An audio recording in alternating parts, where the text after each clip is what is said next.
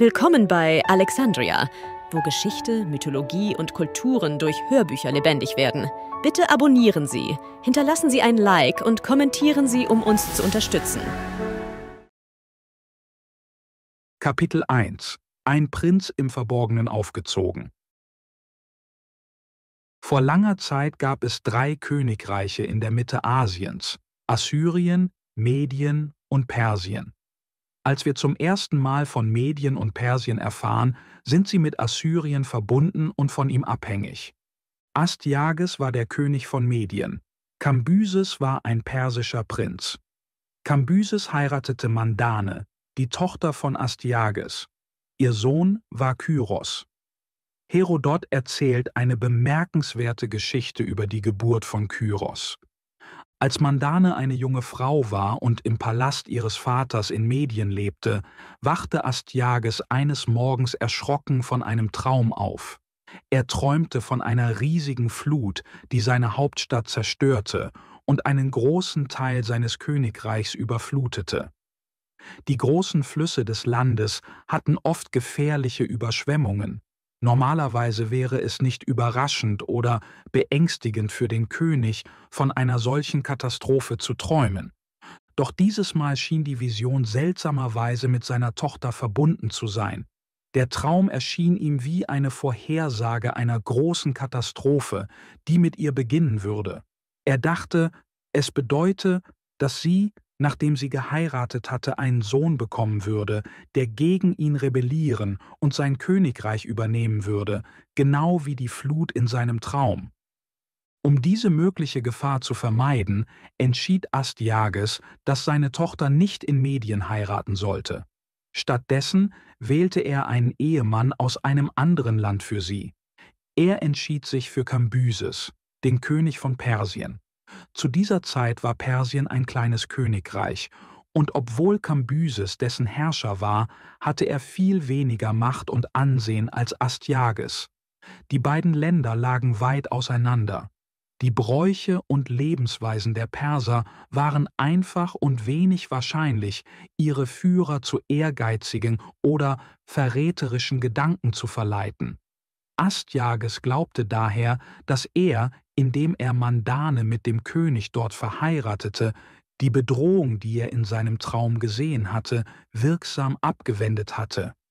Mandane heiratete und zog mit ihrem Ehemann in ihr neues Zuhause. Etwa ein Jahr später hatte ihr Vater einen weiteren Traum. Er träumte, dass ein Weinstock aus seiner Tochter wuchs und sich schnell über das ganze Land ausbreitete.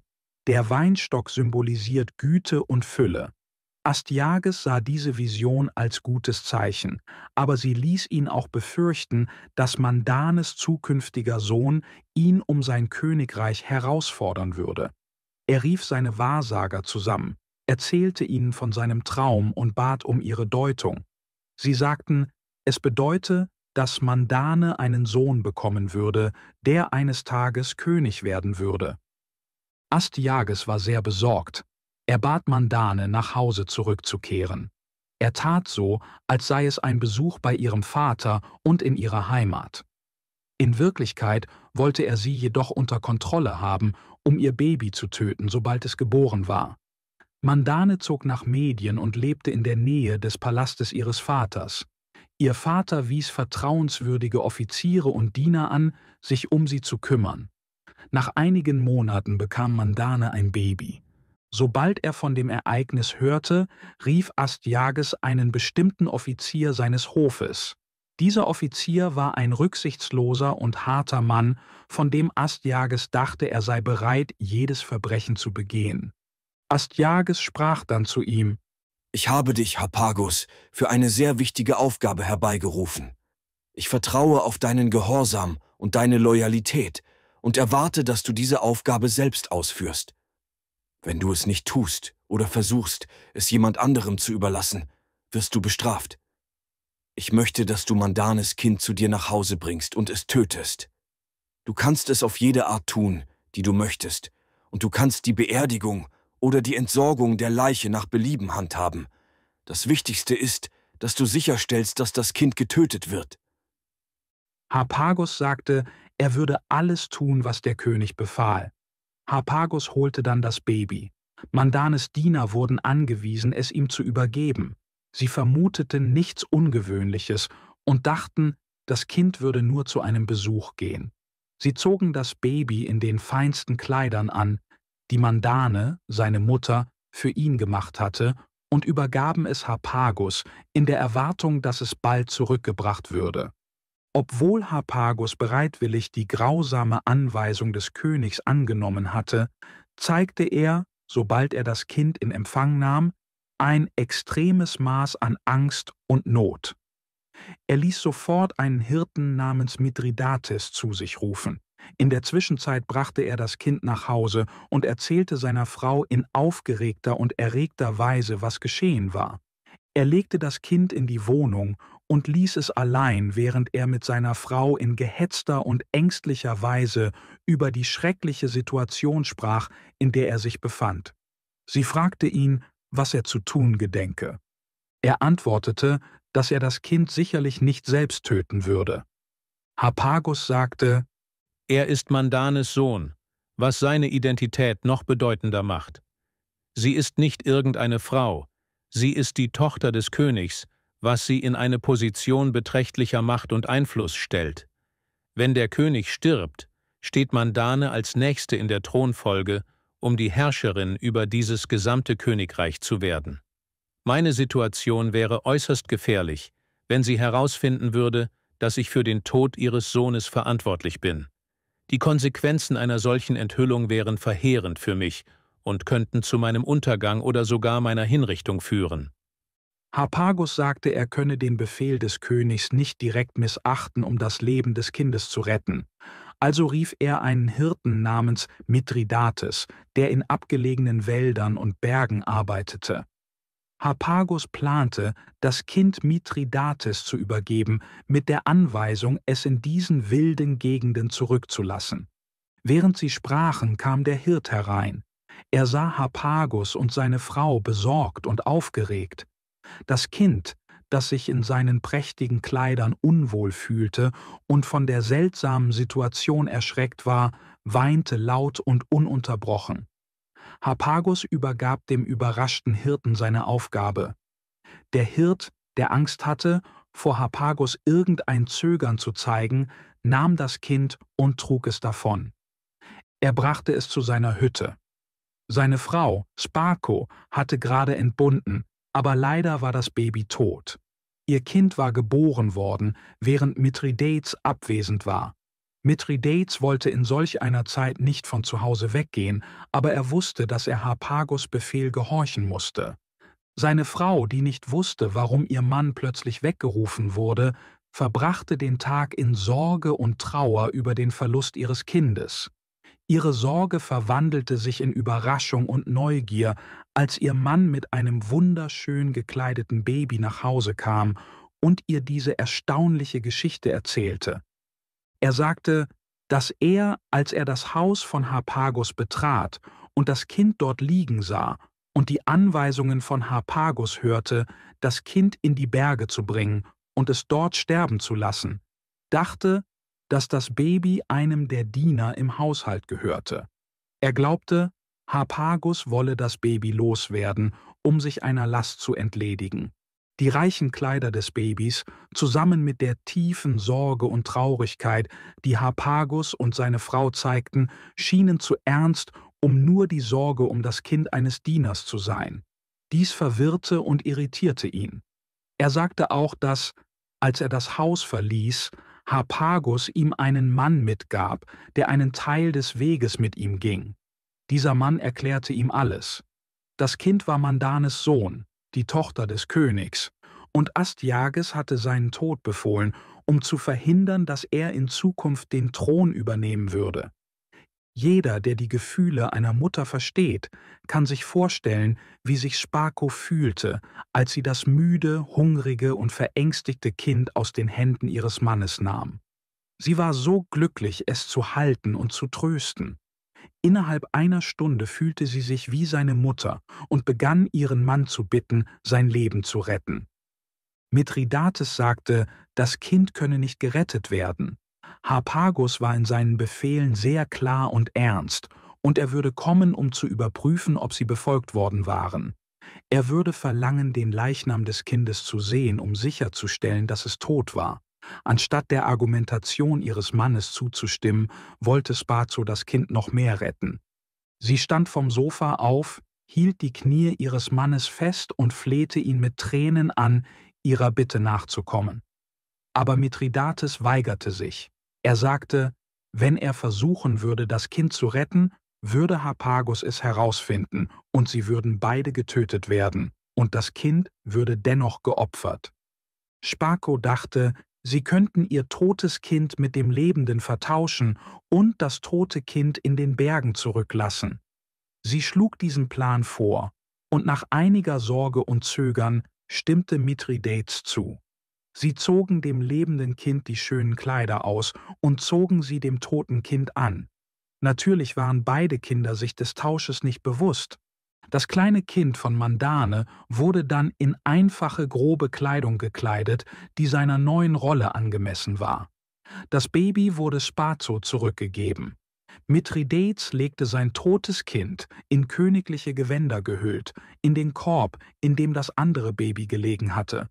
Mit einem Diener, der im Wald bleiben würde, um den Leichnam zu bewachen, machte er sich auf, einen wilden, verlassenen Ort zu finden, um es dort zurückzulassen. 3 Tage vergingen. Während dieser Zeit bewachte der Diener, den der Hirt zurückgelassen hatte, den Leichnam im Wald, um wilde Tiere und Vögel fernzuhalten. Nach 3 Tagen brachte er den Leichnam nach Hause. Der Hirt ging dann zu Harpagus, um ihm zu berichten, dass das Kind tot sei. Um es zu beweisen, sagte er, Harpagus könne zu seiner Hütte kommen und den Leichnam selbst sehen. Harpagus schickte einen vertrauenswürdigen Boten, um die Situation zu überprüfen. Der Hirt zeigte dem Boten das tote Kind, das dieser bestätigte. Der Bote berichtete Harpagus zurück, der dann die Beerdigung anordnete. Mandanes Kind, das später Kyros genannt wurde, wuchs in der Hütte des Hirten auf und war als Spakos Kind bekannt. Harpagus berichtete Astyages, dass das Kind, wie befohlen, tot sei. Er sagte, ein vertrauenswürdiger Bote habe den Leichnam gesehen. Obwohl der König dies getan haben wollte, fühlte er sich nicht viel besser, obwohl er wusste, dass seine Befehle befolgt worden waren. Seine Selbstsucht und sein Ehrgeiz hatten ihn dazu getrieben, das Verbrechen zu begehen. Nachdem er es getan hatte, verspürte er tiefe Reue für seine grausame Tat. Mandane betrauerte ständig den Tod ihres unschuldigen Babys und gab ihrem Vater die Schuld dafür, was ihm ein starkes Schuldgefühl einbrachte. Am Ende bereute er seine Taten zutiefst. Das Geheimnis des Kindes blieb etwa 10 Jahre verborgen. Hier ist, wie es entdeckt wurde. Kyros, wie berühmte Führer wie Alexander, Caesar, Wilhelm der Eroberer und Napoleon zeigte bereits in seiner Kindheit Führungsqualitäten. Er führte seine Spielkameraden in ihren Spielen an, und sie folgten seinen Regeln. Nicht nur die Jungen aus seinem Dorf bewunderten ihn, sondern sogar die Söhne wichtiger Männer aus der Stadt erkannten ihn als ihren Anführer, wenn sie sich den Spielen anschlossen. Eines Tages kam der Sohn eines Beamten aus dem Hof von König Astyages namens Artembaris mit anderen Stadtkindern, um mit den Dorfjungen zu spielen. Sie spielten König, und Kyros war der König. Herodot sagt, dass die anderen Jungen ihn zum König wählten. Diese Wahl war wahrscheinlich ähnlich wie bei echten Königen und Kaisern, bei denen sich Menschen darauf einigen, jemandem zu folgen, der unbedingt der Anführer sein will. Während des Spiels stritten Kyros und der Sohn von Artembaris. Der Sohn von Artembaris hörte nicht zu, also schlug Kyros ihn. Der Junge ging nach Hause und erzählte es seinem Vater. Der Vater ging zu Astyages, um sich darüber zu beschweren, dass sein Sohn von einem Bauernjungen geschlagen worden sei, und forderte, dass Kyros bestraft werde. Die meisten Menschen, die Geschichte lesen, finden diese Geschichte so romantisch. Aber wenn wir glauben, dass irgendein Teil davon wahr ist, müssen wir denken, dass die medische Monarchie damals sehr primitiv und einfach war, um den König persönlich über eine solche Frage entscheiden zu lassen. Herodot berichtet, dass Artembaris mit seinem Sohn zum Palast von Astyages ging, um die Verletzungen zu zeigen, die durch die Schläge des Hirtenjungen verursacht wurden. Er wollte die Gewalt beweisen, indem er die blauen Flecken und Prellungen zeigte, die von den Schlägen stammten. Artembaris fragte den König wütend, nachdem er zu Ende gesprochen hatte: Ist dies die Art von Behandlung, die mein Junge vom Sohn eines deiner Sklaven erhalten soll? Wie kannst du solch einen Respektlosigkeit und Ungerechtigkeit zulassen? Mein Sohn verdient es, mit Würde und Fairness behandelt zu werden, nicht den Launen und Grausamkeiten eines anderen ausgesetzt zu sein. Astyages glaubte, dass Artembaris einen guten Grund hatte, sich zu beschweren, also ließ er Mithridates und seinen Sohn in die Stadt holen. Als sie ankamen, trat Kyros selbstbewusst auf den König zu. Er hatte die mutige und starke Haltung, die Geschichten edlen Jungen oft zuschreiben, egal wie sie aufgewachsen sind. Astyages war sehr beeindruckt von Kyros Erscheinung und Verhalten. Dennoch beschuldigte er ihn ernsthaft dessen, was Artembaris gesagt hatte. Auf Artembaris' Sohn zeigend, der überall blaue Flecken und Schwellungen hatte, fragte Astyages: Ist das die Art, wie du, als bloßer Hirtenjunge, es wagst, den Sohn eines meiner Adligen zu behandeln? Wie vermessen von dir, solch eine Respektlosigkeit zu zeigen. Verstehst du nicht den großen Unterschied in unseren Ständen? Du, der die Tiere hütet, wagst es, dich so gegenüber dem Sohn eines Adligen zu verhalten? Der kleine Prinz schaute mutig zu seinem strengen Richter auf. Angesichts der Situation und der geringen Größe des Prinzen war es sowohl lustig als auch beeindruckend. Kyros sagte: Mein Herr, was ich getan habe, kann ich rechtfertigen. Ich habe diesen Jungen bestraft, und ich hatte das Recht dazu. Ich war der König, und er war mein Untertan, und er gehorchte mir nicht. Wenn ihr denkt, dass ich dafür bestraft werden sollte, hier bin ich. Ich bin bereit, die Strafe zu erleiden. Als Astyages Kyros zum ersten Mal sah, war er beeindruckt von seinem Aussehen und seinen Manieren. Aber nun, nachdem er solch selbstbewusste Worte von einem so jungen Kind hörte, war er noch mehr erstaunt. Er schwieg lange. Schließlich sagte er zu Artembaris und seinem Sohn, dass sie gehen könnten. Er würde die Angelegenheit selbst regeln und gerecht damit umgehen. Astyages nahm dann den Hirten beiseite und fragte ihn ernsthaft, wer der Junge sei und woher er komme. Mithridates hatte Angst. Er sagte, der Junge sei sein Sohn und die Mutter des Jungen sei noch zu Hause in der Hütte, wo sie alle lebten. Aber etwas an der Art, wie er das sagte, ließ Astyages an ihm zweifeln.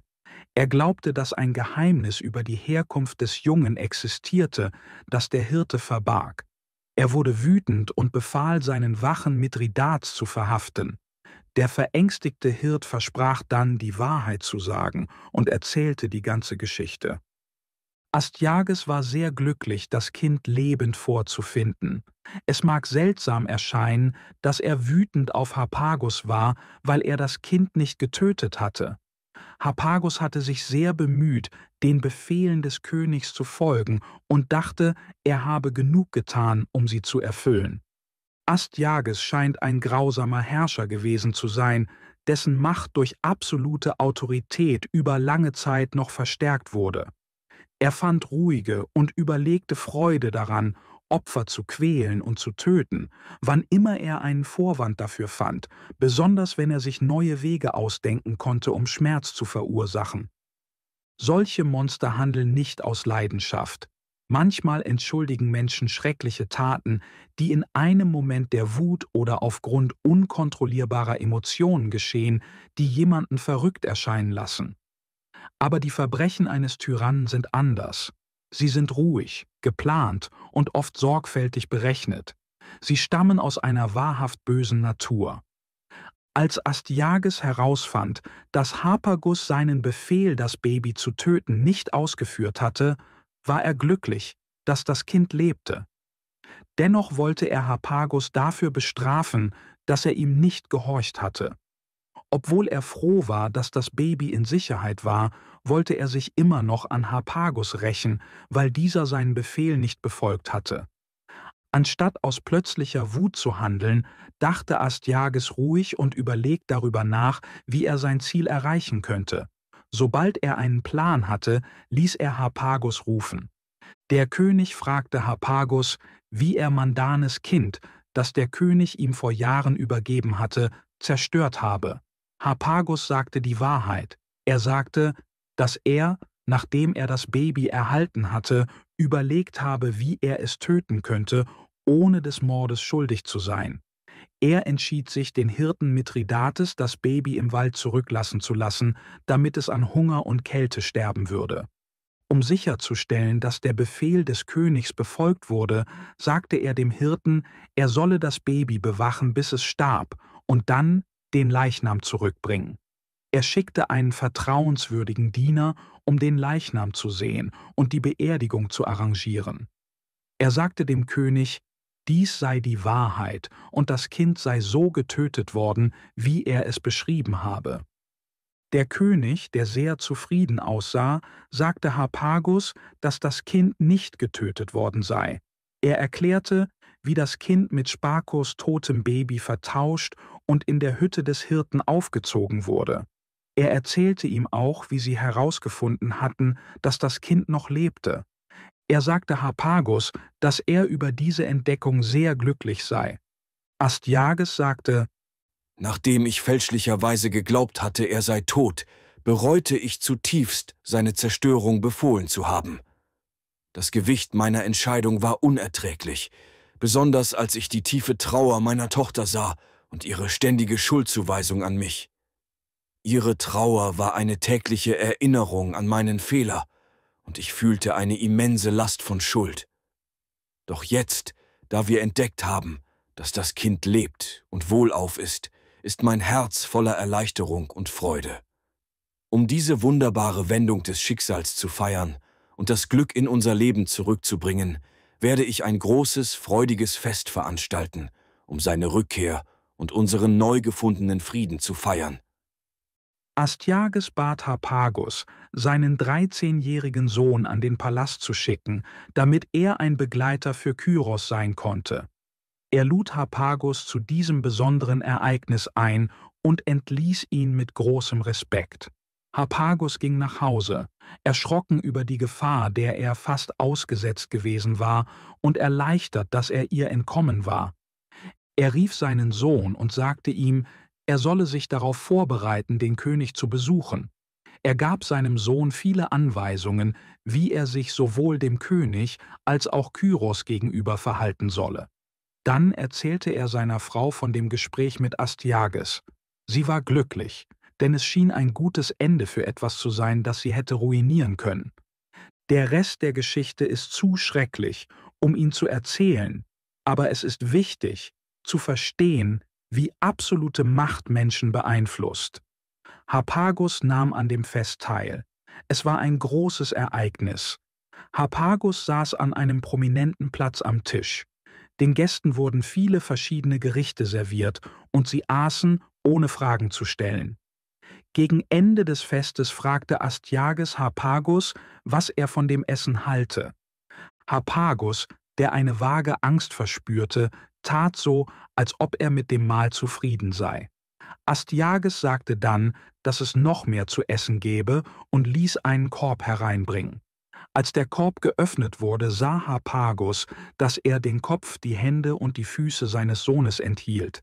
Astyages sagte ihm, er solle sich ein Teil aussuchen, das er haben wolle. Der schrecklichste Teil der Geschichte steht noch bevor.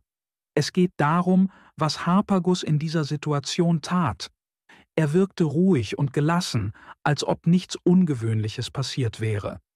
Der König fragte ihn, ob er wisse, was er gegessen habe. Er sagte, er wisse es und dass alles, was der König wolle, für ihn immer in Ordnung sei. Es ist schwer zu entscheiden, ob die despotische Macht denen, die sie kontrollieren, mehr Schaden zufügt oder denen, die darunter leiden, den Herrschern oder den Beherrschten. Nach einer Weile kehrte Astyages alte Sorge zurück.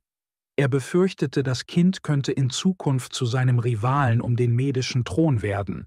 Diese Angst hatte ihn ursprünglich dazu geführt, das Verbrechen zu befehlen. Er begann darüber nachzudenken, ob er Maßnahmen ergreifen sollte, um dies zu verhindern. Er entschied sich, die Magier oder Wahrsager zu rufen, genau wie er es nach seinem Traum zuvor getan hatte, um ihre Meinung zur neuen Situation einzuholen. Als die Magier die ausführliche Geschichte des Königs hörten, wie das Überleben des Kindes unerwartet durch zahlreiche Beschwerden über sein ungewöhnliches Verhalten als König unter seinen Spielkameraden entdeckt wurde, überlegten sie sorgfältig die Situation. Nach Abwägung aller Aspekte kamen sie zu dem Schluss, dass Astyages keinen wirklichen Grund zur Sorge habe oder sich vor den bedrohlichen Träumen, die er vor der Geburt seines Enkels erlebt hatte, fürchten müsse. Die Magier versicherten dem König, dass die Träume kein Grund zur Beunruhigung seien und die ungewöhnlichen Umstände, die das Überleben des Kindes umgaben, lediglich zufällig seien. Der König entschied sich, diesem Rat zu folgen. Er sagte den Wahrsagern, sie sollten weiterhin nach Anzeichen von Gefahr Ausschau halten und ihn sofort warnen, wenn sie etwas sahen. Sie versprachen dies zu tun, da sie nicht wollten, dass Kyros, ein persischer Prinz, den medischen Thron übernahm und die Meder den Persern untertan machte. Nachdem sie versprochen hatten, wachsam zu bleiben, verließen sie den König. Dann schickte der König nach Kyros. Kyros war überrascht von den großen Veränderungen in seinem Leben, kannte aber seine wahre Geschichte nicht. Astyages sagte ihm, dass er nach Persien gehen würde. Astyages sagte: Du wirst zu deinen wirklichen Eltern zurückkehren, die sehr anders sind als der Hirt, bei dem du bisher gelebt hast. Du wirst mit den Menschen reisen, die ich ausgewählt habe, um dich zu begleiten. Sie werden dir das Geheimnis deiner Geburt und deiner Eltern erklären. Vor vielen Jahren ließ mich ein schlimmer Traum schlecht mit dir umgehen. Aber jetzt ist alles in Ordnung und du kannst in Frieden in dein wahres Zuhause zurückkehren. Sobald die Reise vorbereitet war, verließ Kyros mit seinen Begleitern Medien und ging nach Persien. Seine Eltern waren zunächst schockiert, dann aber überglücklich, ihren geliebten Sohn, den sie für verloren gehalten hatten, als großen, hübschen und gesunden Jungen zurückkehren zu sehen. Sie umarmten ihn viele Male, und Mandane, seine Mutter, war sehr stolz und glücklich. Sobald Kyros in seinem neuen Zuhause angekommen war, begannen seine Eltern, seine Ausbildung mit den besten Mitteln zu planen, die ihnen zur Verfügung standen. Xenophon beschreibt in seiner Geschichte über Kyros frühes Leben dessen Leben am Hof von Kambyses. Die Söhne aller Adligen und Offiziere wurden gemeinsam in den königlichen Palästen erzogen. Sie verbrachten ihre Zeit dort mit verschiedenen Aktivitäten, um sie auf die Zukunft vorzubereiten. Es gab jedoch wenig formale Bildung, wie wir sie heute kennen. Sie lernten nicht lesen, da es keine Bücher gab. Das einzige intellektuelle Training, das sie erhielten, bestand darin, etwas über Gerechtigkeit zu lernen. Die Jungen hatten Lehrer, die ihnen die Grundlagen von Recht und Unrecht, die Gesetze und den Umgang mit Streitigkeiten zwischen Menschen beibrachten. Die Jungen lernten diese Prinzipien und Regeln auf ihre Fälle anzuwenden. Jeder Junge übernahm abwechselnd die Rolle eines Richters, um Fragen zu diskutieren und zu entscheiden, die entweder aus echten Ereignissen oder aus erfundenen Situationen stammten, um ihre Fähigkeiten zu testen. Sie erhielten Belohnungen für richtige Entscheidungen und Strafen für falsche. Sogar Kyros wurde einmal für eine falsche Entscheidung bestraft, wie folgt: Ein größerer Junge nahm einem kleineren Jungen dessen Mantel weg, weil er größer war als sein eigener, und gab dem kleineren Jungen seinen eigenen kleineren Mantel. Der kleinere Junge beschwerte sich, und sie gingen zu Kyros, um eine Entscheidung zu treffen. Kyros entschied, dass jeder Junge den Mantel behalten sollte, der ihm passte. Der Lehrer sagte, dies sei eine sehr ungerechte Entscheidung. Der Lehrer sagte: Wenn du gefragt wirst, was am besten passt, dann entscheide, wie du es hier getan hast. Aber wenn du entscheiden musst, wem der Mantel gehört und ihn dem rechtmäßigen Besitzer geben musst, denke darüber nach, was rechtmäßiger Besitz ist. Überlege, ob jemand, der etwas mit Gewalt von einer schwächeren Person nimmt, es behalten sollte, oder ob die Person, die es gemacht oder gekauft hat, es behalten sollte. In diesem Fall hast du leider gegen das Gesetz entschieden und Gewalt und Unrecht unterstützt. Kyros wurde bestraft, weil er nicht gut nachgedacht hatte. Die Jungen am persischen Hof wurden in vielen körperlichen Aktivitäten ausgebildet. Sie lernten, wie man ringt und läuft. Sie wurden darin unterrichtet, die Waffen jener Zeit zu benutzen und übten täglich damit. Sie nutzten ihre Fähigkeiten auch bei Jagdausflügen mit dem König in die nahegelegenen Wälder und Berge. Auf diesen Ausflügen trugen sie einen Bogen, Pfeile, ein Schild, ein kleines Schwert oder einen Dolch und 2 Speere. Eine Waffe war dazu gedacht, geworfen zu werden, während die andere für den Nahkampf bereitgehalten wurde, falls das wilde Tier angreifen sollte. Diese Jagdausflüge waren sehr wichtig für die Ausbildung junger Menschen. Sie waren oft lang und anstrengend. Die jungen Männer gewöhnten sich durch diese Ausflüge an harte Arbeit, den Mangel an Komfort und raue Bedingungen. Sie mussten weite Strecken marschieren, Gefahren trotzen, harte Kämpfe führen und manchmal Hunger und Durst ertragen. Sie mussten sich auch mit extremer Hitze, Kälte und Stürmen auseinandersetzen. All dies galt als die richtige Ausbildung, um sie zu guten Soldaten für zukünftige Kriege zu machen. Kyros war noch nicht alt genug, um an diesen harten Aktivitäten vollständig teilzunehmen, da sie Teil einer späteren Phase der persischen Ausbildung waren und er noch keine 12 Jahre alt war. Er war ein sehr gut aussehender Junge, groß und anmutig, mit einem markanten und ausdrucksstarken Gesicht. Er war sehr ehrlich und offen, sprach immer frei seine Meinung aus, ohne Angst zu haben. Er war sehr freundlich und liebenswürdig und vermied es stets, etwas zu sagen oder zu tun, das andere verletzen könnte. Seine offenen und warmen Manieren, zusammen mit seiner aufrichtigen Ehrlichkeit und Aufrichtigkeit, machten ihn bei allen beliebt. Seine Geradlinigkeit, einfache Natur, lebhafte Art, sein gutes Aussehen und sein großzügiges Herz machten ihn bei allen am Hof bewundert und erfüllten Mandanes Herz mit Stolz und Freude. Kapitel 2 – Kyros Weg zur Größe. Ein Vorgeschmack auf die Macht.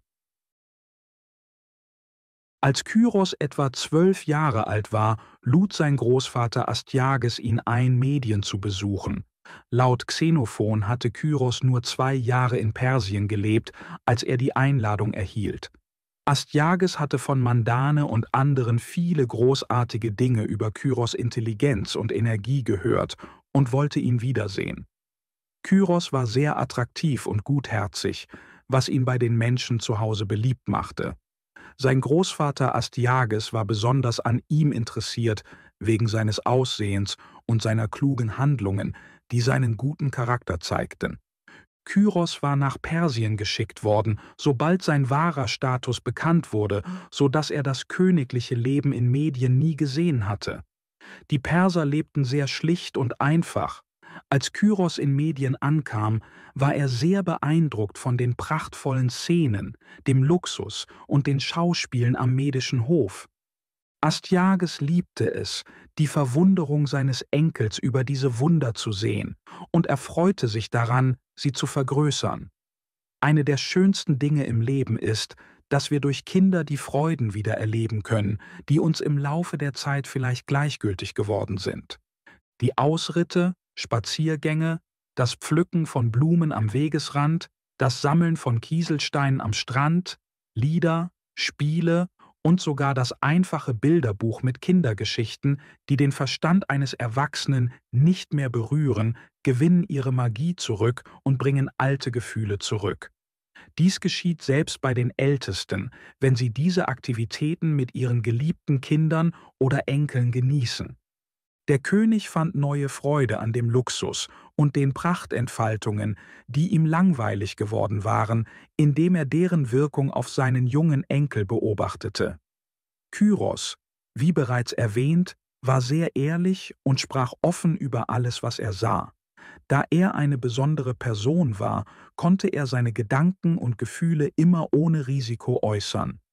Laut Xenophon hatte er viel gesunden Menschenverstand und Energie. Seine originellen und interessanten Bemerkungen fesselten die Aufmerksamkeit aller.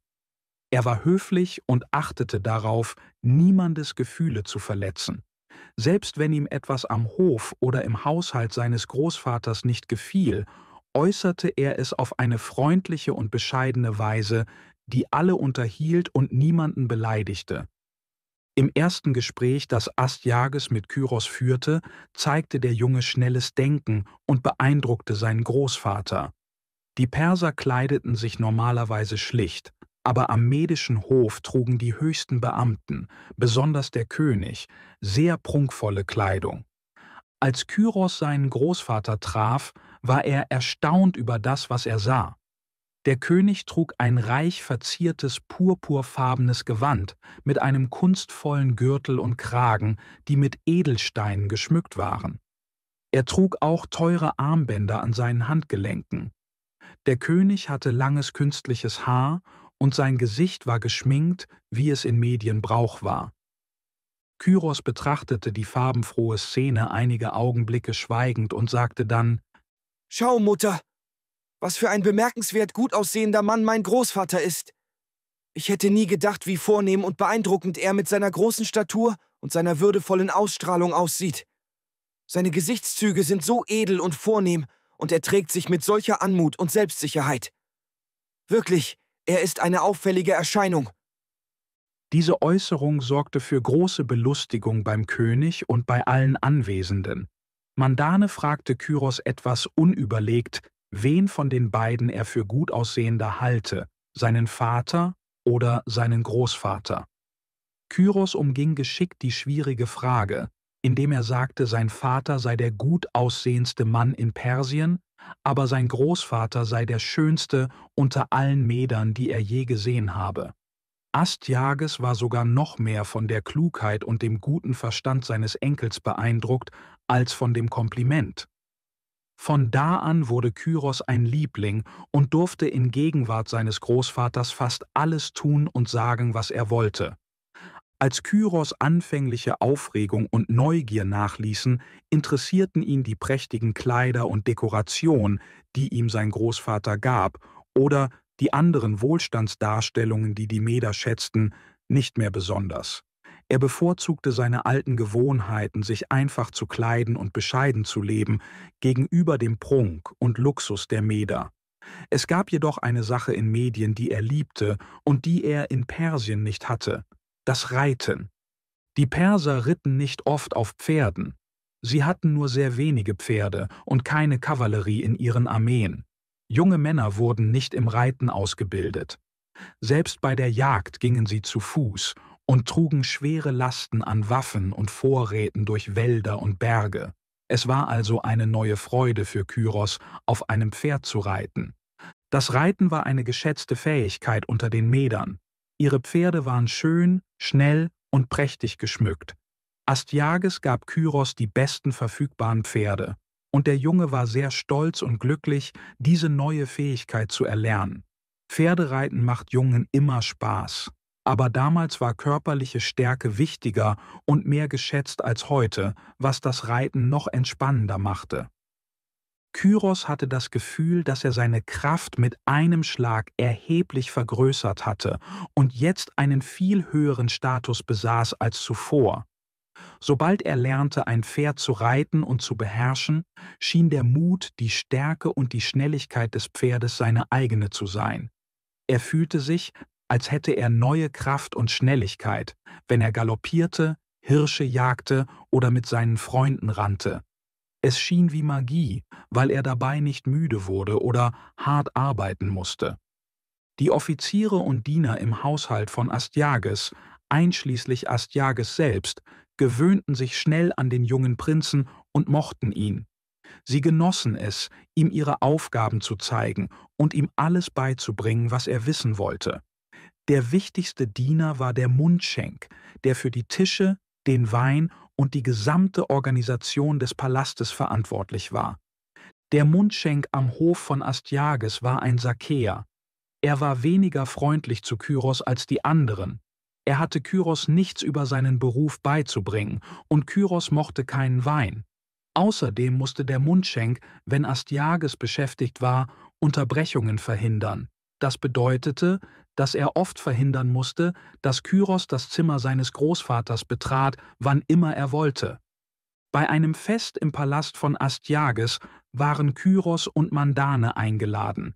Astyages wollte den jungen Prinzen beeindrucken, also bot er viele Gerichte, Fleischsorten, Soßen und Delikatessen an, die alle in prächtigen Schalen und mit viel Zeremonie serviert wurden. Er dachte, Kyros würde den Luxus und die Pracht lieben, doch Kyros schien nicht sehr begeistert zu sein. Astyages fragte Kyros, ob das Festmahl vor ihm schöner sei als das, was er in Persien gewohnt sei. Kyros antwortete, dass es nach viel Arbeit aussehe, nur um ein wenig von vielen verschiedenen Dingen zu essen. Astyages fragte: Es scheint also, dass dir königliche Darbietungen nicht so sehr gefallen. Wie esst ihr in Persien oder eher, was isst du am liebsten? Kyros antwortete: In Persien essen wir einfaches Brot und Fleisch, einfache, aber nahrhafte Speisen, und wir essen sie, wann immer wir Hunger haben. So erhalten wir unsere Gesundheit und Stärke und haben wenig Mühe oder Unannehmlichkeiten in unserem täglichen Leben. Dieser einfache Ansatz beim Essen stellt sicher, dass wir genährt und zufrieden sind, ohne die Komplikationen, die oft mit aufwendigeren Mahlzeiten einhergehen. Astyages lachte über diese Schlichtheit und sagte Kyros, er könne, wenn er es vorziehe, sich während seines Aufenthalts in Medien von einfachem Brot und Fleisch ernähren, und dann würde er in ebenso guter Gesundheit nach Persien zurückkehren, wie er gekommen sei. Kyros war glücklich. Er fragte seinen Großvater, ob er alle Dinge auf dem Tisch nach Belieben verschenken könne. Sein Großvater stimmte zu. Kyros rief dann die Diener an den Tisch und gab ihnen die teuren Schalen als Dank für ihre Freundlichkeit ihm gegenüber.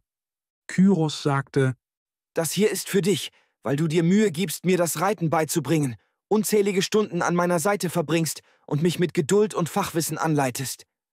Das ist für dich, weil du mir großzügig einen Speer geschenkt hast, ein Geschenk, das mir große Freude und Geschicklichkeit gebracht hat.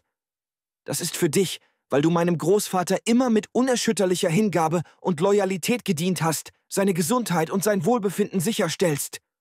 Und das ist für dich, weil du meine Mutter mit größtem Respekt und Freundlichkeit ehrst und ihr das Gefühl gibst, geschätzt und geachtet zu werden.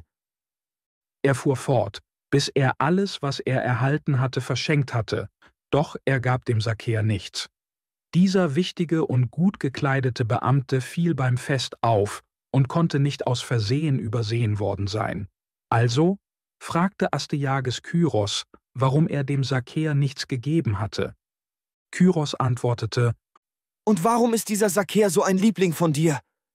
Welche Eigenschaften oder Fähigkeiten hat er, die ihn von anderen abheben, und warum schätzt du ihn so sehr? Astyages antwortete: Hast du nicht bemerkt, wie anmutig und elegant er den Wein für mich einschenkt, sich Zeit nimmt, um sicherzustellen, dass jeder Tropfen perfekt ins Glas fällt und mir dann mit einem höflichen Lächeln den Becher reicht, während er den Blickkontakt hält und eine sanfte Haltung bewahrt?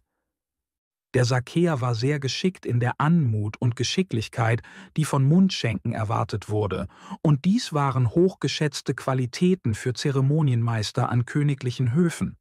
Doch anstatt zuzustimmen, sagte Kyros, er könne den Wein ebenso gut einschenken und bat seinen Großvater, es ihm zu erlauben, es auszuprobieren. Astyages stimmte zu. Kyros nahm den Weinkelch und ging hinaus. Bald kam er zurück, ging würdevoll und ahmte den ernsten Blick des Mundschenks nach. Diese Aufführung belustigte alle. Kyros näherte sich dem König und überreichte ihm den Becher, indem er alle Handlungen des Mundschenks kopierte, die er gesehen hatte, außer das Vorkosten des Weins. Der König und Mandane lachten herzlich. Kyros sprang dann, seine gespielte Rolle ablegend, auf den Schoß seines Großvaters, küsste ihn und wandte sich an den Mundschenk. Kyros sagte: Nun, Sakäer, du bist erledigt. Meine Zeit ist gekommen, deine Aufgaben zu übernehmen.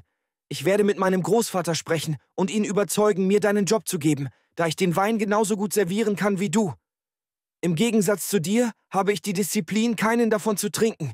Ich verspreche, ein verantwortungsbewusster und zuverlässiger Weinkellner zu sein und dafür zu sorgen, dass alles reibungslos abläuft. Astyages fragte: Aber warum hast du ihn nicht gekostet? Das hättest du auch tun sollen. Es ist wichtig sicherzustellen, dass alles perfekt ist, bevor es den anderen serviert wird. Wenn du es selbst gekostet hättest, hättest du die Gewissheit gehabt, dass Geschmack und Konsistenz genau so sind, wie sie sein sollten. Ein Mundschenk musste den Wein probieren, bevor er ihn dem König überreichte. Er tat dies, indem er ein wenig Wein in seine Hand goss, nicht indem er aus dem Becher trank. Diese Praxis wurde von den alten Herrschern verwendet, um Vergiftungen zu verhindern, da der Mundschenk, der den Wein kontrollierte, einen Teil davon trinken musste, bevor er ihn dem König servierte. Schließlich war es Zeit für Mandane, nach Persien zurückzukehren. Astyages schlug vor, dass sie Kyros in Medien lassen könnte, damit sein Großvater ihn erziehen könne. Mandane sagte, sie wolle ihren Vater glücklich machen, aber es würde ihr schwerfallen, Kyros zu verlassen, es sei denn, er wolle bleiben. Astyages fragte dann Kyros, was er tun wolle. Astyages sagte: Wenn du bleibst, wird Saker dich nicht daran hindern, mich zu sehen. Du kannst jederzeit kommen. Du kannst all meine Pferde benutzen und so viele mitnehmen, wie du möchtest, wenn du gehst. Du kannst alle Tiere im Park jagen. Du kannst sie auf dem Pferd verfolgen und mit Pfeil und Bogen oder Speeren schießen, wie bei der Jagd auf wilde Tiere. Ich werde dir Jungen in deinem Alter zur Verfügung stellen, die mit dir spielen, reiten und jagen und Waffen anfertigen, die zu dir passen. Wenn du sonst noch etwas brauchst, frage einfach, und ich werde es dir sofort besorgen. Kyros liebte das Reiten und die Jagd im Park, also entschied er sich zu bleiben. Er sagte seiner Mutter, dass es ihm helfen würde, ein großartiger Reiter zu werden, wenn er nach Persien zurückkehrte. Es würde ihn besser machen als die anderen persischen Jungen, die nicht viel ritten. Seine Mutter befürchtete, dass Kyros, wenn er zu lange am medischen Hof bliebe, die luxuriösen und stolzen Verhaltensweisen seines Großvaters übernehmen könnte. Aber Kyros versicherte ihr, dass die Strenge seines Großvaters von allen in seiner Umgebung Gehorsam verlangte. Deshalb brauchte sich Mandane keine Sorgen zu machen.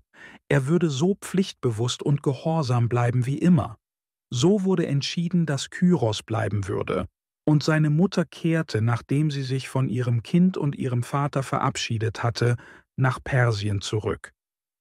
Nach dem Tod seiner Mutter wurde Kyros bei allen am Hof seines Großvaters sehr beliebt, wegen seines edlen und großzügigen Charakters, der sich mit zunehmendem Alter immer mehr zeigte. Er arbeitete hart daran, die Fähigkeiten und Künste zu erlernen, die zu dieser Zeit geschätzt wurden, wie Springen, Rennen, Reiten, das Werfen des Speers und den Umgang mit dem Bogen. Bei freundschaftlichen Wettkämpfen unter den Jungen, um zu sehen, wer in den verschiedenen Übungen am besten war, forderte Kyros diejenigen heraus, die besser waren als er. Er ließ sie den Sieg genießen, während er glücklich war, sich selbst mehr anzustrengen, indem er gegen diejenigen antrat, die geschickter waren. Er ging selbstbewusst voran, probierte alles aus, was ihm möglich erschien.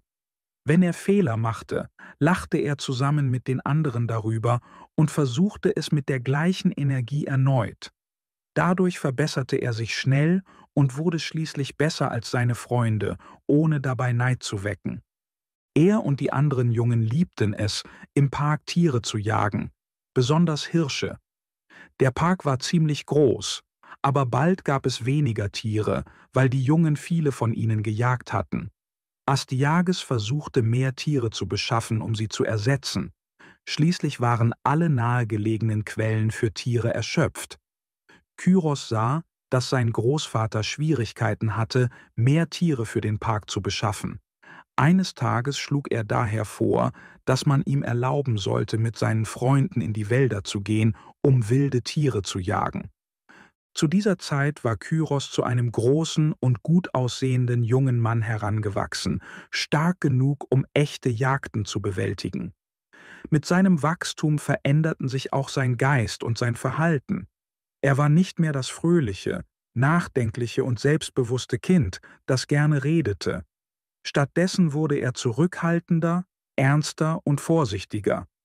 Er unterhielt die Gäste seines Großvaters nicht mehr mit seinen Imitationen, Wortspielen und kindlichem Humor. Kyros war still. Er beobachtete.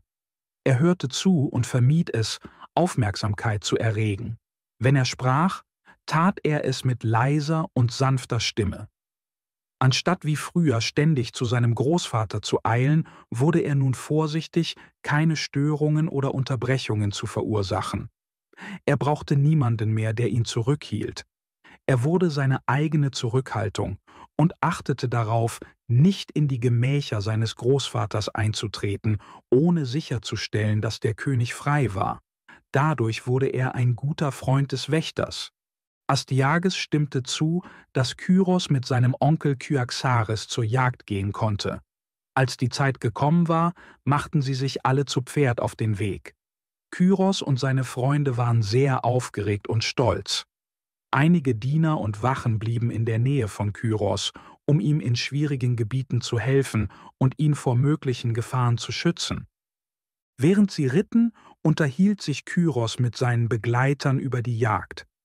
Sie sprachen über die Herausforderungen der Jagd, die Gewohnheiten verschiedener Wildtiere und die Gefahren, die man vermeiden sollte.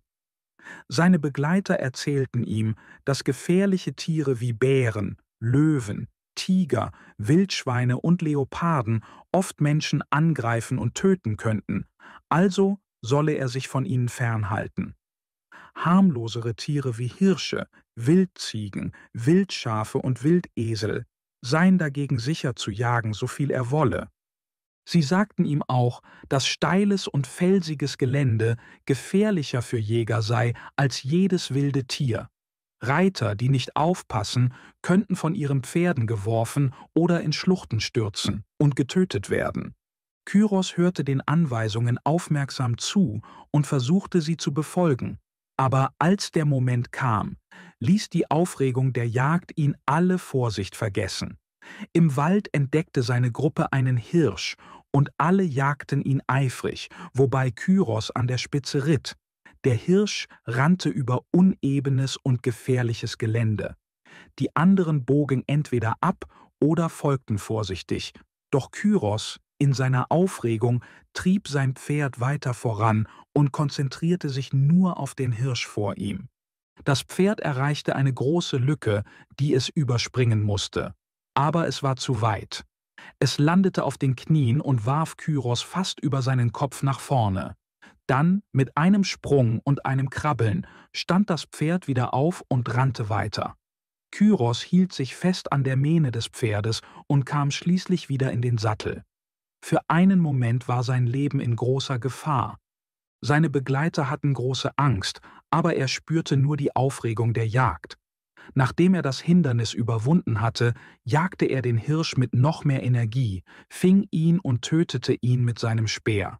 Dann stieg er vom Pferd und stellte sich neben den Hirsch, wartend auf die Ankunft der anderen, mit einem Gesichtsausdruck voller Triumph und Freude. Als seine Begleiter ankamen, lobten sie ihn nicht und teilten auch nicht seine Freude. Stattdessen schimpften sie ihn wegen seiner Rücksichtslosigkeit und seines Wagemuts. Er hatte ihre Anweisungen ignoriert, und sie drohten es seinem Großvater zu erzählen. Kyros war verwirrt und besorgt. Er war hin und her gerissen zwischen der Freude über seinen Sieg und der Angst vor dem Zorn seines Großvaters. Gerade in diesem Moment hörte er einen neuen Ruf. Eine andere Gruppe in der Nähe hatte weiteres Wild entdeckt. Kyros vergaß seine Pflichten und sprang voller Aufregung wieder auf sein Pferd, ritt schnell in Richtung des Geschehens. Ein Wildschwein kam plötzlich aus dem Gebüsch direkt vor ihm heraus. Anstatt es zu meiden, wie er es sollte, stürmte Kyros mit voller Geschwindigkeit auf das Wildschwein zu. Er warf seinen Speer so genau, dass er das Wildschwein an der Stirn traf, wodurch es zu Boden fiel. Als das Wildschwein im Sterben lag, verspürte Kyros noch mehr Freude und Triumph. Als Kyaxares eintraf, schimpfte er erneut mit Kyros wegen der Risiken, die er eingegangen war. Kyros nahm die Ermahnung ruhig hin und fragte Kyaxares dann nach den beiden Tieren, die er erlegt hatte. Er wollte sie seinem Großvater nach Hause bringen. Kyaxares stimmte zu und Kyros arrangierte, dass die Tierkörper und blutigen Speere nach Hause gebracht wurden. Kyros überreichte dann die Tierkadaver seinem Großvater und sagte, er habe sie für ihn gefangen. Er zeigte die Speere nicht direkt, sondern platzierte sie so, dass sein Großvater sie bemerken würde. Astyages dankte ihm für die Geschenke, sagte aber, dass er das Wildbret nicht so sehr brauche, dass er wollte, dass sein Enkel solche Gefahren eingehe. Kyros sagte, »Großvater, wenn du das Fleisch nicht möchtest, gib es mir. Ich werde es mit meinen Freunden teilen.« Astyages stimmte zu, und Kyros teilte seine Beute mit seinen Freunden, den Jungen, die mit ihm im Park gejagt hatten. Jeder Junge nahm seinen Anteil mit nach Hause und erzählte allen von Kyros Tapferkeit und Geschicklichkeit. Kyros verteilte seine Beute nicht aus Großzügigkeit, sondern um seinen Ruhm zu verbreiten. Als Kyros etwa 15 oder 16 Jahre alt war, heiratete sein Onkel Kyaxares. Zur Feier organisierte er ein großes Jagdfest in der Nähe der Grenze zwischen Medien und Assyrien, wo es viele Tiere zu jagen gab. Dieses Gebiet mit seinen unsicheren Grenzen war voll von wilden Tieren, aber gefährlich für Menschen. Aus diesem Grund nahm Kyaxares eine große Gruppe von Leuten zur Sicherheit mit. Seine Jagdgruppe glich einer kleinen Armee. Sie verließen das Zuhause mit großem Trara und gingen in geordneter Weise wie Soldaten auf einem Marsch an die Grenze. Es gab eine Gruppe von Reitern, um in den offenen Teilen des Waldes zu jagen, und eine Gruppe von leicht bewaffneten Fußsoldaten, um die Tiere aus ihren Verstecken zu treiben. Kyros ging mit ihnen. Als Kyaxares die Grenze erreichte, beschloss er, das assyrische Land zu plündern, anstatt nur wilde Tiere zu jagen. Xenophon sagte, dies sei eine edlere Aufgabe. Die Edelmütigkeit, so Xenophon, ergab sich daraus, dass es gefährlicher war und den Kampf gegen bewaffnete Männer statt gegen wilde Tiere bedeutete und die Belohnungen größer waren, wenn man gewann. Weder Kyaxares noch sein Historiker schienen etwas Falsches daran zu finden, ein Nachbarland ohne Grund anzugreifen. Kyros fiel bei diesem Feldzug genauso auf wie bei der vorherigen Jagdreise. Als die Hochzeitsgruppe schließlich mit viel Beute nach Hause zurückkehrte, erreichten Nachrichten über Kyros Taten Persien. Kambyses dachte, dass es an der Zeit sei, seinen Sohn zurückzurufen, da dieser nun an militärischen Feldzügen teilnahm. Also ließ er nach ihm schicken und Kyros begann, sich auf die Rückkehr vorzubereiten. Der Tag, an dem Kyros abreiste, war für all seine Freunde in Medien und für den Haushalt seines Großvaters sehr traurig. Sie begleiteten ihn ein Stück des Weges und verabschiedeten sich mit großem Bedauern und vielen Tränen. Kyros gab ihnen wertvolle Gegenstände, die er hatte, wie seine Waffen, Schmuckstücke und teure Kleidung. Er schenkte seinem Freund Araspes, den er am meisten liebte, sein medisches Gewand. Als seine Freunde gingen, verabschiedete sich Kyros von jedem Einzelnen mit vielen Zeichen seiner Zuneigung und einem sehr schweren Herzen. Die jungen und jungen Männer, die diese Geschenke erhalten hatten, nahmen sie mit nach Hause. Doch da die Geschenke so wertvoll waren, dachten sie oder ihre Eltern, dass sie zurückgegeben werden sollten. Also schickten sie alle Geschenke zurück zu Astyages. Astyages schickte sie daraufhin nach Persien, um sie Kyros zurückzugeben. Kyros schickte sie erneut zurück zu seinem Großvater mit der Bitte, sie wieder an diejenigen zu verteilen, denen er sie ursprünglich geschenkt hatte. Kyros schrieb an seinen Großvater: »Lieber Großvater, es überrascht mich nicht, dass die Dinge, die ich meinen Freunden geschenkt habe, zu mir zurückgekehrt sind. Ich kann mir denken, warum die Familien meiner Freunde so gehandelt haben, da ich genügend Zeit hatte, ihre Kulturen und Perspektiven zu verstehen und zu übernehmen. Ich sende diese Gegenstände an dich zurück und bitte dich freundlich, sie an ihre ursprünglichen Empfänger zurückzugeben. Wem auch immer ich diese Geschenke ursprünglich gegeben habe, bitte als König, gib diese Geschenke ihnen zurück und verbiete ihnen, sie dir oder mir zurückzugeben. Eines Tages werde ich in dein Land zurückkehren und über alle Reiche herrschen, die dem König meiner Freunde und deinem Blut bekannt sind. Es passt nicht zu deiner Ehre, ein König zu sein, der die Geschenke zurückerhält, die er seinen Freunden gegeben hat. Das kann ich weder für dich noch für mich akzeptieren. Dein Blut ist mein Blut, dein Leben ist mein Leben, und ich liebe dich sehr. Dein einziger Enkel, Kyros. Kapitel 3 – Reich wie Krösus – Eine Geschichte von Reichtum und Macht. Die Geschichte verlagert sich nun von Persien und Medien im Osten nach Kleinasien im Westen.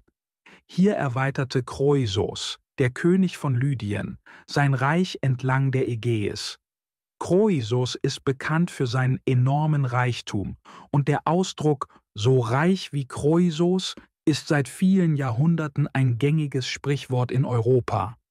Dieses Sprichwort bezieht sich auf Kroisos, den König von Lydien, dessen Geschichte wir nun erzählen werden. Lydien war ein Land im westlichen Kleinasien, angrenzend an die Ägäis. Kroisos war ein berühmter König, der dort herrschte. Er gehörte zu einer Familie von Königen, den Mermnaden. Gyges begründete diese Dynastie, indem er die vorherigen Herrscher auf sehr ungewöhnliche Weise stürzte. So geschah es. Der letzte König der alten Dynastie, den Gyges ablöste, hieß Kandauls. Gyges war ein Diener im Haushalt von Kandauls, fast wie ein Sklave, aber er war auch ein Günstling und enger Freund von Kandauls. Kandauls war ein korrupter und unmoralischer Herrscher. Er hatte jedoch eine sehr schöne und bescheidene Frau namens Nysia. Kandaules war sehr stolz auf die Schönheit seiner Königin und sprach oft darüber. Er liebte sie jedoch nicht wirklich. Bei einer Feier mit Gyges prahlte Kandaules mit Nysias Aussehen. Er sagte, ihr Körper sei noch schöner als ihr Gesicht. Als er immer aufgeregter und betrunkener wurde, entschied er, dass Gyges es selbst sehen sollte. Er plante, Gyges im Schlafzimmer der Königin zu verstecken, während sie sich für die Nacht auszog. Gyges widersetzte sich dieser Idee heftig. Er sagte, es wäre sehr ungerecht gegenüber der unschuldigen Königin.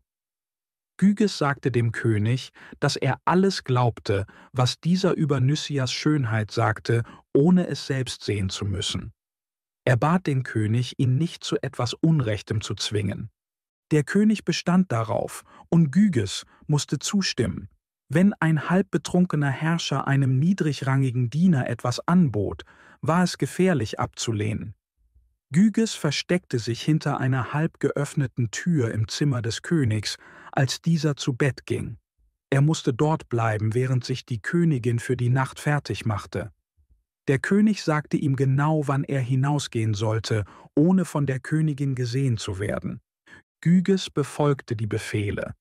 Die Königin zog sich aus und machte sich bettfertig, sicher und zuversichtlich in ihrem privaten Raum mit ihrem Ehemann. Kurz bevor sie einschlief, bemerkte sie eine Bewegung. Es war Gyges, der den Raum verließ. Sie sah ihn und verstand sofort, was passiert war. Sie fühlte sich wütend und beschämt, verbarg jedoch ihre Gefühle. Sie sprach wie gewohnt mit Kandauls, und dieser fühlte sich heimlich erfreut, wie gut sein Plan funktioniert hatte. Am nächsten Morgen ließ Nysia ihre vertrauenswürdigen Boten nach Gyges rufen. Gyges kam, unruhig, aber nicht sicher, ob sein Geheimnis entdeckt worden war. Nysia sagte ihm, dass sie alles wusste und dass entweder er oder ihr Ehemann sterben müsse. Gyges flehte inständig um Vergebung und bat um Gnade. Er erklärte die Umstände, unter denen die Tat vollzogen worden war, was seine Handlungen teilweise rechtfertigte. Doch die Königin blieb standhaft und entschlossen. Sie glaubte, es sei völlig unpassend, dass 2 lebende Männer in ihr Schlafzimmer gelassen worden waren. Nysia sagte, Der König hat unwiderruflich seine Rechte an mir verloren durch die Handlungen, die er vollzogen hat. Handlungen, die sowohl ungerecht als auch unverzeihlich waren. Deshalb gehöre ich jetzt dir und gelobe dir meine Treue. Wenn du ihn tötest, sein Reich an dich reißt und mich heiratest, dann wird alles ins Lot gebracht und unsere Zukunft gesichert sein. Solltest du dich jedoch gegen diesen Weg entscheiden, musst du dich auf die unvermeidlichen Konsequenzen deiner Wahl vorbereiten, die möglicherweise ein düsteres und tödliches Ende für dich bedeuten. Angesichts dieser schwierigen Entscheidung entschied sich Gyges, den König zu töten und die schöne Frau für sich zu gewinnen. Ihre Wut und ihr Groll machten sie noch anziehender. Gyges fragte: Wie soll ich das erreichen? Einen König zu töten und dann alle seine Besitztümer zu ergreifen, sollte für den, der diese Tat begeht, nicht so einfach sein. Es ist unmöglich, dass ich das allein tue, und da du es verlangst, müssen wir das gemeinsam tun, genau wie viele andere Dinge, die wir danach gemeinsam tun wollen. Nyssia antwortete: Mach dir keine Sorgen, mein zukünftiger Ehemann. Wir werden diese Tat an dem Ort ausführen, an dem du mich gedemütigt hast. Der liebe König wird von dir an dem Ort hingerichtet, an dem er seine Frau dir zur Schau stellte. Und durch diese Tat wird er mit seinem Leben bezahlen, während seine Frau beginnt, jenen engen Freund zu erfreuen, dem er sie präsentiert hat. Als die Nacht hereinbrach, stellte Nyssia Gyges wieder hinter die gleiche Tür. Er hatte einen Dolch bei sich. Er wartete, bis Kandaules eingeschlafen war. Dann, als die Königin ihm das Zeichen gab, ging er hinein und stach den König im Bett nieder. Er heiratete Nyssia und übernahm das Königreich. Nach diesem Ereignis regierten er und seine Nachkommen viele Jahre lang Lydien. Sie gründeten die Dynastie der Mermnaden, aus der später König Kroisos hervorging. Die aufeinanderfolgenden Herrscher dieser Dynastie erweiterten allmählich die Macht von Lydien über die umliegenden Länder. Der Name von Kroisos Vater, dem Monarchen, der ihm unmittelbar vorausging, war Alyattes. Alyattes führte Krieg nach Süden in die Gebiete der Stadt Milet.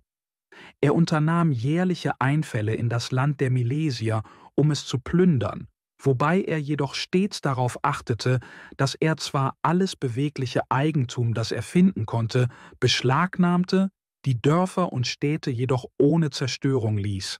Der Grund dafür war, dass er die Bevölkerung nicht vertreiben wollte, sondern sie ermutigen wollte zu bleiben und ihr Land zu bewirtschaften, damit es in den folgenden Jahren neue Herden und Vorräte an Korn, Obst und Wein gebe, die er plündern könnte.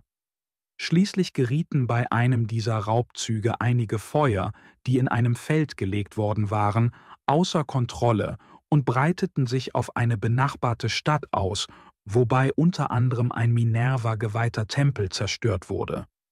Nach diesem Vorfall hatte Alyattes keinen Erfolg mehr bei seinen Feldzügen. Er sandte eine Anfrage an ein berühmtes Orakel, um nach dem Grund zu fragen. Das Orakel antwortete: Du kannst keinen weiteren Erfolg oder Fortschritt erwarten, bis du die notwendigen Schritte unternimmst, um den Tempel wieder aufzubauen, den du zerstört hast. Nur durch die Wiederherstellung dessen, was verloren gegangen ist, kannst du hoffen, voranzukommen und den Erfolg zu erreichen, den du suchst. Wie konnte er den Tempel wieder aufbauen? Die Stätte befand sich auf feindlichem Gebiet. Seine Männer konnten nicht gleichzeitig bauen und verteidigen. Er bat die Milesier um einen Waffenstillstand, bis der Tempel wieder aufgebaut war. Er schickte Gesandte nach Milet mit diesem Vorschlag. Die Idee eines Waffenstillstands führte zu einem dauerhaften Frieden durch einen einzigartigen Trick von Thrasybulos, dem König von Milet, gegenüber Alyattes. Alyattes dachte, dass Thrasybulos in großen Schwierigkeiten steckte, da er viele Vorräte verloren hatte und bald sein Königreich aufgeben müsste. Thrasybulos wollte die wahre Lage verbergen und Alyattes Hoffnungen, die Stadt durch Aushungern zur Aufgabe zu zwingen, zunichte machen. Als Alyattes einen Boten nach Milet sandte, sammelte Thrasybulos alle verfügbaren Nahrungsmittel und zeigte sie auf einem öffentlichen Platz. Er ließ auch seine Soldaten ein großes Fest feiern, um zu zeigen, dass reichlich Nahrung vorhanden war. Als der Bote eintraf, um seine Nachricht zu überbringen, fand er die ganze Stadt in Feierlaune, mit viel Essen und Trinken. Er sah, wie großzügig Vorräte verteilt und genutzt wurden. Der Bote berichtete Alyattes davon.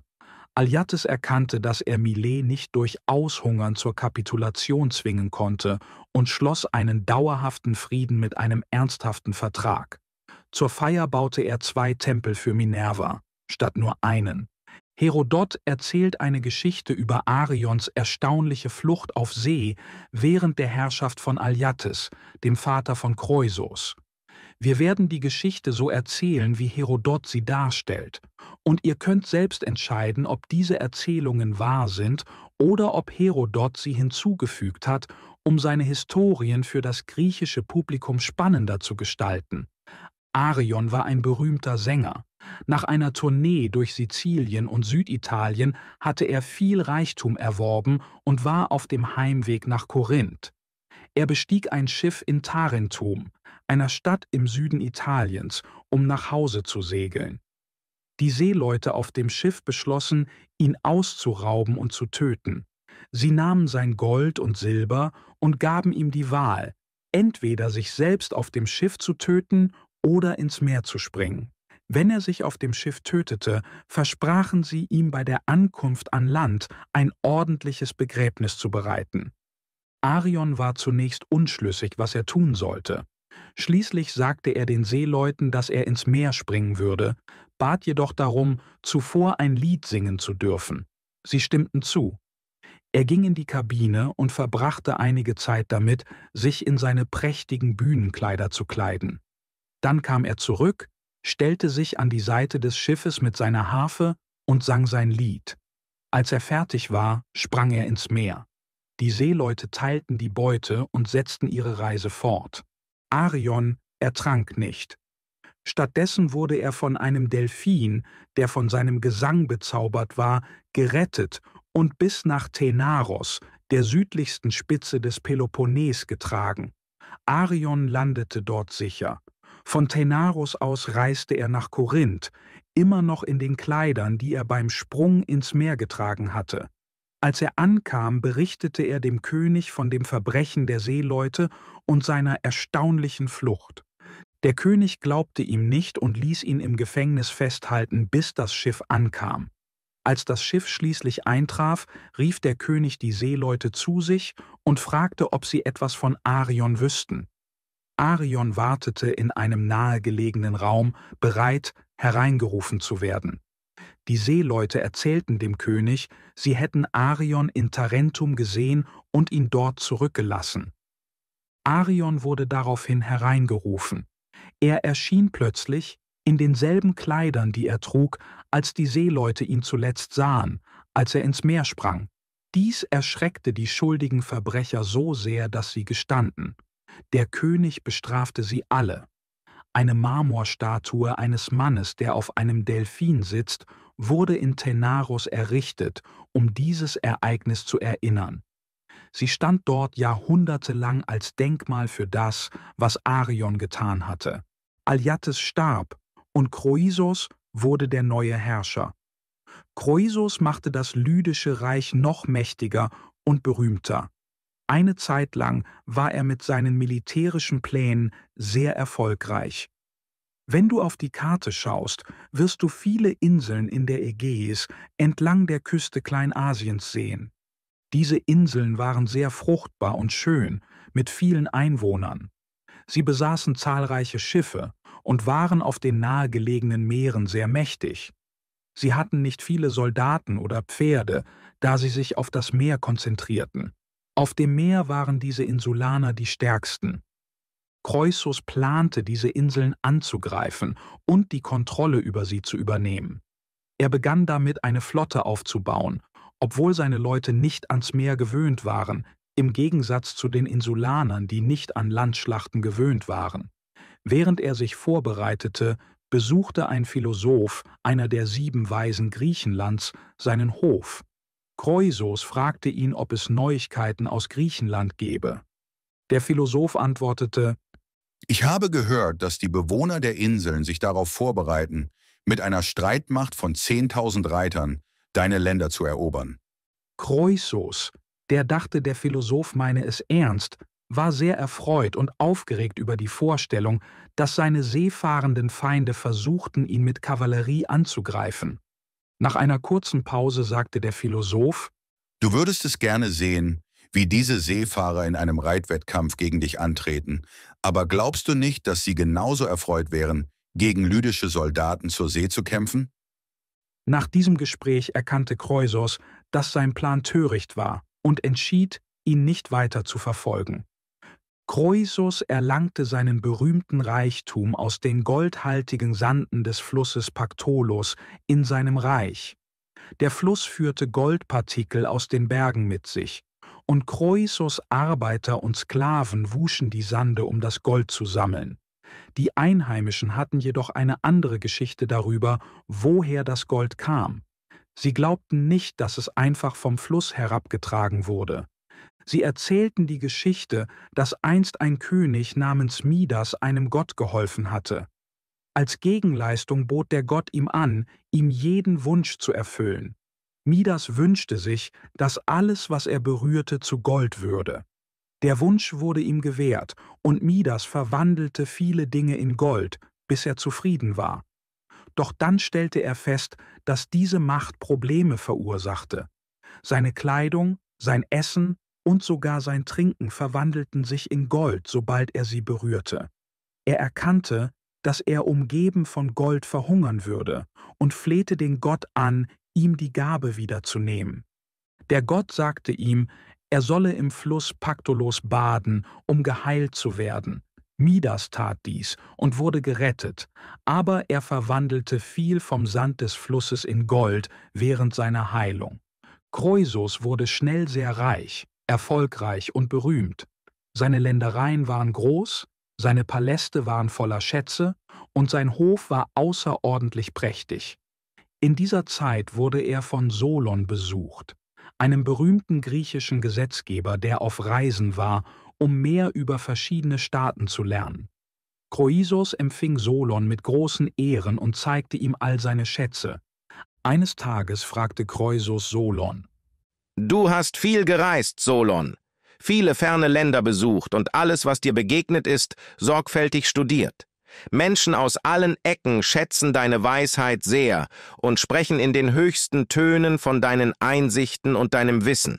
Ich möchte gerne wissen, unter all den verschiedenen und faszinierenden Menschen, die du auf deinen Reisen getroffen hast, wer erschien dir als der glücklichste und wahrhaftig erfolgreichste?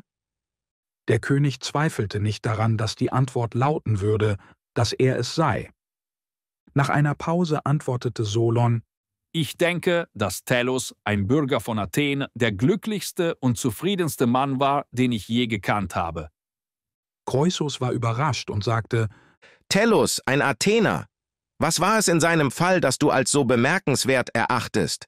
Welche Details seines Lebens, seiner Errungenschaften oder seines Charakters heben ihn deiner Meinung nach so besonders hervor?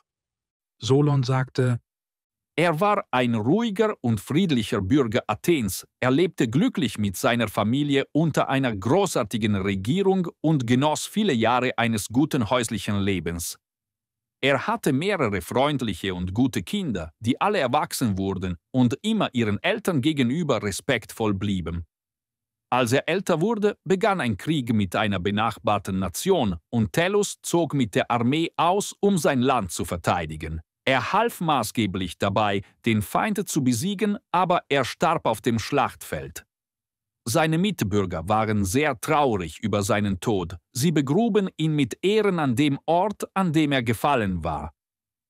Solon sprach über das gute Leben und das Glück von Telos, als Kroisos ihn fragte, wen er für den zweitglücklichsten Menschen halte. Solon, nach kurzem Überlegen, sprach über 2 Brüder, Kleobis und Biton. Sie waren einfache Griechen, bekannt für ihre Stärke und Liebe zu ihrer Mutter. Er erzählte Chroisos eine Geschichte über sie. Eines Tages, während eines öffentlichen Festes, musste ihre Mutter in einem von Ochsen gezogenen Wagen zu einem Tempel einige Meilen entfernt. Es gab eine Verzögerung bei der Ankunft der Ochsen, während ihre Mutter im Wagen wartete. Als die Ochsen nicht kamen, nahmen die Brüder die Deichsel des Wagens und zogen ihn selbst. Sie gingen mühelos mit der Last, und die Zuschauer jubelten. Ihre Mutter war sehr stolz und glücklich. Chroisos unterbrach den Philosophen und war überrascht, dass er gewöhnliche Menschen, die weder Reichtum, Ruhm noch Macht besaßen, höher schätzte als einen König wie ihn mit großer Autorität und unendlichen Schätzen. Solon antwortete: Chroisos, ich sehe dich jetzt auf dem Gipfel menschlicher Macht und Reichtümer. Du herrschest über viele Nationen und genießt großen Reichtum und Luxus. Doch ich kann nicht sagen, ob du wirklich glücklich bist, bis ich weiß, wie alles endet. Wenn wir das Leben als 70 Jahre lang betrachten, hast du noch viel Zeit vor dir. Man kann erst sagen, dass jemand glücklich ist, wenn sein Leben vorbei ist. Dieses Gespräch mit Solon berührte Chroisos tief, jedoch nicht auf positive Weise. Der König verbarg zunächst seinen Ärger, doch später ignorierte und vernachlässigte er Solon. Aus diesem Grund beschloss Solon, den Hof zu verlassen. Chroisos hatte 2 Söhne, einer war taubstumm, der andere namens Atys war ein vielversprechender junger Mann und der zukünftige König. Natürlich schenkte Chroisos ihm besondere Aufmerksamkeit und Fürsorge. Atys war unverheiratet, aber alt genug, um eine große Gruppe von Soldaten anzuführen und hatte sich in den lydischen Kämpfen bewährt. Eines Nachts hatte der König einen Traum, der ihn sehr beunruhigte. Im Traum sollte Atys durch eine Wunde sterben, die ihm durch einen Eisenspeer zugefügt wurde. Der König war über diesen bösen Traum sehr besorgt. Er beschloss, alles zu tun, um die Gefahr zu verhindern. Er entzog Atys schnell seine militärischen Pflichten und arrangierte seine Heirat. Dann sammelte er alle scharfen Waffen wie Wurfspieße und Speere aus dem Palast und verwahrte sie an einem sicheren Ort, um versehentliche Verletzungen zu vermeiden. Zu dieser Zeit kam ein Mann aus Phrygien an den Hof von Chroisos und bat um Hilfe. Er war ein Prinz namens Adrastus. Durch einen unglücklichen Unfall hatte er seinen Bruder getötet. Aus diesem Grund hatte ihn sein Vater aus ihrem Land verbannt. Nun war er ohne Heimat, Freunde oder Ressourcen. Chroisos empfing ihn freundlich. Chroisos sagte: Deine Familie war immer mit meiner befreundet, und ich bin glücklich, dir jetzt zu helfen. Du kannst in meinem Palast leben, und ich werde mich um alles kümmern, was du brauchst. Komm herein und versuche, deine Sorgen zu vergessen, anstatt dich damit zu quälen, als wären sie deine Schuld. So hieß Chroisos den unglücklichen Adrastus in seinem Heim willkommen. Nachdem der Prinz eine Weile dort gelebt hatte, kamen Boten aus Mysien, einem benachbarten Staat. Sie berichteten, dass ein riesiger und wilder Eber aus den Bergen herabgestiegen sei und sich in den bebauten Feldern verstecke. Nachts richtete er großen Schaden an den Herden und Viehbeständen an. Sie baten Chroisos, seinen Sohn mit Jägern und Hunden zu schicken, um den Eber zu erlegen. Chroisos stimmte zu, die Hunde und Männer zu schicken, sagte jedoch, dass er seinen Sohn nicht schicken könne. Chroisos fügte hinzu: Mein Sohn hat kürzlich geheiratet, daher ist er mit anderen Dingen beschäftigt. Als Atys diese Antwort hörte, widersprach er entschieden und bat seinen Vater, ihn gehen zu lassen. Atys sagte: Was werden die Leute von mir denken, wenn ich mich auf diese zarten Aktivitäten und Vergnügungen konzentriere und die Gefahren und harte Arbeit vermeide, die andere als ihre größte Ehre ansehen? Was werden meine Mitbürger von mir halten und wie werde ich vor meiner Frau dastehen? Chroisos erklärte seinem Sohn, warum er ihn immer beschützt hatte. Er teilte ihm den beängstigenden Traum mit, der ihm solche Sorgen bereitete. Chroisos sagte: Deshalb mache ich mir solche Sorgen um dich. Du bist mein einziger Sohn, und unter den gegebenen Umständen hast du eine einzigartige Stellung in unserer Familie. Dein Bruder, der leider nicht sprechen kann, ist nicht in der Lage, die Verantwortung zu übernehmen, die mit dem Erbe verbunden ist. Diese Situation lastet schwer auf dir, weshalb ich mir umso mehr um deine Zukunft und dein Wohlergehen Sorgen mache.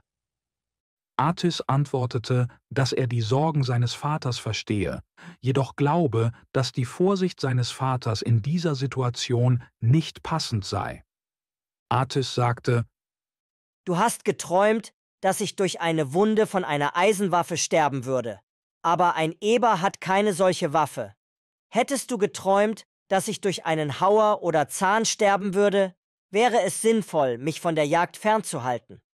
Doch Eisenwaffen werden von Menschen benutzt, und wir jagen keine Menschen.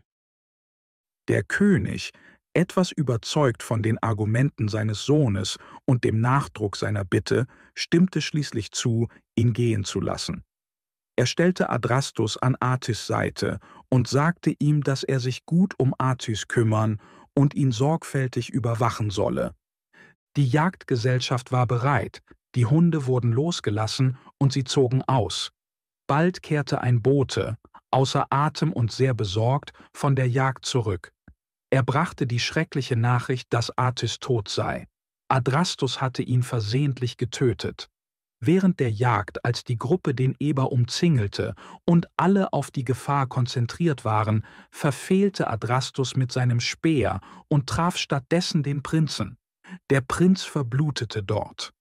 Kurz nachdem der Bote die schreckliche Nachricht überbracht hatte, erschien die Jagdgesellschaft, nun ein Trauerzug. Sie trugen den toten Sohn des Königs, gefolgt von dem verzweifelten Adrastus, der seine Hände rang und in tiefster Verzweiflung weinte. Er flehte den König an, ihn über dem Leichnam seines Sohnes zu töten, um sein unerträgliches Leid zu beenden. Diese zweite Tragödie, sagte er, sei zu viel für ihn. Er hatte zuvor bereits seinen Bruder getötet und nun den Sohn seines größten Freundes und Unterstützers ermordet. Chroisos, obwohl er tief traurig war, fühlte keinen Zorn mehr, als er Adrastus leiden sah. Er versuchte, Adrastus zu beruhigen, doch es gelang ihm nicht. Adrastus konnte nicht beruhigt werden. Chroisos ließ dann den Leichnam seines Sohnes mit den gebührenden Ehren bestatten. Die Beerdigung wurde mit wichtigen und feierlichen Zeremonien abgehalten, und als der Leichnam begraben war, kehrte der Haushalt von Chroisos in den Palast zurück, der trotz all seines Prunks nun düster war. In der Nacht, um Mitternacht, ging Adrastus, überwältigt von Trauer, zum Grab von Atys und tötete sich dort.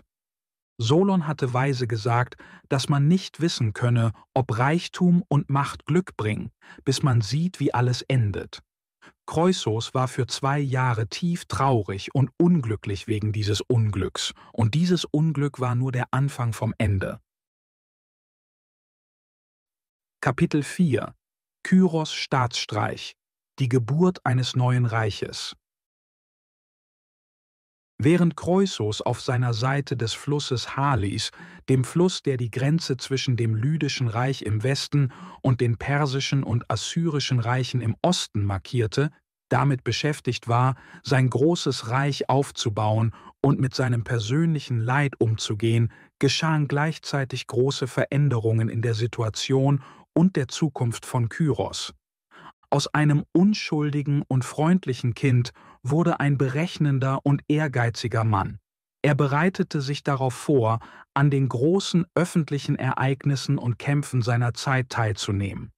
Er war begierig darauf, mehr für sich selbst zu gewinnen und kümmerte sich wenig um das Wohlergehen oder das Glück anderer, wie es typisch für diejenigen ist, die nach Macht und Ambitionen streben. Xenophons Geschichte über den Besuch bei seinem Großvater Astyages mag nicht vollständig der Wahrheit entsprechen, aber es ist möglich, dass ein solcher Besuch mit ähnlichen Ereignissen stattfand. Es mag seltsam erscheinen, dass ein Mann, der einst versuchte, sein Enkelkind zu töten, später sehr freundlich zu ihm war. Doch dies ist nicht ungewöhnlich. Nichts ändert sich so sehr wie die Launen eines Despoten. Ein Mann, der von klein auf daran gewöhnt ist, andere zu kontrollieren, lernt niemals Selbstbeherrschung. Er lässt sich von seinen vorübergehenden Gefühlen beherrschen. Sei es Eifersucht, Rache, elterliche Liebe, Hass oder Zuneigung, was auch immer ihm durch das Leben oder Einflüsse wie Nahrung oder Wein widerfährt, er folgt diesen Gefühlen blindlings und vollständig. Er ist in einem Moment freundlich und liebevoll und im nächsten plant er einen Mord.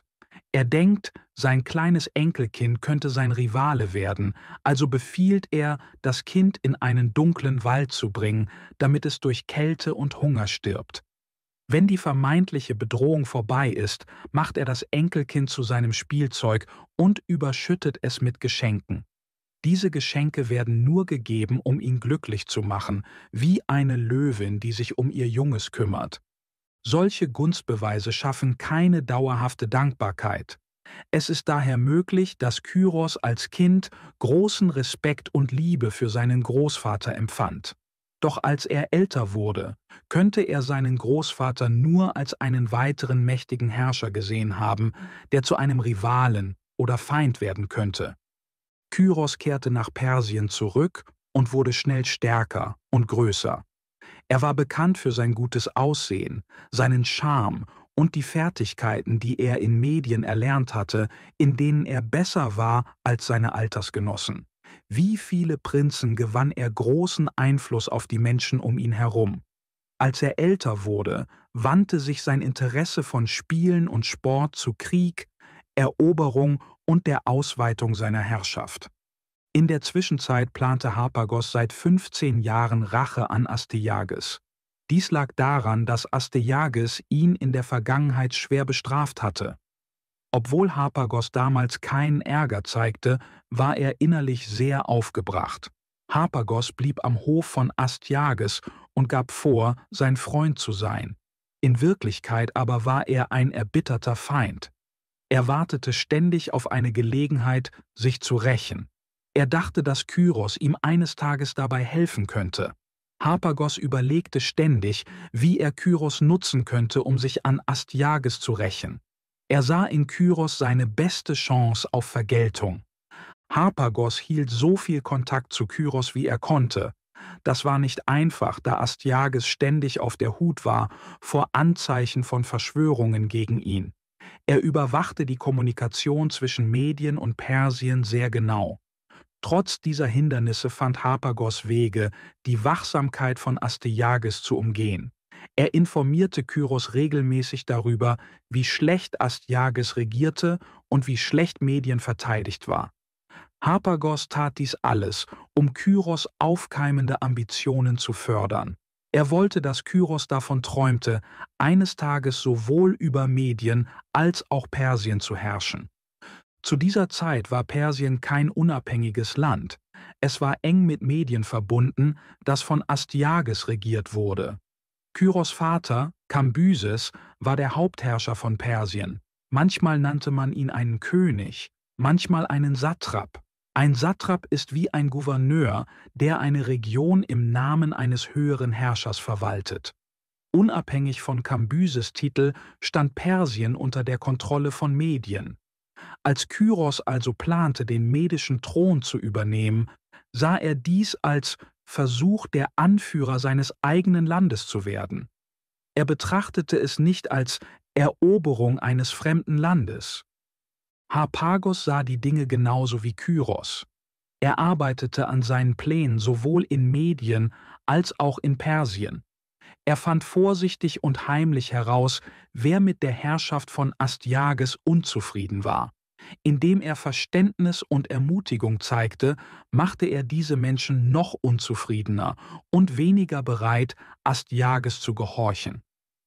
Wann immer Astyages seine Macht missbrauchte und wichtige Personen verletzte, stellte sich Harpagos auf die Seite derer, die Unrecht erlitten hatten. Er stimmte ihnen zu, wie ungerecht der König war, was ihre Abneigung gegen Astyages noch verstärkte. Gleichzeitig verbreitete Harpagos gute Nachrichten über Kyros unter den Medern. Er erzählte den Leuten von Kyros Fähigkeiten, Charakter und Güte. Durch diese Handlungen wurde die Macht von Astyages geschwächt und der Weg für Kyros wurde geebnet, um die Herrschaft zu übernehmen. Während dieser ganzen Zeit trat Harpagos sehr respektvoll gegenüber Astyages auf. Er tat so, als wäre er dem König völlig loyal. Harpagos behielt eine hohe Position im königlichen Hof und im Heer. Astyages vertraute ihm als einem seiner gehorsamsten Diener. Der König hatte keine Ahnung von Harpagos wahren Plänen. Schließlich sah Harpagos eine gute Gelegenheit, seine Pläne in die Tat umzusetzen. Astyages war in letzter Zeit besonders grausam und ungerecht gewesen, was viele Menschen unzufrieden machte. Harpagos erzählte einigen wichtigen Männern vorsichtig von seinem lange gehegten Plan, Astyages zu entmachten und Kyros zum neuen Herrscher zu machen. Diese Männer unterstützten die Idee. Nun, da die Leute an Bord waren, musste Harpagos einen sicheren Weg finden, Kyros von dem Plan zu berichten. Harpagos wollte Kyros mitteilen, dass er mit einer großen Armee nach Medien kommen und einen Aufstand gegen Astyages anführen sollte. Doch dieser Plan war sehr gefährlich. Wenn jemand davon erfuhr, würde Harpagos getötet werden. Er konnte keinem Boten vertrauen, diese Nachricht zu überbringen, da dieser ihn verraten könnte. Einen Brief zu senden war ebenfalls riskant, da die Spione von Astyages ihn abfangen und die Verschwörung aufdecken könnten. Harpagos musste einen sichereren Weg finden, um mit Kyros zu kommunizieren. Nach sorgfältigem Überlegen kam Harpagos auf einen ungewöhnlichen Plan, um seine Nachricht zu übermitteln. Harpagos schrieb einen Brief an Kyros. Dann ließ er von seinen Jägern einen Hasen fangen und versteckte den Brief im Körper des Tieres. Er nähte den Hasen sorgfältig wieder zu, sodass niemand erkennen konnte, dass er aufgeschnitten worden war. Harpagos gab den Hasen einigen vertrauenswürdigen Dienern zusammen mit Jagdnetzen und Ausrüstung. Er befahl den Dienern, den Hasen direkt an Kyros zu übergeben und ihm auszurichten, dass er ihn allein öffnen solle. Harpagos dachte, dieser Weg sei sicher. Wenn die Spione von Astyages die Männer mit dem Hasen sahen, würden sie denken, es handle sich um Jäger, die von der Jagd zurückkamen. Die Spione würden nicht vermuten, dass sich in einem Hasen eine geheime Botschaft befand. Harpagos Plan funktionierte perfekt. Die Männer, die den Hasen trugen, gelangten ohne Verdacht nach Persien. Sie übergaben den Hasen zusammen mit der Nachricht an Kyros. Als Kyros den Hasen öffnete, fand er den Brief darin. Der Brief lautete: Kyros, es ist klar, dass du von den Göttern gesegnet bist und für Größe bestimmt.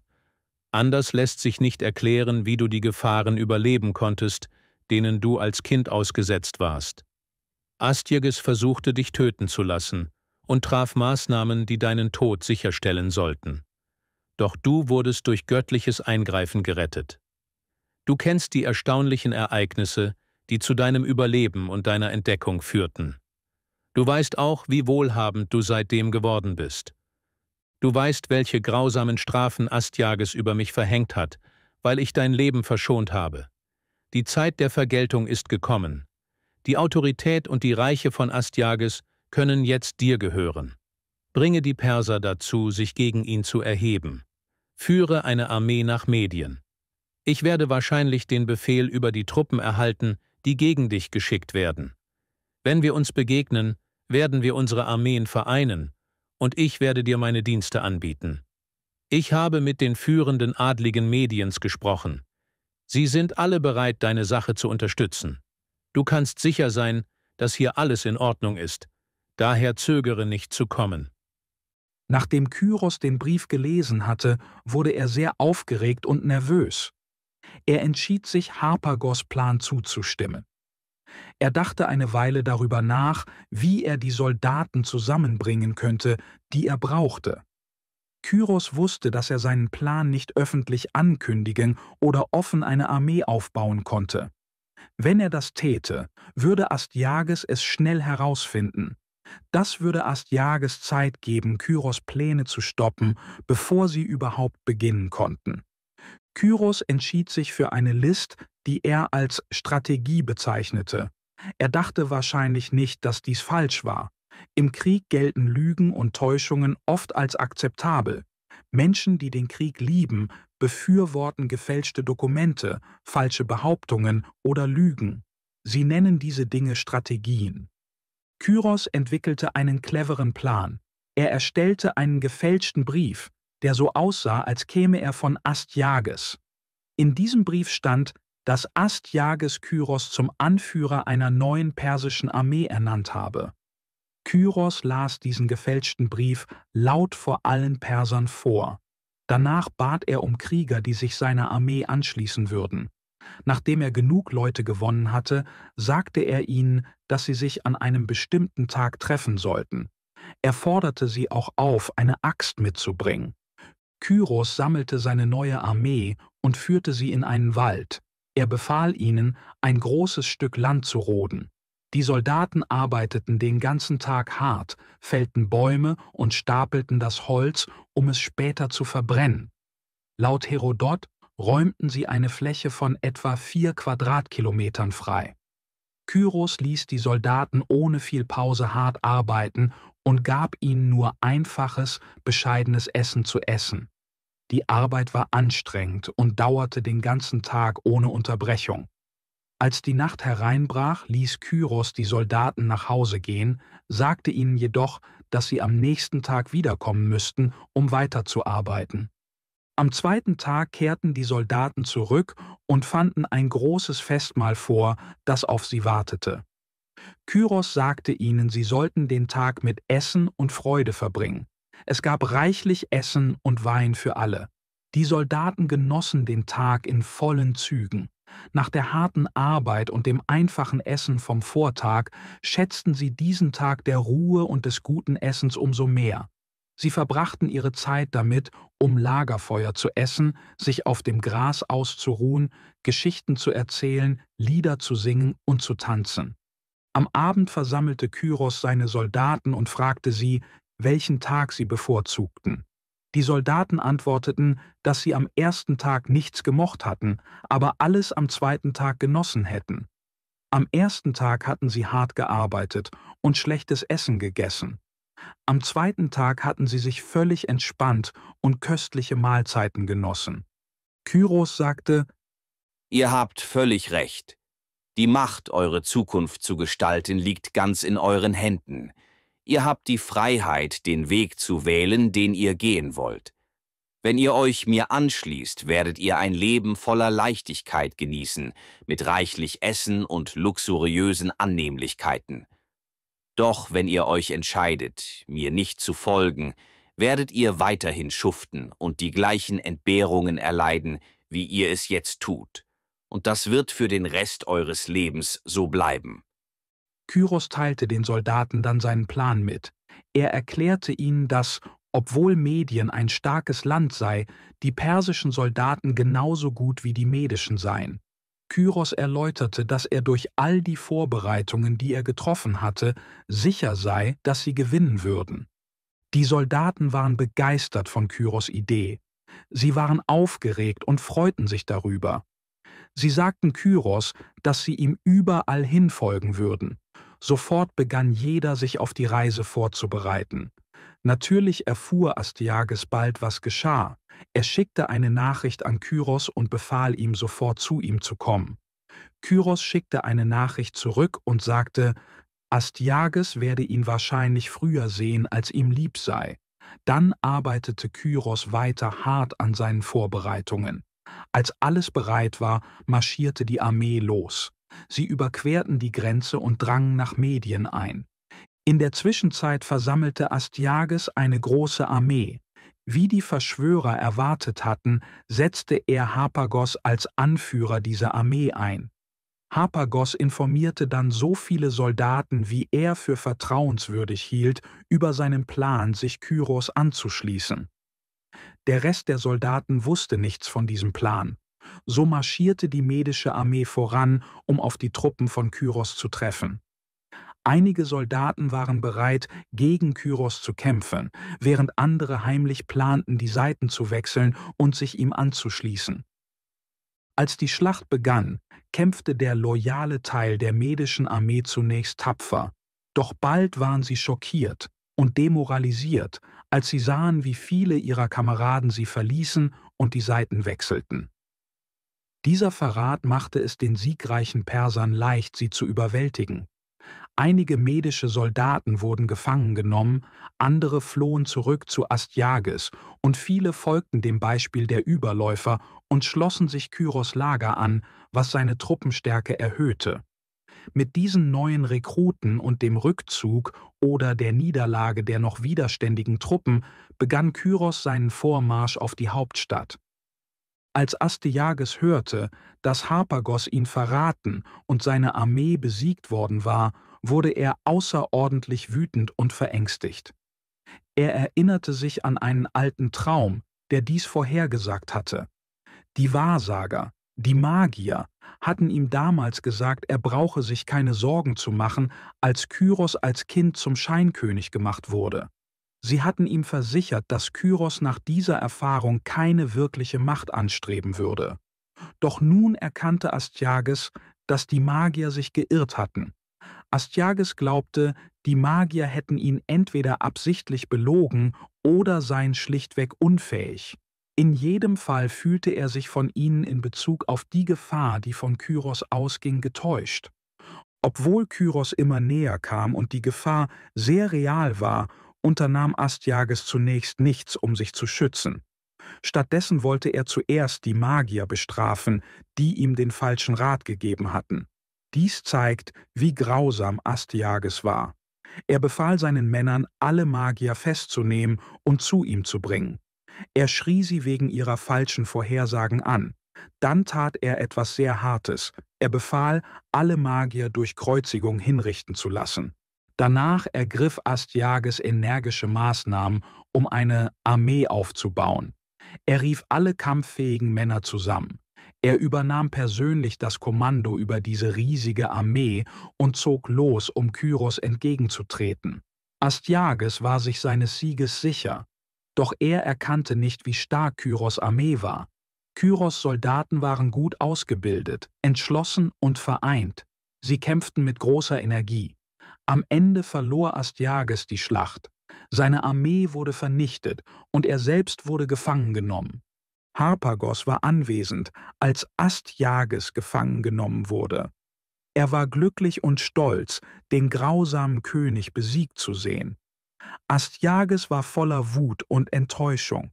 Harpagos erinnerte Astyages an eine schreckliche Tat, die dieser lange zuvor begangen hatte. Harpagos fragte Astyages: Was denkst du jetzt über das Abendessen, bei dem du einen Vater gezwungen hast, das Fleisch seines eigenen Kindes zu essen? Astyages, der versuchte sich zu verteidigen, fragte Harpagos, ob er glaube, dass Kyros gewonnen habe wegen dem, was Harpagos getan hatte.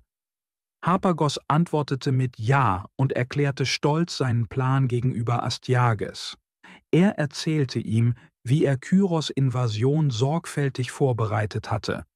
Harpagos wollte, dass Astyages wusste, dass er allein für dessen Untergang verantwortlich war. Dies war Harpagos Rache für das schreckliche Verbrechen, das Astyages vor vielen Jahren begangen hatte. Harpagos hatte lange geduldig gewartet, was seine Rache am Ende noch mächtiger machte. Astyages nannte Harpagos einen elenden Schurken und sagte, er sei der dümmste und niederträchtigste Mensch, der je gelebt habe. Er bezeichnete ihn als dumm, weil er jemand anderem zur Macht verholfen hatte, obwohl er selbst sie hätte erlangen können. Und er nannte ihn niederträchtig, weil er sein eigenes Land verraten und es einer fremden Macht übergeben hatte, nur um seinen Rachedurst zu stillen. Diese Schlacht veränderte alles. Astyages verlor all seine Macht und sein Königreich. Kyros wurde der neue König sowohl von Medien als auch von Persien, die nun vereint waren. Obwohl Kyros gewann, war er freundlich zu seinem Großvater Astyages.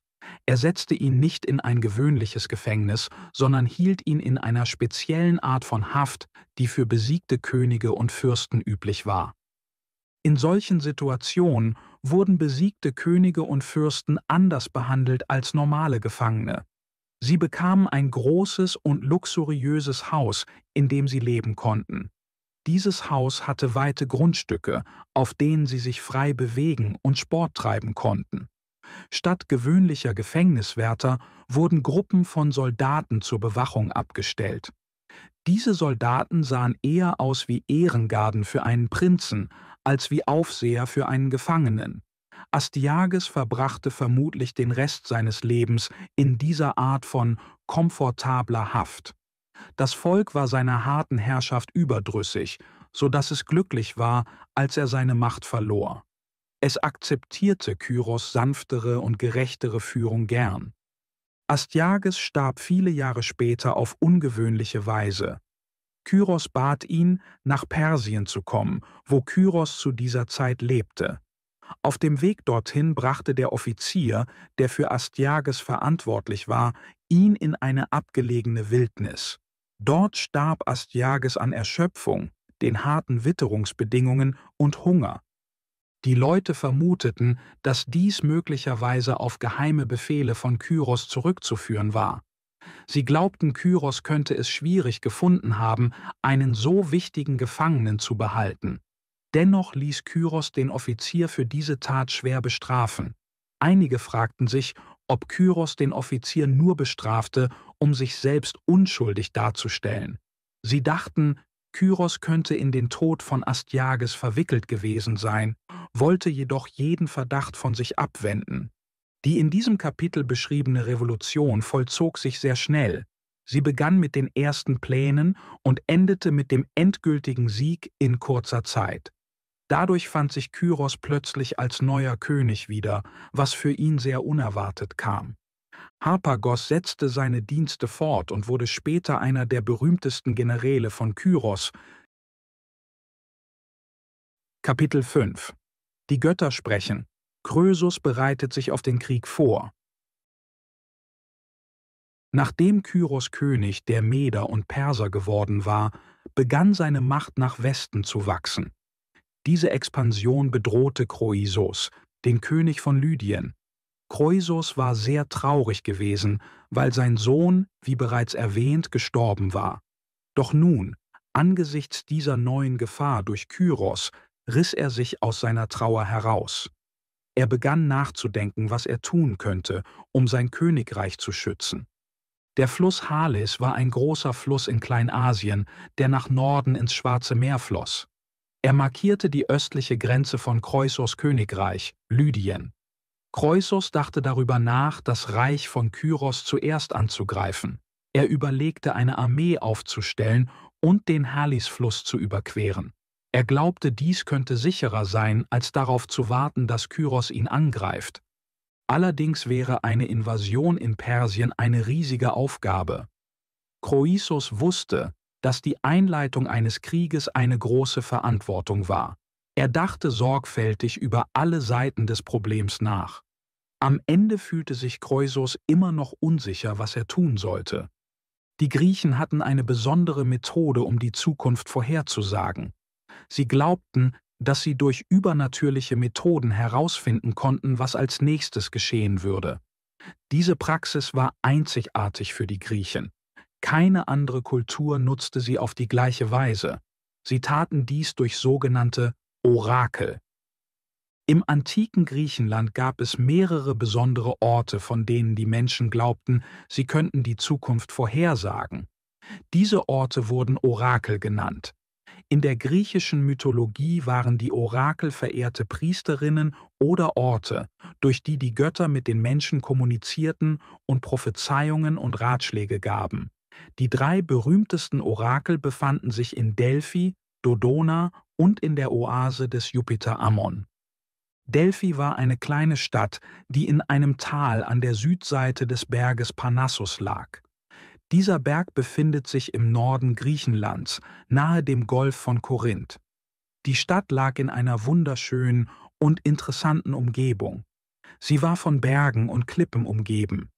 Diese Klippen wirkten wie natürliche Mauern, die die Stadt und ihren Tempel schützten. Vor langer Zeit fanden die Menschen in Delphi eine Höhle mit einem Riss in den Felsen. Diese Höhle stieß ein merkwürdiges Gas aus. Wenn die Menschen dieses Gas einatmeten, fühlten sie sich anders. Die Leute glaubten, das Gas könnte ihnen besonderes Wissen über die Zukunft verleihen. Viele Menschen begannen, nach Delphi zu kommen, um das Gas einzuatmen und das zu erlangen, was sie für besondere Weisheit hielten. Sie dachten, dieser Ort könnte ihnen helfen, Dinge zu erfahren, die sie sonst nicht wissen konnten. Schließlich bauten die Menschen einen Tempel in Delphi. Eine Priesterin lebte dort die ganze Zeit. Ihre Aufgabe war es, das besondere Gas einzuatmen und den Menschen Antworten auf ihre Fragen zu geben. Dies wurde als Befragung des Orakels bezeichnet. Wenn die Priesterin Antworten gab, saß sie auf einem speziellen dreibeinigen Hocker. Dieser Hocker wurde als heiliger Dreifuß bezeichnet. Die Menschen hielten diese Dreifüße für sehr wichtig und besonders. Sie waren ein wesentlicher Bestandteil der Ausrüstung des Orakels. Das Orakel von Delphi wurde mit der Zeit sehr berühmt. Wichtige Menschen, darunter Könige, reisten weite Strecken, um seinen Rat zu erbitten. Wenn sie kamen, brachten sie teure Geschenke für den Tempel mit. Die Menschen glaubten, dass diese Geschenke den Gott Apollon, der das Orakel kontrollierte, dazu bringen würden, ihnen gute und wohlwollende Antworten zu geben. Apollon war der Gott, der hinter den Vorhersagen des Orakels stand. Es gab noch etwas Interessantes über den Ort, an dem sich dieses Orakel befand. Die Menschen glaubten, dass Delphi der genaue Mittelpunkt der Erde war. Sie dachten, die Erde sei eine große, flache Fläche. Es gibt eine alte Geschichte darüber, wie sie das herausgefunden haben sollen. Laut der Erzählung wollte der Gott Jupiter den Mittelpunkt der Welt finden. Er ließ 2 Adler gleichzeitig von den entgegengesetzten Seiten des Himmels fliegen. Die Adler flogen aufeinander zu. Der Ort, an dem sie sich trafen, sollte der Mittelpunkt der Welt sein. Und dieser Ort war Delphi. Ein weiteres berühmtes Orakel befand sich in Dodona. Dodona lag nordwestlich von Delphi, in einer Region namens Epirus. Epirus befand sich im westlichen Teil des heutigen Griechenlands, nahe der Adria. Die Priesterinnen von Dodona erzählten dem antiken griechischen Historiker Herodot eine interessante Geschichte darüber, wie das Orakel von Dodona entstanden war. Vor langer Zeit, in der heiligen ägyptischen Stadt Theben, wurden 2 schwarze Tauben freigelassen. Diese Tauben galten als besonders und heilig. Eine Taube flog nach Norden, die andere nach Westen. Die nördliche Taube flog über das Mittelmeer und dann über Südeuropa, bis sie einen Ort namens Dodona erreichte. Dort landete sie auf einer Buche. Überraschenderweise sprach die Taube mit menschlicher Stimme und erklärte, dass dieser Ort von den Göttern auserwählt worden sei, um ein heiliger Ort für Zukunftsdeutungen zu werden. So begann das Orakel von Dodona. Die andere Taube flog zu einem anderen Ort, der als die Oase des Jupiter Ammon bekannt ist. Zur Zeit von Herodot gab es 3 Priesterinnen in Dodona. Ihre Namen waren Promenea, Timarete und Nikandre. Eine Zeit lang erhielten diese Priesterinnen Antworten vom Orakel auf besondere Weise. Sie beobachteten den heiligen Baum, auf dem die Taube gelandet war. Wenn der Wind den Baum bewegte, suchten sie nach Zeichen, die sie deuten konnten. Später fanden sie eine neue Methode, um Antworten vom Orakel zu erhalten. Sie benutzten eine bronzene Statue eines Mannes, der eine Peitsche hielt. Diese Peitsche war besonders. Sie hatte 3 Ketten, an deren Enden sich sogenannte Astragaloi befanden. Diese Astragaloi waren eine Reihe kleiner Beulen oder Knoten, ähnlich den Knoten auf Peitschen, die damals zur Bestrafung von Verbrechern verwendet wurden. Die Statue hielt schwere Ketten über einem großen bronzenen Topf. Der Wind ließ diese Ketten gegen die Seiten des Topfes schlagen, wodurch er wie eine Glocke klang. Dieser Klang wurde als magisch angesehen. Auch wenn er nicht sehr laut war, hallte er lange nach. Selbst wenn die Ketten den Topf nur leicht berührten, setzte sich der Ton fort. Man sagte, dass man, wenn man den Topf morgens berührte, den Klang noch abends hören konnte. Diese Vorstellung war bei den einfachen Leuten sehr beliebt. Es ist leicht zu verstehen, warum sie dies glaubten. Der Dodona-Topf war groß, mit einer breiten Öffnung und dünnen Metallseiten, die leicht Klänge erzeugten. Aufgrund seiner Form und seines Materials konnte selbst ein sanfter Wind ihn lange vibrieren und Geräusche machen lassen. Diejenigen, die Rat von diesem Orakel wollten, brachten teure Geschenke. Sie übergaben diese Geschenke den Priesterinnen und dem Tempel. Nachdem sie die Gaben dargebracht und einige spezielle Zeremonien abgehalten hatten, stellten sie ihre Fragen. Die Priesterinnen hörten dann auf die Klänge des besonderen Gongs. Sie hatten ihre eigenen Regeln, um diese Klänge zu interpretieren. Basierend auf diesen Regeln gaben sie den Menschen Antworten auf ihre Fragen. Die zweite schwarze Taube aus Theben landete in der Oase von Jupiter Ammon. Diese Oase war eine kleine grüne Fläche in der afrikanischen Wüste. Sie lag westlich von Ägypten, etwa 160 Kilometer vom Nil entfernt und etwas näher am Mittelmeer. Die Geschichte, wie diese Oase entdeckt wurde, ist interessant. Ein König und sein Heer durchquerten die Wüste. Ihnen ging das Wasser aus und sie standen kurz davor, vor Durst zu sterben. Plötzlich erschien ein Widder aus dem Nichts. Er stand vor ihnen, als wolle er sie führen. Sie folgten dem Widder und fanden bald ein großes, grünes Tal. Der Widder führte sie in das Tal und verschwand dann. An der Stelle, wo der Widder gestanden hatte, sprudelte plötzlich eine große Wasserquelle. Der König war für dieses Wunder sehr dankbar. Er beschloss, diesen Ort zu etwas Besonderem zu machen, indem er dort einen Tempel errichtete. Er nannte ihn den Tempel des Jupiter Ammon. Die Taube aus der früheren Geschichte landete an dieser Stelle. Seitdem glaubten die Menschen, dass die Priester in diesem Tempel mit Hilfe der Götter die Zukunft voraussagen konnten. Diese 3 waren die berühmtesten Orakel. Es gab jedoch viele weitere, weniger wichtige. Jedes dieser kleineren Orakel hatte seine speziellen Rituale, die oft seltsam waren und keinen offensichtlichen Sinn ergaben. Ein Orakel befand sich in einer Höhle, die wie ein Ofen geformt war. Das Gebiet um sie herum war von einer von Menschenhand errichteten Mauer umgeben. Die Höhle war etwa 2 Meter breit und 2,5 Meter tief. Die Menschen mussten eine Leiter benutzen, um hinunterzuklettern. Bevor sie dieses Orakel um Rat fragen konnten, mussten sie bestimmte Dinge tun. Diese Vorbereitungen dauerten mehrere Tage und umfassten besondere Zeremonien und Rituale, die in einer bestimmten Reihenfolge durchgeführt werden mussten. Bevor man das Orakel befragte, musste man eine Reihe von Schritten befolgen. Zuerst musste man Opfergaben für verschiedene Götter darbringen und sich reinigen. Danach wurde man zu einem nahegelegenen Bach gebracht, um gewaschen und gesalbt zu werden. Dann trank man 2 spezielle Wässer, das Wasser des Vergessens, um den Geist von Sorgen zu befreien, und das Wasser der Erinnerung, um die Botschaft des Orakels besser zu behalten. Schließlich stieg man in die Höhle hinab, um die Antwort des Orakels zu empfangen. Es gab auch ein weiteres Orakel in Attika, wo die Menschen glaubten, dass eine besondere Marmorstatue magische Kräfte besaß. Diese Statue war zu Ehren eines berühmten alten Propheten geschaffen worden und wurde in einem Tempel aufbewahrt. Wenn man dieses Orakel um Rat bitten wollte, musste man strenge Regeln befolgen. Zuerst durfte man 3 Tage lang keinen Wein trinken, dann musste man einen ganzen Tag lang komplett auf Essen verzichten. Danach musste man einen Widder opfern.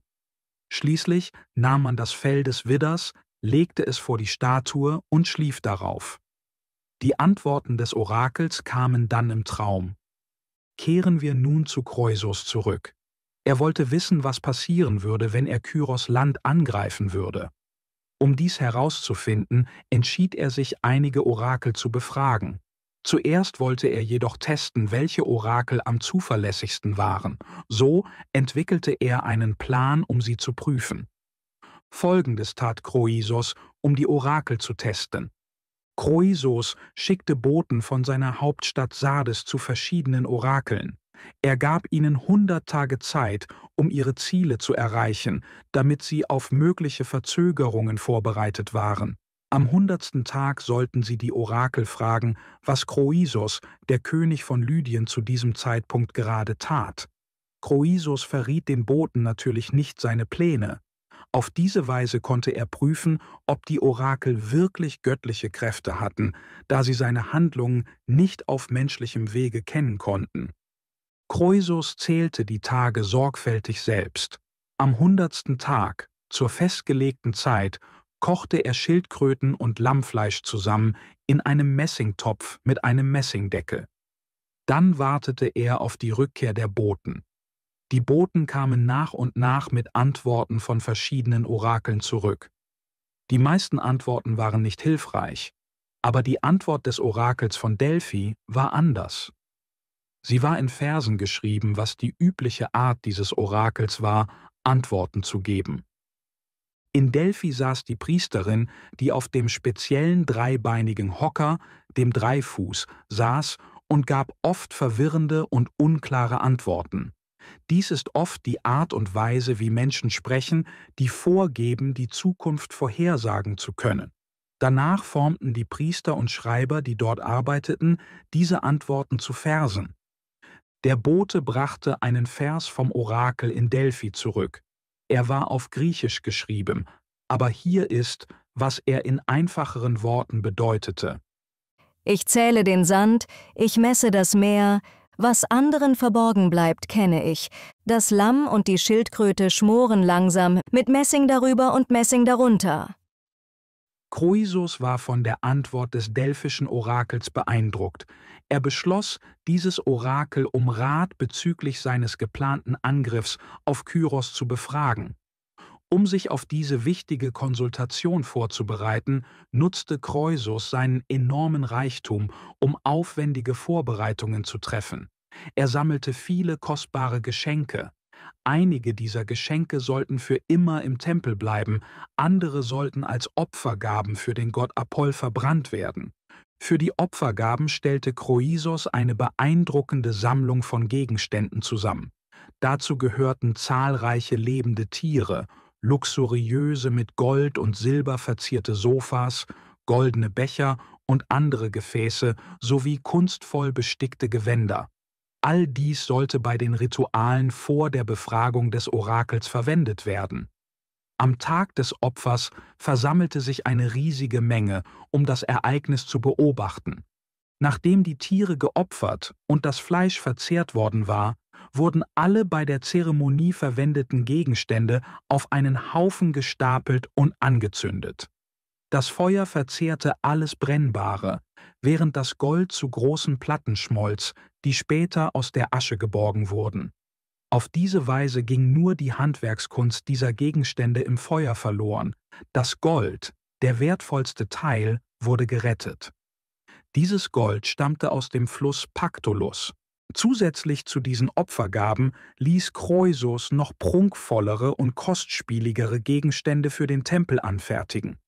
Eines dieser Stücke war ein riesiges silbernes Gefäß, das etwa 11.000 Liter Wein fassen konnte. Dieses war für die großen Feste in Delphi bestimmt. Ein weiteres, kleineres, aber dennoch beeindruckend großes goldenes Gefäß, das als riesiger Becher beschrieben werden könnte, wurde ebenfalls gespendet. Kroisos spendete auch zahlreiche kleinere Geschenke, darunter Schalen, Vasen und Statuen, die alle aus Silber und Gold gefertigt und mit exquisiter Handwerkskunst gestaltet waren. Das aus dem Opferfeuer geborgene Gold wurde umgeschmolzen. Ein Teil davon wurde zu einer Löwenstatue geformt, während der Rest zu großen Metallplatten geformt wurde, um als Basis für den Löwen zu dienen. Diese imposante Skulptur wurde dann auf dem Tempelgelände aufgestellt. Unter den Geschenken, die Kroisos dem Orakel von Delphi überreichte, stach eine Statue besonders hervor. Sie stellte eine Frau dar, die als Brotbäckerin bekannt war, eine Dienerin im Haushalt von Kroisos, die für das Brotbacken zuständig war. Kroisos ehrte sie mit dieser goldenen Statue, weil sie ihm während seiner Kindheit einmal das Leben gerettet hatte. Die Mutter von Kroisos war gestorben, als er noch jung war, und sein Vater heiratete erneut. Die neue Königin wollte, dass ihre eigenen Kinder den Thron erben und versuchte, Kroisos zu beseitigen. Sie gab der Brotbäckerin Gift und befahl ihr, es in das Brot von Kroisos zu mischen. Die Brotbäckerin stimmte zu, folgte jedoch dem Befehl nicht. Stattdessen warnte sie Kreusos vor dem Mordanschlag und verabreichte das Gift den Kindern der Königin. Als Kreusos König wurde, ließ er diese Statue anfertigen, um seine Dankbarkeit für ihre Loyalität zu zeigen. Er stellte sie in Delphi auf, in der Überzeugung, dass sie dort für immer bleiben würde. Während diese Handlung die Erinnerung an seine treue Dienerin verewigte, verschwand die Statue schließlich, genau wie die anderen Schätze. Interessanterweise halten Statuen aus Bronze oder Marmor in der Regel länger als solche aus Gold. Dies verdeutlicht eine wichtige Erkenntnis. In der Kunst und Architektur ist die Qualität der Handwerkskunst oft entscheidender für die Langlebigkeit als der Wert der verwendeten Materialien. Kroisos reiste nicht selbst nach Delphi, um diese Geschenke zu überreichen. Stattdessen sandte er vertrauenswürdige Boten. Diese sollten die notwendigen Zeremonien durchführen, die Opfergaben überreichen und dann das Orakel folgende Fragen stellen. Der Bote fragte: Kroisos, der Herrscher von Lydien und verschiedenen anderen Königreichen, hat diese Geschenke aus Dankbarkeit für eure früheren weisen Prophezeiungen gesendet. Nun sucht er euren Rat in 2 Angelegenheiten. Ist es sicher für ihn, die Perser anzugreifen? Und wenn ja, sollte er sich Verbündete suchen, die ihn unterstützen? Die Antwort des Orakels lautete: Wenn Kreusos den Halys überschreitet und Krieg mit Persien führt, wird ein mächtiges Reich fallen. Er wäre klug, sich mit den mächtigsten Staaten Griechenlands zu verbünden. Kreusos war überglücklich über diese Antwort. Er entschied sich sofort, seinen Angriff gegen Kyros zu starten. Um seine Dankbarkeit für die günstige Antwort zu zeigen, schickte er eine weitere Anfrage nach Delphi und erkundigte sich nach der Bevölkerungszahl der Stadt. Nachdem er diese Informationen erhalten hatte, gab er jedem Einwohner eine Geldsumme. Im Gegenzug gewährten die Delphier Kroisos und den Lydern besondere Privilegien in Bezug auf ihr Orakel. Sie gaben ihnen Vorrang bei zukünftigen Konsultationen und verliehen ihnen weitere Ehren. Während er Geschenke an die Menschen von Delphi schickte, stellte Kroisos dem Orakel eine weitere Frage: Würde seine Macht jemals schwinden? Das Orakel antwortete mit einem kurzen griechischen Gedicht, ähnlich ihrer vorherigen Antwort. Es lautete folgendermaßen: Wenn ein Maultier auf Mediens Thron steigt, dann soll Kreusos den Fall fürchten. Kreusos war über diese Antwort genauso glücklich wie über die vorherige. Er hielt es für völlig unmöglich, dass ein Maultier König von Medien werden könnte. Es war nur eine poetische Art zu sagen, dass es nie geschehen würde. Kreusos fühlte sich sicher in seiner Macht und entschloss sich, seine Pläne ohne Zögern weiter zu verfolgen.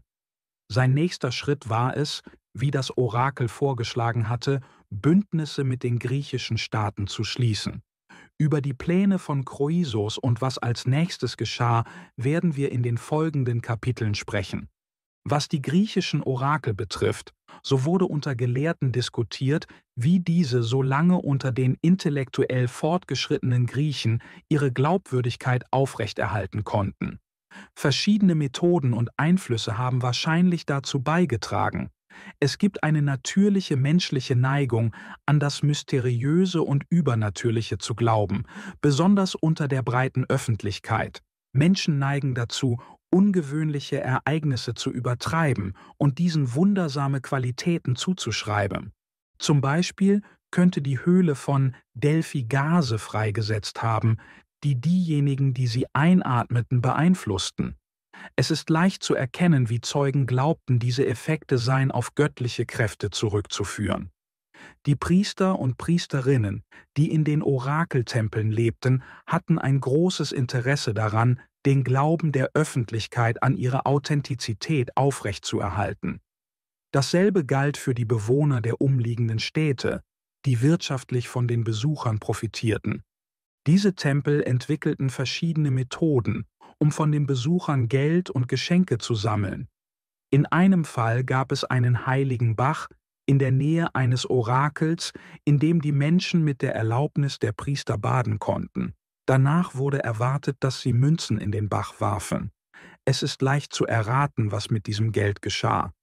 Es ist wichtig zu verstehen, dass nicht alle Priester und Priesterinnen bewusst die Menschen täuschen wollten.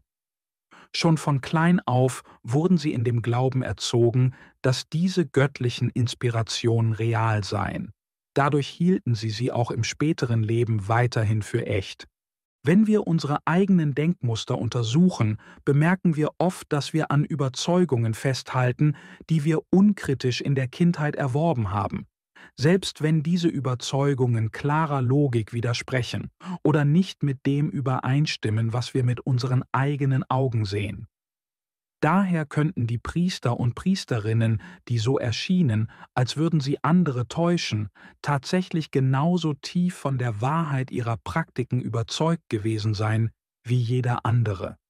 Orakel gaben typischerweise vage und mehrdeutige Antworten, die je nach Ausgang der Ereignisse unterschiedlich interpretiert werden konnten. Wenn Ereignisse so erschienen, als würden sie zu einer Vorhersage passen, oder wenn man sie kreativ deuten konnte, verbreitete sich die Geschichte schnell. Mit jeder Erzählung wurde die Geschichte dramatischer und präziser. Wenn eine Vorhersage jedoch scheiterte, bedeutete die Unbestimmtheit der ursprünglichen Antwort, dass sie nicht als eindeutiger Fehlschlag betrachtet wurde. Dadurch waren die Menschen nicht daran interessiert, diese Geschichten weiterzuerzählen.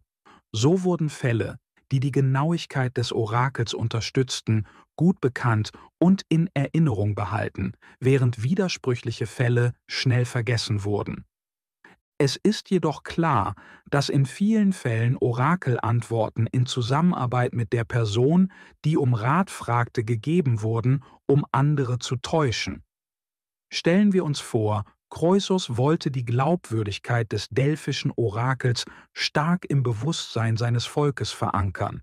Sein Ziel könnte gewesen sein, sie dazu zu bringen, sich seinen Armeen anzuschließen und seine geplante Kampagne gegen Kyros mit Entschlossenheit und Zuversicht zu unterstützen. Es wäre einfach gewesen, der Priesterin in Delphi von seinen Handlungen an dem Tag zu erzählen, an dem er seine Anfrage sandte, und so ihre Antwort zu beeinflussen. Später, als seine Boten zurückkamen, konnte er diese Antwort als Beweis für die göttliche Inspiration des Orakels präsentieren. Wir wissen mit Sicherheit, dass Alexander der Große diese Taktik anwandte, indem er mit den Priestern im Tempel des Jupiter Ammon zusammenarbeitete, um die Antworten des Orakels zu manipulieren. Die weit verbreitete Existenz falscher Behauptungen über göttliche Offenbarungen bedeutet jedoch nicht, dass alle diese Offenbarungen unwahr sind. Stattdessen deutet es auf das Gegenteil hin. Der Mensch hat eine angeborene Neigung, an das Übernatürliche zu glauben, Sinn jenseits der sichtbaren Welt zu suchen und auf ein Leben nach dem Tod zu hoffen.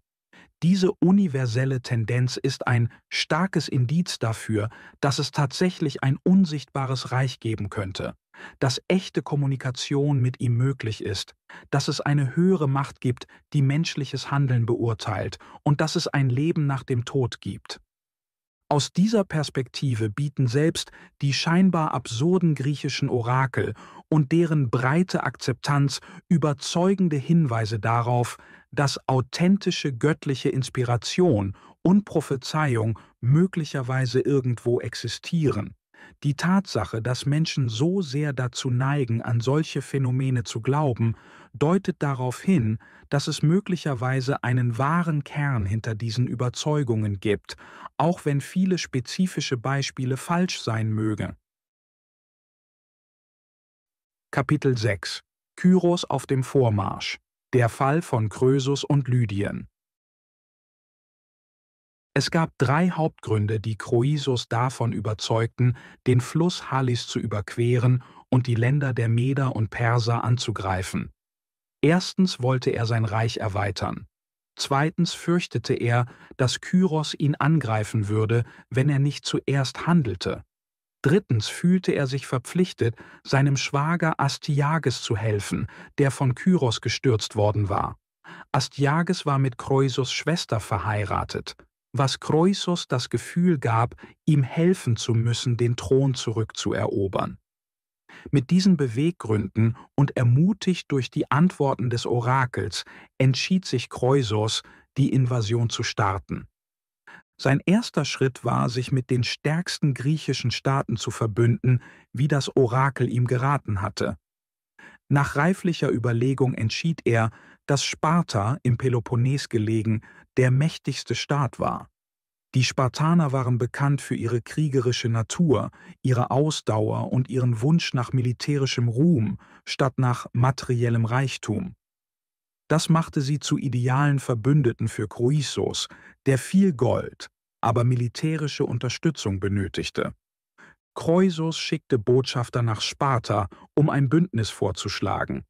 Er erklärte, dass das Orakel ihn angewiesen habe, den mächtigsten griechischen Staat zu suchen. Die Spartaner, geschmeichelt durch die Anerkennung, stimmten seinem Vorschlag gerne zu. Sie hatten bereits freundschaftliche Beziehungen zu Kroisos, da er ihnen zuvor Gold für eine Statue gespendet hatte, ohne eine Gegenleistung zu verlangen. Währenddessen bereitete sich Kreusos voller Energie auf seinen Feldzug in Sardes vor. Eines Tages versuchte einer seiner Ratgeber, Sardaris, mutig, ihn von dem Vorhaben abzubringen. Sardaris sagte: Dieser Krieg ist eine schlechte Idee. Du hast nichts zu gewinnen und alles zu verlieren. Denk an die Perser, gegen die du kämpfen willst. Sie führen einfache Leben, ohne Luxus oder Reichtum. Wenn du gewinnst, wirst du nichts Wertvolles von ihrem Land bekommen. Aber wenn sie dich besiegen, werden sie in Lydien einfallen und all unsere Reichtümer nehmen. Mein Rat ist, sie in Ruhe zu lassen. Bleib auf dieser Seite des Flusses Halis und sei dankbar, wenn Kyros auf seiner Seite bleibt. Aber Kreusos war nicht in der Stimmung, sich von solchen Argumenten beeinflussen zu lassen. Als alles bereit war, begann die Armee ihren Marsch ostwärts durch verschiedene Provinzen Kleinasiens, bis sie den Fluss Halis erreichten. Dieser bedeutende Strom entspringt im Landesinneren und fließt nach Norden ins Schwarze Meer. Die Armee schlug am Ufer ihr Lager auf, und es musste ein Plan entwickelt werden, um den Fluss zu überqueren. Kreusos wurde von einem berühmten Ingenieur namens Thales unterstützt, der sich der Armee angeschlossen hatte. Thales stammte aus Milet und wird in der Geschichte oft als Thales von Milet bezeichnet. Er war ein geschickter Mathematiker und Erfinder, bekannt für seine vielen Entdeckungen und Leistungen. Zum Beispiel besuchte er während seiner Reisen einmal Ägypten und entwickelte eine einfache Methode, um die Höhe der Pyramiden zu messen. Er stellte einen Pfahl senkrecht in den Boden und maß den Pfahl und seinen Schatten. Dann maß er die Länge des Schattens der Pyramide. Durch den Vergleich der Schattenlängen mit den Höhen des Pfahls und der Pyramide berechnete er die Höhe der Pyramide. Thales war auch Astronom und Philosoph. Er bestimmte genau die Länge des Jahres und berechnete Finsternisse, sogar das Jahr, in dem sie auftreten würden. Eine vorhergesagte Sonnenfinsternis ereignete sich an einem Tag, an dem zwei Armeen eine große Schlacht austrugen. Es war bewölkt, sodass die Sonne verdeckt war, und die durch die Finsternis verursachte Dunkelheit war noch intensiver. Die plötzliche Dunkelheit erschreckte die Soldaten, die dachten, es sei ein göttliches Zeichen, den Kampf zu beenden. Thales von Milet trug auch zur Geometrie bei. Er war der Autor mehrerer Theoreme und Beweise, die heute in Euklids Elemente zu finden sind. Eine seiner berühmtesten Beiträge ist der 5. Satz des ersten Buches, der als besonders schwierige Herausforderung für Anfänger in der Geometrie gilt. Die Entdeckung der Wahrheit dieses Satzes und sein komplizierter Beweis waren eine viel größere mathematische Leistung als die Messung der Höhe der Pyramiden mit ihren Schatten. Doch zurück zu Kreusos. Thales übernahm die Aufgabe, die Armee über den Fluss zu bringen. Er fand eine Stelle, an der das Land auf beiden Seiten des Flussufers flach und eben war. Er ließ die Armee in einer kompakten Formation nahe am Fluss lagern.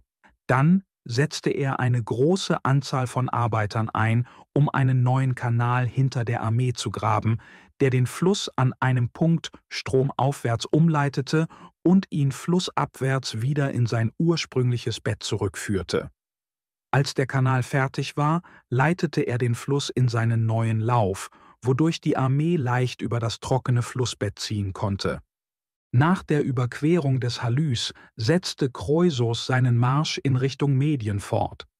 Er stellte jedoch bald fest, dass er nicht weit zu gehen brauchte, um auf seinen Feind zu stoßen. Kyros hatte von seinen Plänen durch Deserteure und Spione erfahren und war auf dem Weg, ihm entgegenzutreten. Während Kyros voranrückte, eroberte er entweder die Völker, die er passierte, oder verbündete sich mit ihnen, wodurch er Verstärkungen für seine Armee gewann. Nur die Babylonier blieben auf der Seite von Kroisos. Sie fürchteten die wachsende Macht der Meder und Perser und hatten sich mit Kroisos verbündet und ihm Unterstützung im Krieg versprochen. Die anderen östlichen Nationen standen auf der Seite von Kyros, der mit einer gewaltigen vereinten Streitmacht in Richtung des Halys vorrückte, während Kroisos ihn gerade überquerte. Die Kundschafter der Armee von Kroisos kehrten bald zurück und berichteten von einer großen bewaffneten Streitmacht, die sich näherte, die Straßen füllte und eine erhebliche Bedrohung darstellte. Ebenso brachten die Kundschafter der Armee von Kyros Nachrichten über das Vorrücken der Truppen von Kroisos. Beide Armeen hielten an und begannen, sich auf die Schlacht vorzubereiten. Sie trafen in einem Ort namens Pteria, im östlichen Teil von Kleinasien, in Kappadokien, aufeinander. Eine große Schlacht entbrannte in Pteria, die den ganzen Tag andauerte, ohne dass es zu einem entscheidenden Ergebnis kam. Als die Nacht hereinbrach, trennten sich die Kämpfer und zogen sich vom Schlachtfeld zurück. Am nächsten Morgen erkannten beide Könige, dass ihr Gegner mächtiger war, als sie gedacht hatten. Keiner von beiden schien bereit, den Kampf fortzusetzen, und sie blieben in ihren jeweiligen Lagern, ohne die Absicht, die Schlacht wieder aufzunehmen. Kroisos hielt sich für glücklich, die mächtige Invasion von Kyros abgewehrt zu haben.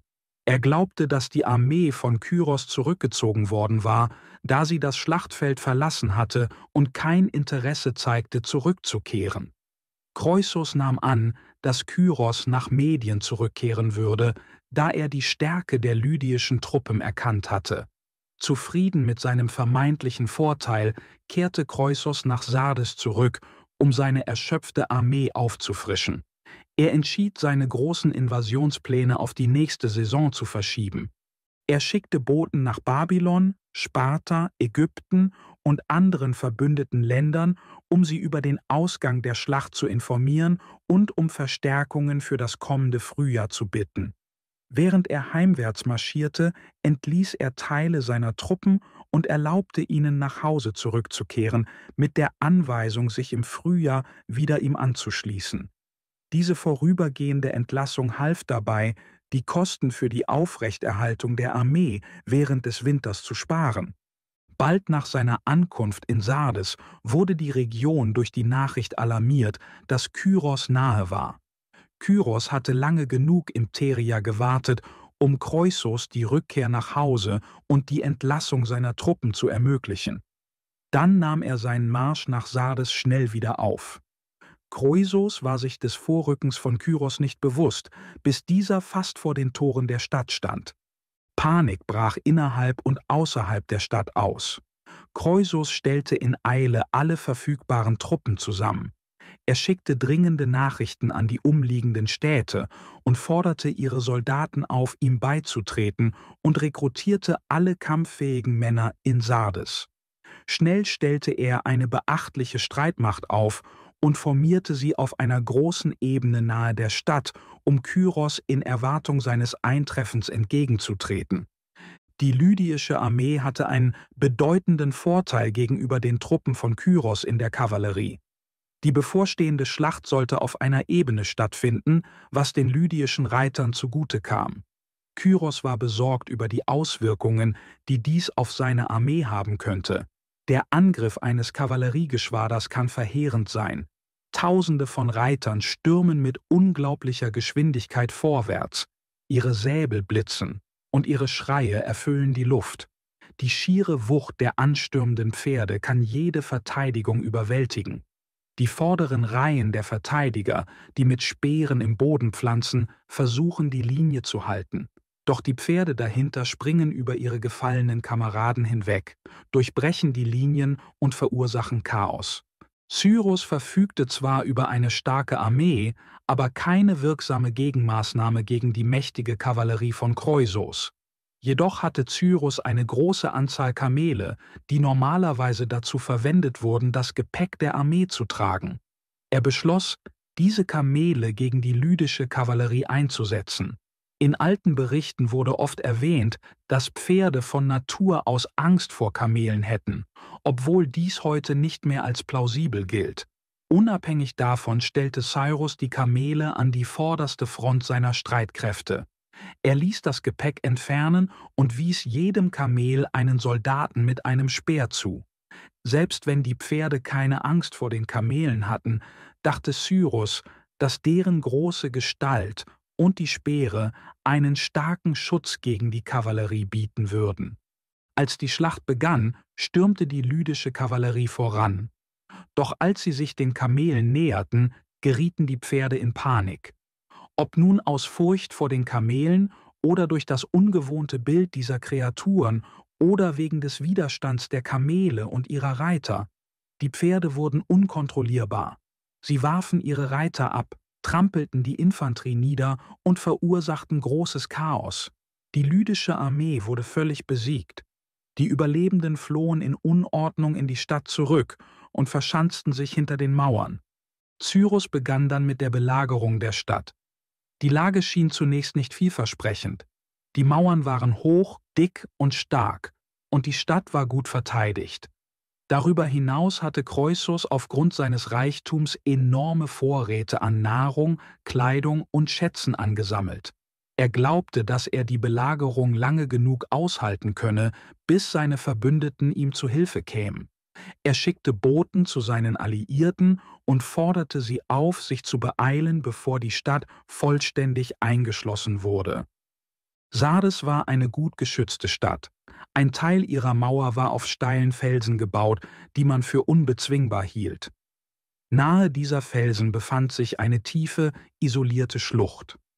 Während einer späteren Belagerung wurden dort Leichen hineingeworfen, die von Tieren gefressen wurden, was die Abgeschiedenheit dieser Gegend verdeutlichte. Da man glaubte, dass die Mauern auf diesen Felsen nicht angegriffen werden könnten, wurden sie dünner gebaut und weniger stark bewacht. Es gab eine alte Geschichte darüber. Als ein lydischer König namens Males einen Sohn hatte, der wie ein Löwe aussah, sagte ein Orakel voraus, dass Sardes uneinnehmbar wäre, wenn sie diesen Löwen namens Leon entlang der Stadtmauern tragen würden. Sie trugen Leon um die normalen Mauern, aber übersahen die Klippen, da sie glaubten, dieser Teil sei bereits sicher. In dieser Gegend stand auch eine Festung auf einem Hügel, der mit dem Berg Tmolus verbunden war. Cyrus belagerte Sardes 14 Tage lang und beschloss dann, dass er einen Weg finden musste, die Mauern zu erklimmen und die Stadt im Sturm zu erobern. Er schickte Reiter aus, um jeden Teil der Mauern zu erkunden, und bot eine hohe Belohnung für jeden, der einen Zugangspunkt finden würde. Trotz aller Bemühungen berichteten die Reiter von keinem Erfolg.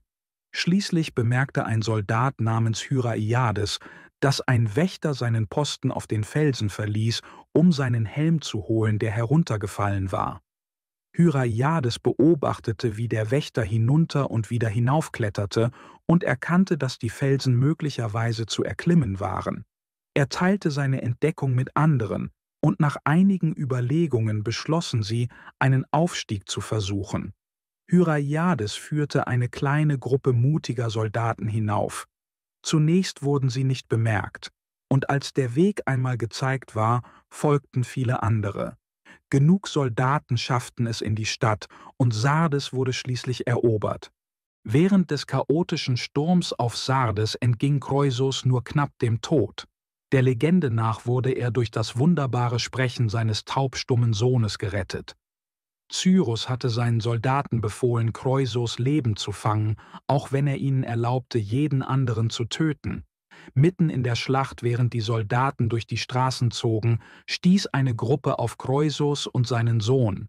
Die persischen Soldaten waren im Begriff, Kroisos zu töten, Als sein Sohn, der bis dahin nie gesprochen hatte, plötzlich rief: »Es ist Kreusos, tötet ihn nicht.« Diese unerwartete Intervention rettete Kreusos das Leben und er wurde gefangen genommen und zu Cyrus gebracht. Jahre zuvor hatte Kreusos das delphische Orakel gefragt, ob die Sprache seines Sohnes jemals wiederhergestellt werden könne. Das Orakel hatte ihn gewarnt, dies nicht zu wünschen, und gesagt, der Tag, an dem sein Sohn zum ersten Mal sprechen würde, wäre der dunkelste und unglücklichste Tag seines Lebens. Cyrus hatte seinen Soldaten nicht aus Mitgefühl befohlen, Kroisos zu verschonen. Er wollte selbst über dessen Schicksal entscheiden. Nachdem Kroisos als Gefangener zu ihm gebracht worden war, ließ Cyrus ihn in Ketten legen und streng bewachen. Nachdem die Ordnung in der Stadt einigermaßen wiederhergestellt war, befahl Cyrus, auf einem öffentlichen Platz einen großen Scheiterhaufen zu errichten.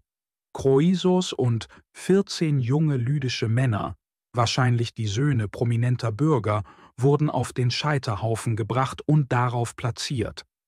Als Kroisos auf dem Holz lag, blickte er in Schrecken auf die Vorbereitungen, das Feuer zu entzünden. Von Verzweiflung überwältigt, rief er in seinem Kummer: »O Solon, Solon, Solon!« Die Offiziere, die die Hinrichtung überwachten, fragten Kroesos, was er mit seinen Worten meinte. Auch Cyrus, der die Szene beobachtete, verlangte eine Erklärung. Zunächst war Kroesos zu verzweifelt, um zu antworten, und die Kommunikation war schwierig, da sie einen Dolmetscher benötigten. Schließlich erzählte Kroesos von seiner Begegnung mit Solon, der gesagt hatte, dass man das Glück eines Menschen erst beurteilen könne, wenn man wisse, wie sein Leben endete. Cyrus fand diese Geschichte faszinierend, doch das Übersetzen dauerte seine Zeit und inzwischen war das Feuer bereits entzündet worden. Der Scheiterhaufen war äußerst brennbar und die Flammen breiteten sich schnell aus. Cyrus gab sofort den Befehl, das Feuer zu löschen. Zunächst hatten die Soldaten Schwierigkeiten, doch ein plötzlicher Regenschauer aus den Bergen half, die Flammen zu ersticken und Kroesos und die jungen Männer zu retten. In einem plötzlichen Sinneswandel, der großen Herrschern oft eigen ist, begann Cyrus, Kroesos als Freund zu betrachten. Er befahl, ihn loszubinden, ließ ihn zu sich bringen und behandelte ihn mit Respekt und Ehre. Kroesos blieb noch lange bei Cyrus und begleitete ihn auf zukünftigen Feldzügen. Er war zutiefst wütend auf das Orakel von Delphi, weil es ihn mit falschen Vorhersagen in den Ruin gestürzt hatte. Er ließ die Ketten, die er auf dem Scheiterhaufen getragen hatte, nach Delphi schicken und befahl, sie auf die Schwelle des Tempels zu werfen, als Symbol für seine Gefangenschaft und seinen Untergang. Die Boten sollten das Orakel fragen, ob dies die Dankbarkeit sei, die es einem entgegenbrachte, der es mit zahlreichen Opfergaben und Geschenken bereichert hatte. Die Priester des Orakels antworteten, dass der Untergang der lydischen Dynastie schon lange von den Schicksalsgöttinnen vorherbestimmt worden sei, als Strafe für die Verbrechen von Gyges, dem Begründer der Dynastie. Gyges hatte seinen Herrn ermordet und den Thron widerrechtlich an sich gerissen. Die Götter hatten Gyges für dieses Verbrechen verurteilt, und die Strafe sollte ihn oder einen seiner Nachkommen treffen. Der Gott Apollon in Delphi habe versucht, die Strafe aufgrund der großzügigen Gaben von Kroesos hinauszuzögern, aber die Entscheidungen des Schicksals seien unveränderlich. Das Orakel habe es geschafft, das Urteil um 3 Jahre zu verschieben und Kroesos mit Warnungen auf das bevorstehende Unheil aufmerksam zu machen. Die Botschaft, dass das Überqueren des Halys einen großen Staat zerstören würde, habe sich auf Lydien bezogen, und die Prophezeiung, dass ein Maultier auf dem Thron von Medien sitzen würde, habe bedeutet, dass Kroesos seinen Thron verlieren würde, wenn Cyrus, der sowohl persische als auch medische Wurzeln hatte, an die Macht käme. Als diese Erklärung Kroesos berichtet wurde, soll er sie akzeptiert und zugegeben haben, dass das Orakel Recht hatte und er Unrecht, es zu beschuldigen. Unabhängig davon, ob Kroesos diese Erklärung tatsächlich akzeptierte, ist klar, dass die Menschen seit seiner Zeit dazu neigen, jeglichen Betrug des Orakels zu übersehen. Stattdessen bewundern sie die Klugheit und Geschicklichkeit, mit der es den Priestern gelang, sich der Aufdeckung zu entziehen. Kapitel 7 Kyros erobert Babylon. Der Fall der mächtigen Mauern. Als Cyrus in Richtung des Territoriums von Kroisos in Kleinasien vorstieß, ließ er die große und berühmte Stadt Babylon hinter sich. Babylon lag am Euphrat im südlichen Teil Asiens und war die Hauptstadt einer großen, fruchtbaren Region, die sich auf beiden Seiten des Flusses bis zum Persischen Golf erstreckte. Die Größe des babylonischen Reiches schwankte im Laufe der Zeit aufgrund von Kriegen und politischen Veränderungen. Der Euphrat war die Lebensader der Region und lieferte das nötige Wasser, um die dichte Bevölkerung zu versorgen. Die Bewohner waren fleißig und friedlich. Sie bebauten das Land und lebten von dessen Ertrag. Das Land war von Kanälen durchzogen, die gebaut wurden, um das Wasser des Flusses für die Bewässerung zu verteilen. Einige dieser Kanäle waren schiffbar, darunter ein Hauptkanal, der den Euphrat mit dem Tigris verband. Dieser versorgte viele kleinere Kanäle entlang seines Verlaufs und konnte auch größere Schiffe aufnehmen. Der Großteil des Handels in dieser Region wurde mit mittelgroßen Booten abgewickelt, die Herodot besonders faszinierend fand. Diese Boote transportierten wichtige Lebensmittelvorräte aus den landwirtschaftlichen Gebieten stromaufwärts in die riesige Stadt. Die Boote wurden auf eine ungewöhnliche Weise gebaut. Zunächst wurde ein breiter, flacher Rahmen aus Weidenholz gefertigt, der einem Korb ähnelte. Dieser Rahmen wurde dann mit Tierhäuten bedeckt und mit Schilf ausgekleidet, um ihn zu schützen und das Gewicht der Ladung gleichmäßig zu verteilen. Mit Waren beladen, trieben die Boote den Fluss hinunter nach Babylon. Um die Lederüberzüge vor Beschädigungen zu schützen, mieden die Bootsführer Felsen und Kies, indem sie ihre Boote in der Mitte des Flusses hielten. Sie verwendeten ein Ruder am Bug und ein Paddel am Heck, um zu steuern und sicherzustellen, dass das Boot im schnellsten Teil der Strömung blieb, um die Fahrt zu beschleunigen.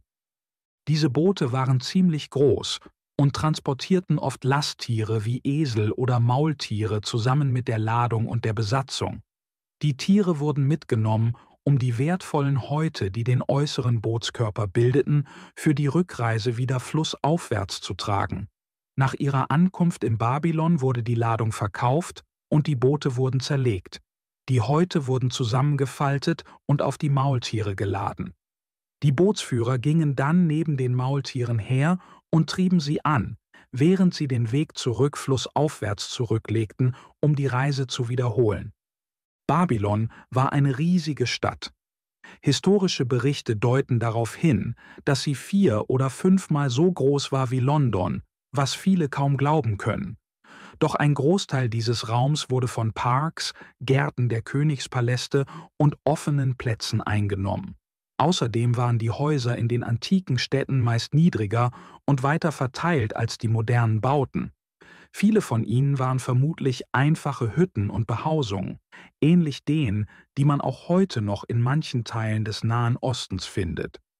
Daher ist es plausibel, dass Babylon innerhalb seiner Mauern eine solch große Fläche einnahm. Die Mauern von Babylon wurden von antiken Autoren mit unterschiedlichen Höhen beschrieben. Einige behaupteten, sie seien 75 Fuß hoch, während andere sie auf 200 oder 300 Fuß schätzten. Diese Unterschiede sind nicht überraschend, da die Höhe von Stadtmauern in der Regel vom Gelände abhing. Die Mauern waren dort höher, wo das Gelände außerhalb der Stadt den Angreifern einen Vorteil verschaffte, und niedriger, wo natürliche Gegebenheiten bereits Schutz boten. Es ist möglich, dass an bestimmten Stellen, wie über Schluchten oder entlang steiler Abhänge, die Mauern von Babylon die außergewöhnlichen Höhen erreichten, die Herodot erwähnte. Die Stadtmauern Babylons wurden aus Ziegeln gebaut, die aus Lehm und Erde geformt wurden, welche aus einem Graben vor der Stadt ausgegraben worden waren. Dieser Graben diente als Wassergraben und wurde mit Wasser aus dem Euphrat und nahegelegenen Bächen gefüllt, was eine zusätzliche Verteidigungsschicht darstellte. Auch die Seiten dieser Wassergräben wurden mit Ziegeln aus der ausgegrabenen Erde verkleidet. Die Ziegel wurden mit einer klebrigen Substanz namens Bitumen zusammengehalten, die in großen Mengen auf einem nahegelegenen Fluss schwamm. Der Euphrat durchzog die Mitte von Babylon.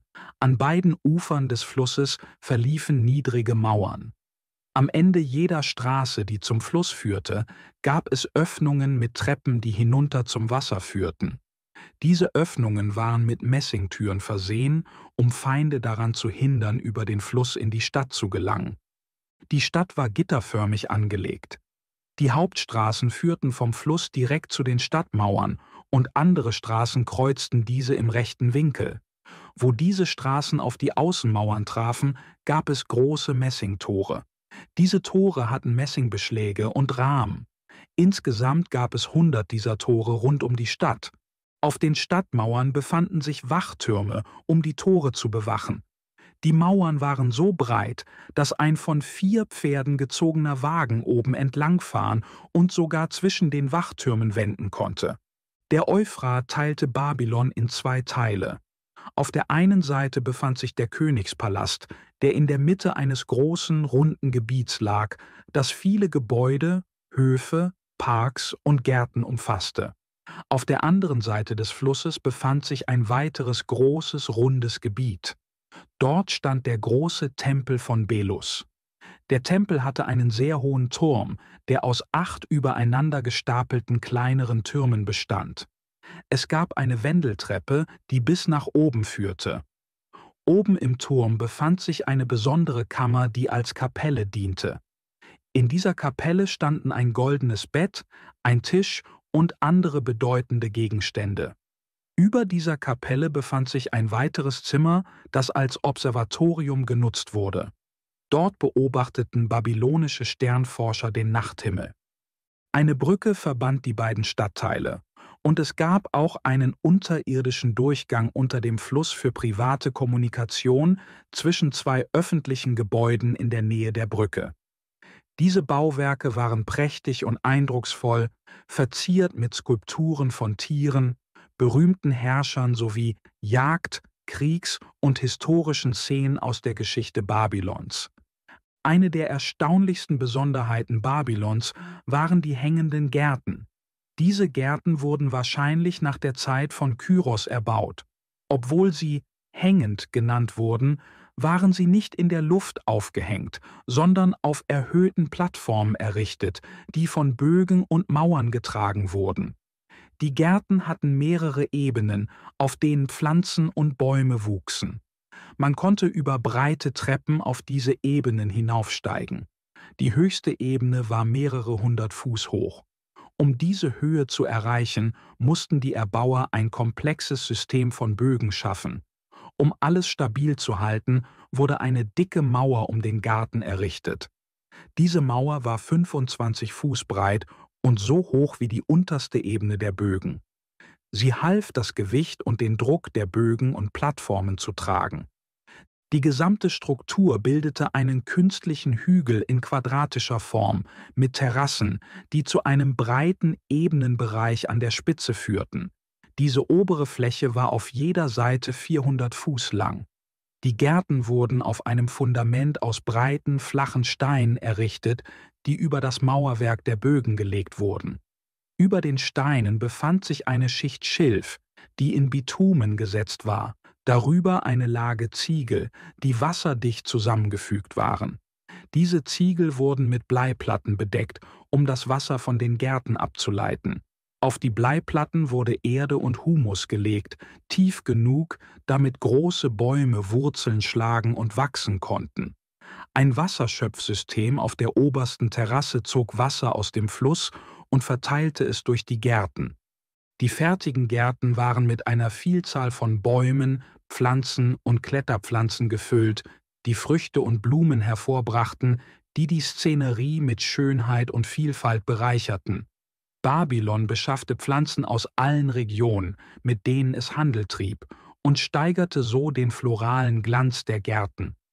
Erfahrene Gärtner wurden angestellt, um die Gärten zu pflegen, die Obstbäume und Reben zu beschneiden, die Wege sauber zu halten und neue Pflanzenarten einzuführen. Diese hängenden Gärten wurden zu einem der Weltwunder. Das Gebiet um Babylon war größtenteils flach und anfällig für Überschwemmungen aufgrund der Nähe zum Fluss. Um dieses Problem zu lösen, führte Königin Nitokris ein innovatives System zur Hochwasserregulierung ein. Sie schuf einen riesigen künstlichen See, um überschüssiges Hochwasser aufzufangen und zu verhindern, dass die Stadt überschwemmt wird. Zusätzlich entwickelte sie ein komplexes Netz aus gewundenen Kanälen und Nebenflüssen des Flusses. Mit der Erde, die bei diesen Projekten ausgegraben wurde, errichtete Nitokris künstliche Deiche, ähnlich den modernen Hochwasserschutzmaßnahmen, die entlang des Mississippi in der Nähe von New Orleans verwendet werden. Ihre Strategie verfolgte zwei Hauptziele. Erstens wollte sie die Anzahl der Wasserkanäle erhöhen und den Flusslauf besser kontrollieren, und zweitens sollte die Navigation für potenzielle Angreifer erschwert, aber für die Bewohner leicht zu bewältigen sein. Diese komplexen Wasserwege wurden als die Flüsse von Babylon bekannt und sind auch in der biblischen Geschichte der ins Exil geführten Juden erwähnt, die an diesen Gewässern saßen und über ihre verlorene Heimat Zion trauerten. Königin Nitokris war eine große Baumeisterin und Ingenieurin. Sie führte viele bedeutende Bauprojekte in Babylon durch. Eines ihrer größten Projekte war der Bau einer Brücke über den Euphrat, der durch die Mitte der Stadt floss. Die Stadt Babylon war durch den Fluss in zwei Teile geteilt, und die Menschen auf beiden Seiten kamen oft nicht gut miteinander aus. Deshalb machte Königin Nitokris die Brücke besonders. Sie fügte einen beweglichen Teil hinzu, ähnlich einer Zugbrücke. Dieser bewegliche Teil der Brücke konnte gehoben oder abgesenkt werden. Tagsüber war er normalerweise unten, sodass die Menschen die Brücke überqueren konnten. Aber nachts wurde die Brücke angehoben, um im Falle von Unruhen schnell verhindern zu können, dass Menschen von einer Seite der Stadt zur anderen gelangen. Herodot erzählt eine interessante Geschichte über Königin Nitokris, die ihre Cleverness zeigt. Königin Nitokris traf eine weise Vorkehrung vor ihrem Tod. Sie ließ ihr Grab über einem der Haupttore der Stadt errichten. Auf der Vorderseite des Grabes hinterließ sie eine Nachricht, die für alle sichtbar war. Königin Nitokris sagte: Wenn einer meiner Nachfolger dringend Geld benötigt, kann er mein Grab öffnen und nehmen, was er braucht. Doch er sollte dies nur in den extremsten Notlagen tun. Das Grab blieb viele Jahre nach dem Tod der Königin unberührt. Da das Tor unter dem Grab selten benutzt wurde, wurde dieser Bereich ruhig und verlassen. Später, als ein neuer König in Geldnot geriet, entschied er, das Grab zu öffnen. Er glaubte, darin Schätze zu finden. Doch als er es öffnete, fand er keine Reichtümer. Stattdessen entdeckte er nur den Leichnam der Königin und eine Nachricht, die lautete: Königin Nitokris sagte: Wenn deine Gier nicht so grenzenlos und schändlich wäre, hättest du die Ruhe der Toten nicht gestört. Nach seinen bisherigen Erfolgen war es nur natürlich, dass Cyrus die Eroberung des großen babylonischen Reiches in Betracht zog. Doch seine unmittelbare Priorität war es, seine Kontrolle über Lydien zu festigen. Er verbrachte einige Zeit in Sardis, um die neue Regierung zu organisieren und die Herrschaft von Krösus zu ersetzen. Cyrus ließ Teile seiner Armee als Garnisonen in den eroberten Städten zurück und setzte persische Offiziere als Befehlshaber dieser Truppen ein. Um die Lydier für sich zu gewinnen, ernannte er auch viele lokale Beamte in kommunale und zivile Ämter und sicherte deren Loyalität durch die militärische Kontrolle der Perser. Eine der wichtigsten zivilen Positionen war die des Großschatzmeisters. Cyrus vertraute den Schatz und die Verwaltung der Gold- und Silbervorräte sowie zukünftige Einnahmen einem Lydier namens Paktias an. Durch diesen Schritt hoffte Cyrus, die Kooperation der lokalen Bevölkerung zu gewinnen und ihre Bereitschaft zu erhöhen, seine Herrschaft zu akzeptieren. Mit diesen Vorkehrungen machte sich Cyrus, begleitet von Krösus, mit seiner Hauptarmee auf den Rückweg in den Osten. Kaum war Cyrus aus Lydien abgereist, rief Paktias die Lydier zur Revolte auf. Der Oberbefehlshaber der von Cyrus hinterlassenen Truppen hieß Tabalus. Paktias floh aus der Stadt und zog an die Küste, wo er eine große Armee aus Lydiern und ausländischen Söldnern aufstellen konnte. Diese Soldaten konnte er mit den Schätzen bezahlen, die Cyrus ihm anvertraut hatte. Paktias marschierte dann zurück nach Sardis, eroberte die Stadt und belagerte Tabalus und seine persischen Truppen in der Zitadelle. Als Cyrus von diesen Ereignissen erfuhr, war er außer sich vor Wut und beschloss, die Stadt zu zerstören. Doch Krösus bat um Gnade für Sardis. Er schlug vor, statt die Stadt zu verbrennen, eine starke Truppe zu schicken, um die Bevölkerung zu entwaffnen und dann Gesetze und Regelungen einzuführen, die die Menschen dazu ermutigen würden, sich dem Luxus und den Vergnügungen hinzugeben. Krösus sagte: Wenn du das tust, wirst du ihren Kampfgeist langsam schwächen und sie darauf konzentrieren, sich selbst zu verwöhnen. So werden sie leichter zu kontrollieren sein und weniger wahrscheinlich Ärger verursachen. Sie werden keine Bedrohung mehr für deine Herrschaft darstellen. Dieser Plan wird die Lage langfristig stabilisieren, ohne dass du harte Maßnahmen ergreifen musst. Cyrus stimmte diesem Plan zu. Er schickte einen medischen Offizier namens Mazares mit einer starken Truppe nach Sardis. Mazares erhielt den Befehl, Tabalus zu befreien und alle Anführer des lydischen Aufstands zu ergreifen und hinzurichten, mit Ausnahme von Paktias, der lebend gefangen genommen und zu Cyrus nach Persien geschickt werden sollte. Als Mazares sich Sardis näherte, floh Paktias nach Norden in die Stadt Kyme, um dort Schutz zu suchen.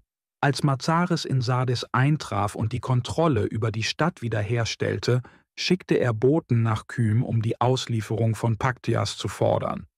Die Bewohner von Kyme waren unsicher, ob sie der Forderung von Mazares nachgeben sollten, Paktias auszuliefern. Sie beschlossen, ein nahegelegenes, altes und bekanntes Orakel in der Nähe von Milet zu befragen. Sie schickten Boten zum Orakel, um zu fragen, ob es der Wille der Götter sei, den Flüchtling auszuliefern. Das Orakel antwortete, dass sie ihn ausliefern könnten. Die Bewohner von Kyme waren kurz davor, Paktias auszuliefern, als Aristodikos, ein bedeutender Bürger, das Wort ergriff. Er war nicht mit der Antwort des Orakels einverstanden. Aristodikos fand es seltsam, dass die Götter ihnen raten würden, jemanden zu verraten, der bei ihnen Zuflucht gesucht hatte. Er vermutete, dass die Boten das Orakel möglicherweise missverstanden hatten. Aristodikos überzeugte die anderen Bürger, das Orakel noch einmal zu befragen. Er führte eine Gruppe zurück, um dieselbe Frage erneut zu stellen. Als sie ankam, wandte sich Aristodikos direkt an das Orakel. Paktias, ein Lydier, ist zu uns geflohen und sucht Zuflucht, um einem grausamen Tod durch die Perser zu entgehen. Die Perser fordern seine Auslieferung. Obwohl wir ihre Macht fürchten, haben wir noch größere Angst davor, einen hilflosen Schutzsuchenden auszuliefern, ohne klare und endgültige Anweisungen von euch. Das Orakel gab dieselbe Antwort wie zuvor. Sie könnten ihn ausliefern. Aristodikos war mit dieser Antwort nicht zufrieden. Er wollte ein Zeichen setzen, also tat er etwas Ungewöhnliches. Er ging durch den Tempelgarten und begann, Vogelnester zu zerstören. Diese Vögel hatten dort ihre Heimat gefunden, weil es ein friedlicher und heiliger Ort war. Aristodikos' Handlungen riefen eine Reaktion hervor. Eine ernste Stimme ertönte aus dem Inneren des Tempels und warnte ihn: Wie wagst du es, Sterblicher, die Heiligkeit dieses Ortes zu stören und jene zu schädigen, die unter meinem göttlichen Schutz Zuflucht gesucht haben? Aristodikos erwiderte, indem er fragte, warum das Orakel die schutzsuchenden Vögel beschütze, während es den Bewohnern von Kyme riet, ihre Schutzsuchenden zu verraten. Das Orakel antwortete: Ich rate Ihnen dazu, damit solche gottlosen Menschen schneller das Urteil des Himmels auf sich ziehen, weil sie es überhaupt in Erwägung ziehen, einen hilflosen Flüchtling zu verraten. Die Bewohner von Kyme waren nach der Antwort des Orakels beunruhigt. Sie wollten Paktias nicht an die Perser ausliefern, fürchteten aber zugleich, die Perser durch ihren Schutz zu erzürnen. Also entwickelten sie einen Plan, um Paktias heimlich aus ihrer Stadt fliehen zu lassen. Doch Masares, der persische Anführer, gab nicht auf. Seine Männer verfolgten Paktias von Stadt zu Stadt und forderten immer wieder seine Auslieferung.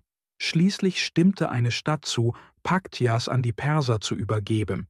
Sie taten dies, weil Masares ihnen sowohl mit Drohungen als auch mit Belohnungen begegnete.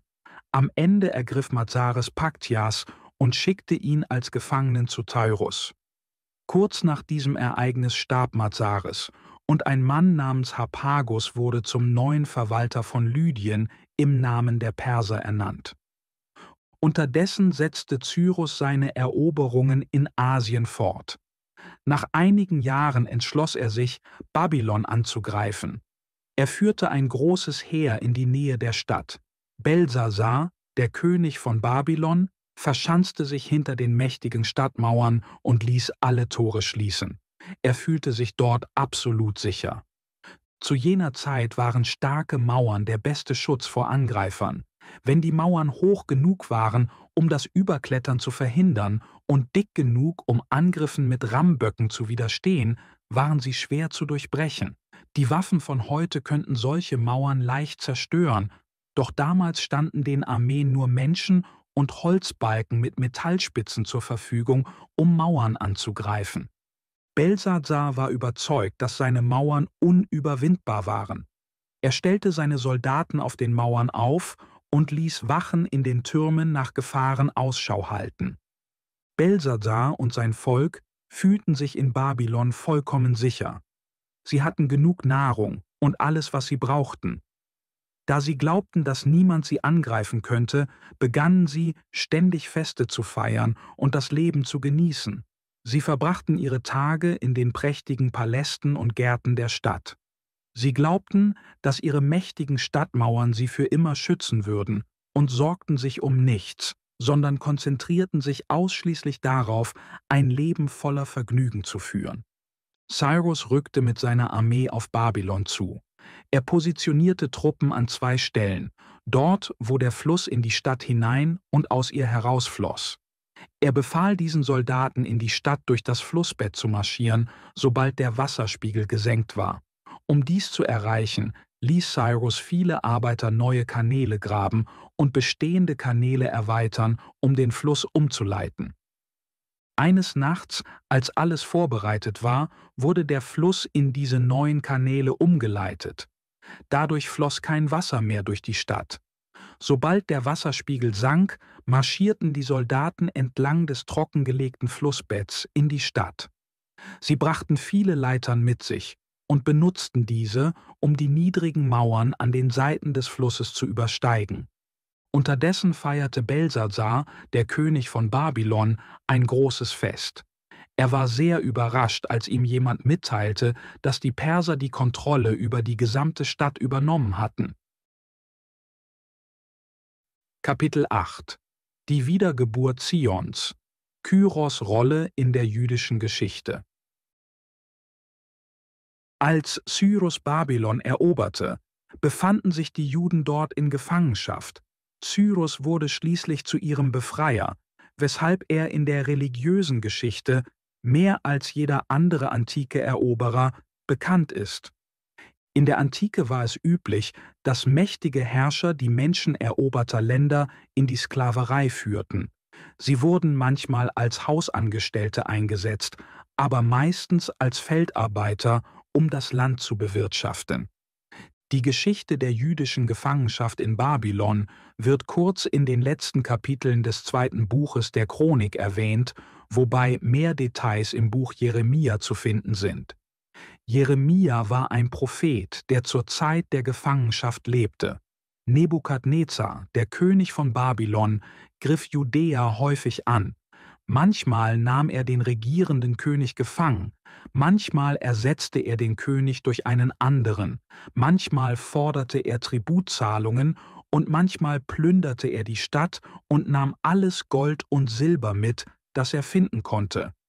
Viele Jahre lebten die Könige und das Volk von Judäa in ständiger Angst und Unruhe, da sie immer wieder von diesem Räuberstaat angegriffen wurden, der ihre Grenzen überschritten hatte. König Zedekia war der letzte König dieser gequälten und unglücklichen Linie jüdischer Könige. Der Prophet Jeremia verurteilte mutig die Sünden der jüdischen Nation, die, wie er sagte, diese schrecklichen Katastrophen über sie gebracht hätten. Er verkündete, dass ihr Leiden eine Strafe des Himmels sei und warnte sie oft vor noch schlimmeren Unglücken. Dies tat er offen und an öffentlichen Plätzen in der Stadt. Die Menschen waren von seinen Warnungen beunruhigt und aufgebracht, und viele waren wütend auf Jeremia, weil er diese aussprach. Einmal stand er in einem der öffentlichen Höfe des Tempels und sagte der Menge aus Priestern und Volk, dass die gesamte Stadt, einschließlich des Tempels selbst, zerstört werde, wenn die Nation nicht Buße tue und zu Gott zurückkehre. Die Priester und das Volk waren darüber wütend. Sie ergriffen Jeremia und brachten ihn vor eine große gerichtliche Versammlung, um ihn anzuklagen. Die Richter fragten ihn, warum er solche Vorhersagen machte, und beschuldigten ihn, ein Feind seines Landes und ein Verräter zu sein, der den Tod verdiente. Die Menge war extrem aufgebracht, fast gewaltbereit. Jeremia blieb während dieser ganzen Situation ruhig und antwortete ohne Furcht auf die Vorwürfe. Jeremia sagte: Alles, was ich über diese Stadt und dieses Haus gesagt habe, kommt vom Herrn Jehova. Anstatt wütend auf mich zu sein, weil ich seine Botschaft überbringe, solltet ihr über eure Sünden nachdenken, Buße tun und sie aufgeben. Wenn ihr das tut, wird Gott vielleicht Erbarmen mit euch haben und die Katastrophen verhindern, die sonst mit Sicherheit kommen werden. Was mich betrifft, ich bin in euren Händen. Ihr könnt mit mir tun, was ihr für richtig haltet. Ihr könnt mich töten, wenn ihr wollt, aber wisst, dass ihr, wenn ihr das tut, die Schuld und die Konsequenzen des unschuldigen Blutvergießens auf euch und diese Stadt ladet. Ich habe nur gesprochen, was der Herr mir geboten hat zu sagen. Jeremias Worte spalteten die Zuhörer. Einige wurden noch wütender und wollten ihn töten, während andere ihn verteidigten und darauf bestanden, dass er nicht sterben sollte. Vorerst setzten sich die Verteidiger durch und Jeremia wurde freigelassen. Er warnte weiterhin vor den Sünden des Volkes und sagte den Untergang der Stadt voraus, genau wie zuvor. Da die Menschen diese Warnungen so unangenehm fanden, begannen andere Propheten, gegenteilige Vorhersagen zu machen, um beliebt zu werden, indem sie Frieden und Wohlstand versprachen. Einer dieser falschen Propheten war Hananja. Einmal, auf göttlichen Befehl hin, fertigte Jeremia ein kleines Holzjoch an und trug es um seinen Hals, um die kommende Knechtschaft zu symbolisieren, die er vorhersagte. Hananja nahm das Joch von Jeremias Hals und zerbrach es, indem er erklärte, dass Gott die Macht Nebukadnezars über die Nation innerhalb von 2 Jahren brechen würde und sogar die bereits nach Babylon verschleppten Juden in Frieden zurückkehren würden. Jeremia entgegnete, dass Hananjas Vorhersagen falsch seien und dass, obwohl das Holzjoch zerbrochen sei, Gott es durch ein eisernes Joch ersetzen würde, was eine noch härtere Knechtschaft unter Nebukadnezar bedeutete. Jeremia sagte jedoch auch voraus, dass die Juden nach 70 Jahren in ihr Land zurückkehren würden. Um sein Argument über die zukünftige Rückkehr der Juden noch deutlicher zu machen, benutzte Jeremia ein kraftvolles Symbol. Es gab ein Stück Land im Gebiet von Benjamin, das zu Judäa gehörte und seiner Familie gehörte. Jeremia hatte das Recht, dieses Land zu kaufen, indem er eine bestimmte Geldsumme zahlte. Obwohl er zu dieser Zeit im Gefängnis war, kam sein Cousin in den Gefängnishof und bot ihm an, das Land zu verkaufen. Jeremia kaufte das Land auf sehr öffentliche und formelle Weise, indem er Kaufverträge aufsetzte, Zeugen hinzuzog, das Geld abwog und die Transaktion nach den damaligen Gepflogenheiten abschloss. Er übergab die Papiere seinem Schreiber und sagte ihm, sie sicher aufzubewahren, denn eines Tages würde Judäa wieder friedlich sein und Landtitel würden wieder wertvoll werden. Einmal, als Jeremia nicht öffentlich sprechen konnte, weil er eingesperrt war, ließ er seinen Schreiber Baruch seine Prophezeiungen niederschreiben, damit sie dem Volk vorgelesen werden konnten.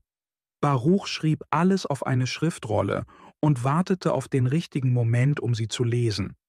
Während eines großen Festes in Jerusalem, das Menschen aus ganz Judäa anzog, nahm Baruch die Schriftrolle und las sie am Eingang eines der großen Höfe des Tempels vor. Eine große Menschenmenge versammelte sich und hörte aufmerksam zu.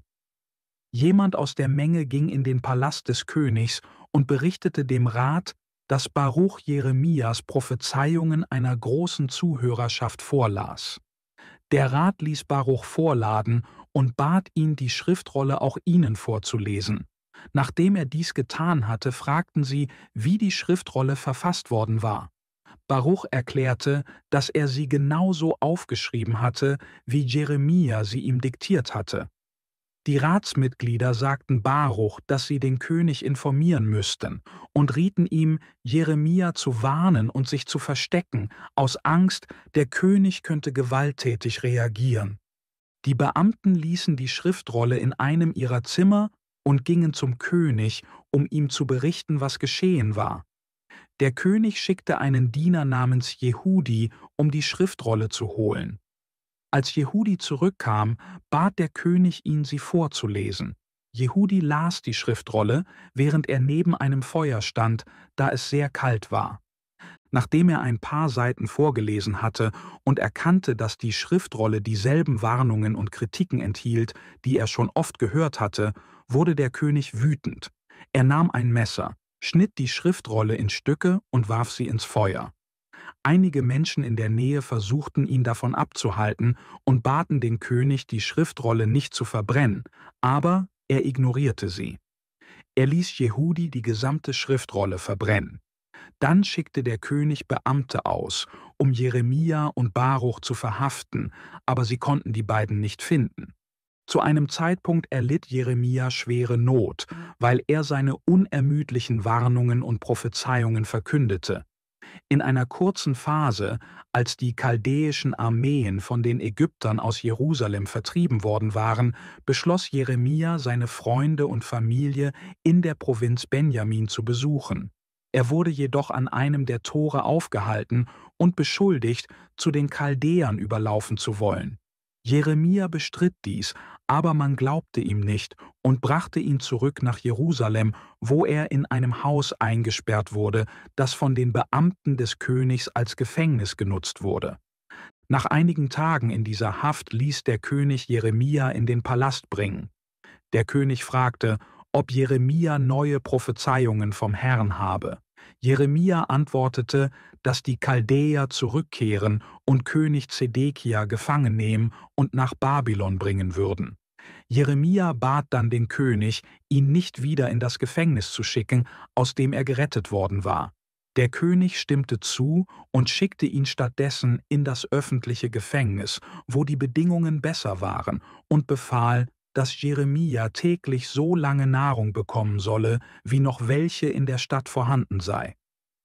Doch Jeremias Feinde gaben nicht auf. Sie gingen erneut zum König und argumentierten, dass Jeremias düstere Vorhersagen das Volk entmutigten und demoralisierten und ihn damit zu einem öffentlichen Feind machten. Sie forderten den König auf, strengere Maßnahmen gegen Jeremia zu ergreifen. Der König übergab Jeremia in ihre Hände und sagte ihnen, sie könnten mit ihm tun, was sie wollten. Es gab in dem Gefängnis einen Kerker, den man nur von oben aus erreichen konnte. Die Gefangenen wurden mit Seilen hinabgelassen und dort ihrem Schicksal überlassen, um an Hunger zu sterben. Der Boden war nass und schlammig, und als der Prophet Jeremia in diese dunkle Tiefe hinabgelassen wurde, sank er in den Schlamm ein. Er wäre bald an Hunger und Elend gestorben, doch der König begann sich Sorgen darüber zu machen, was er getan hatte, da er befürchtete, dass Jeremia tatsächlich ein wahrer Prophet Gottes sein könnte. Er fragte, was mit Jeremia geschehen war, und als er erfuhr, dass Jeremia praktisch lebendig begraben worden war, schickte er sofort Beamte, um ihn zu retten. Die Beamten erreichten den Kerker, öffneten ihn und ließen Seile und Tücher zu Jeremia hinunter. Sie forderten ihn auf, die Tücher unter seine Arme zu legen, um die Seile abzufedern. Dann zogen sie ihn sicher aus der düsteren Grube heraus. Trotz dieser grausamen Verfolgungen verstummte Jeremia nicht, und die Katastrophen, vor denen er gewarnt hatte, ließen sich nicht abwenden. Schließlich fielen die Babylonier mit großer Macht in das Land ein und belagerten die Stadt 2 Jahre lang. Die Hungersnot wurde unerträglich. König Zedekia beschloss, bei Nacht heimlich mit so vielen Soldaten wie möglich zu fliehen, in der Hoffnung, sein Leben zu retten und die Stadt ihrem Schicksal zu überlassen. Es gelang ihm, durch die Stadttore und an den Linien der Babylonier vorbeizukommen, doch er wurde bald entdeckt, verfolgt und gefangen genommen. Die Stadt wurde gestürmt, und wie so oft wurde sie geplündert und zerstört. Viele Bewohner wurden getötet, andere in Gefangenschaft genommen, und die wichtigsten Gebäude wurden niedergebrannt. Die Stadtmauern wurden niedergerissen, und alle öffentlichen Schätze, einschließlich der Gold- und Silbergefäße aus dem Tempel sowie eine große Menge privater Beute, wurden von den Eroberern nach Babylon gebracht. Dies geschah 70 Jahre bevor Babylon von Kyros erobert wurde. Während der Gefangenschaft blieben viele Menschen aus Judäa in ihrer Heimat. Es ist unmöglich, eine gesamte Bevölkerung zu deportieren. Jedoch wurde eine große Anzahl Menschen verschleppt und lebte 2 Generationen lang unter miserablen Bedingungen. Einige arbeiteten als Landarbeiter in den ländlichen Gebieten Babylons, während andere niedere Arbeiten in der Stadt verrichteten. Der Prophet Daniel lebte in den Palästen des Königs. Er wurde zu Belschazzars Fest gerufen, in der Nacht, als Kyros die Stadt betrat, um die geheimnisvolle Schrift an der Wand zu deuten, die den Fall des babylonischen Reiches voraussagte. 1 Jahr nach der Eroberung Babylons erließ Kyros ein Edikt, das es den Juden erlaubte, nach Jerusalem zurückzukehren und die Stadt sowie den Tempel wieder aufzubauen. Die Propheten hatten dieses Ereignis lange als Teil von Gottes Plan vorausgesagt. Überraschenderweise erkannte Kyros in seiner Proklamation die höchste Göttlichkeit Jehovas an und sagte, dass Gott ihm aufgetragen habe, den Tempel wieder aufzubauen und den Gottesdienst auf dem Berg Zion wiederherzustellen. Einige Gelehrte glauben, dass Kyros, beeinflusst von politischen Motiven, die jüdische Nation als Puffer zwischen seinem Reich und Ägypten wiedererrichten wollte, da die Ägypter und die Chaldäer seit langem Feinde waren. Durch die Eroberung des chaldäischen Landes würde Kyros sich gegen ihre Feinde verteidigen müssen. Ungeachtet seiner Motive erlaubte Kyros den hebräischen Gefangenen, zurückzukehren und verkündete dies in einem Erlass. 70 Jahre waren vergangen, seit die Gefangenschaft begonnen hatte, sodass die meisten der Zurückkehrenden ihre Heimat nie gesehen hatten. Dennoch waren die Juden eifrig, in ihre Heimat zurückzukehren. Sie versammelten eine große Schar mit all ihren Schätzen, Vorräten und ihrem Gepäck, zusammen mit Pferden, Maultieren und anderen Tieren für den Transport. Als sie bereit zum Marsch waren, ergab eine genaue Zählung, dass es 49.691 Menschen waren. Sie hatten auch etwa 800 Pferde, 250 Maultiere und 500 Kamele. Die meisten ihrer Vorräte wurden von fast 7.000 Eseln getragen. Dieser friedliche Marsch von Familien, Männer, Frauen und Kinder, diente nicht der Eroberung, sondern dem Wiederaufbau ihres Lebens. Sie brachten Werkzeuge, Vorräte und Haushaltsutensilien mit, um ihren Alltag neu zu gestalten. Dieses Ereignis war eines der bedeutendsten in der Geschichte und muss ein beeindruckendes Bild abgegeben haben. Die große Gruppe von Reisenden bewältigte die lange und beschwerliche Reise von Babylon nach Jerusalem ohne größere Schwierigkeiten. Alle kamen sicher an und begannen sofort mit der Reparatur der Stadtmauern und dem Wiederaufbau des Tempels. Als die Fundamente des Tempels schließlich gelegt wurden, veranstalteten sie ein großes Fest, um dieses Ereignis zu feiern. Diese Feier war eine Mischung aus Freude und Trauer. Die jüngeren Menschen, die Jerusalem in seiner früheren Pracht nie gesehen hatten, waren voller Begeisterung und Freude darüber, in ihre angestammte Stadt zurückgekehrt zu sein. Für sie war der Bau des neuen Tempels ein spannendes neues Projekt, auf das sie mit Stolz und Freude blickten. Doch die älteren Männer, die den alten Tempel noch in Erinnerung hatten, wurden von traurigen Erinnerungen an die wohlhabenden und friedlichen Tage ihrer Jugend und die Pracht des früheren Tempels ergriffen, von dem sie wussten, dass er niemals vollständig wiederhergestellt werden konnte. Damals drückten die Menschen Trauer und Kummer mit lauten Klagerufen aus, so wie Menschen heute ihre Freude zum Ausdruck bringen. Während der Feier vermischten sich daher die Klagerufe der älteren Generation, die um den Verlust der Vergangenheit trauerte, mit den freudigen Rufen der jüngeren Generation, die die Vergangenheit nicht kannten, aber mit Hoffnung und Zuversicht in die Zukunft blickten. Die Juden sahen sich bei ihren Bemühungen, ihre alte Stadt wieder aufzubauen und die mosaischen Rituale wiederherzustellen, vielen Hindernissen und viel Widerstand gegenüber. Doch nun kehren wir zur Geschichte von Kyros zurück. Kapitel 9 – Das Schicksal der Liebenden, Panthea und Abradates. In den vorhergehenden Kapiteln dieses Buches haben wir hauptsächlich den Schriften von Herodot gefolgt, mit Ausnahme der Geschichte, in der Kyros als Kind seinen Großvater besucht, die von Xenophon stammt. In diesem Kapitel erzählen wir die Geschichte von Panthea, eine weitere Erzählung von Xenophon. Wir präsentieren sie als Beispiel für die romantischen Geschichten, die Xenophons Geschichtsschreibung durchziehen und um Einblicke in die alten Bräuche zu geben. Es bleibt jedem Leser überlassen, wie viel davon er für wahr hält. Wir werden die Geschichte in unseren eigenen Worten nacherzählen, aber Xenophons Darstellung der Fakten treu bleiben. Panthea war eine Gefangene aus Susa.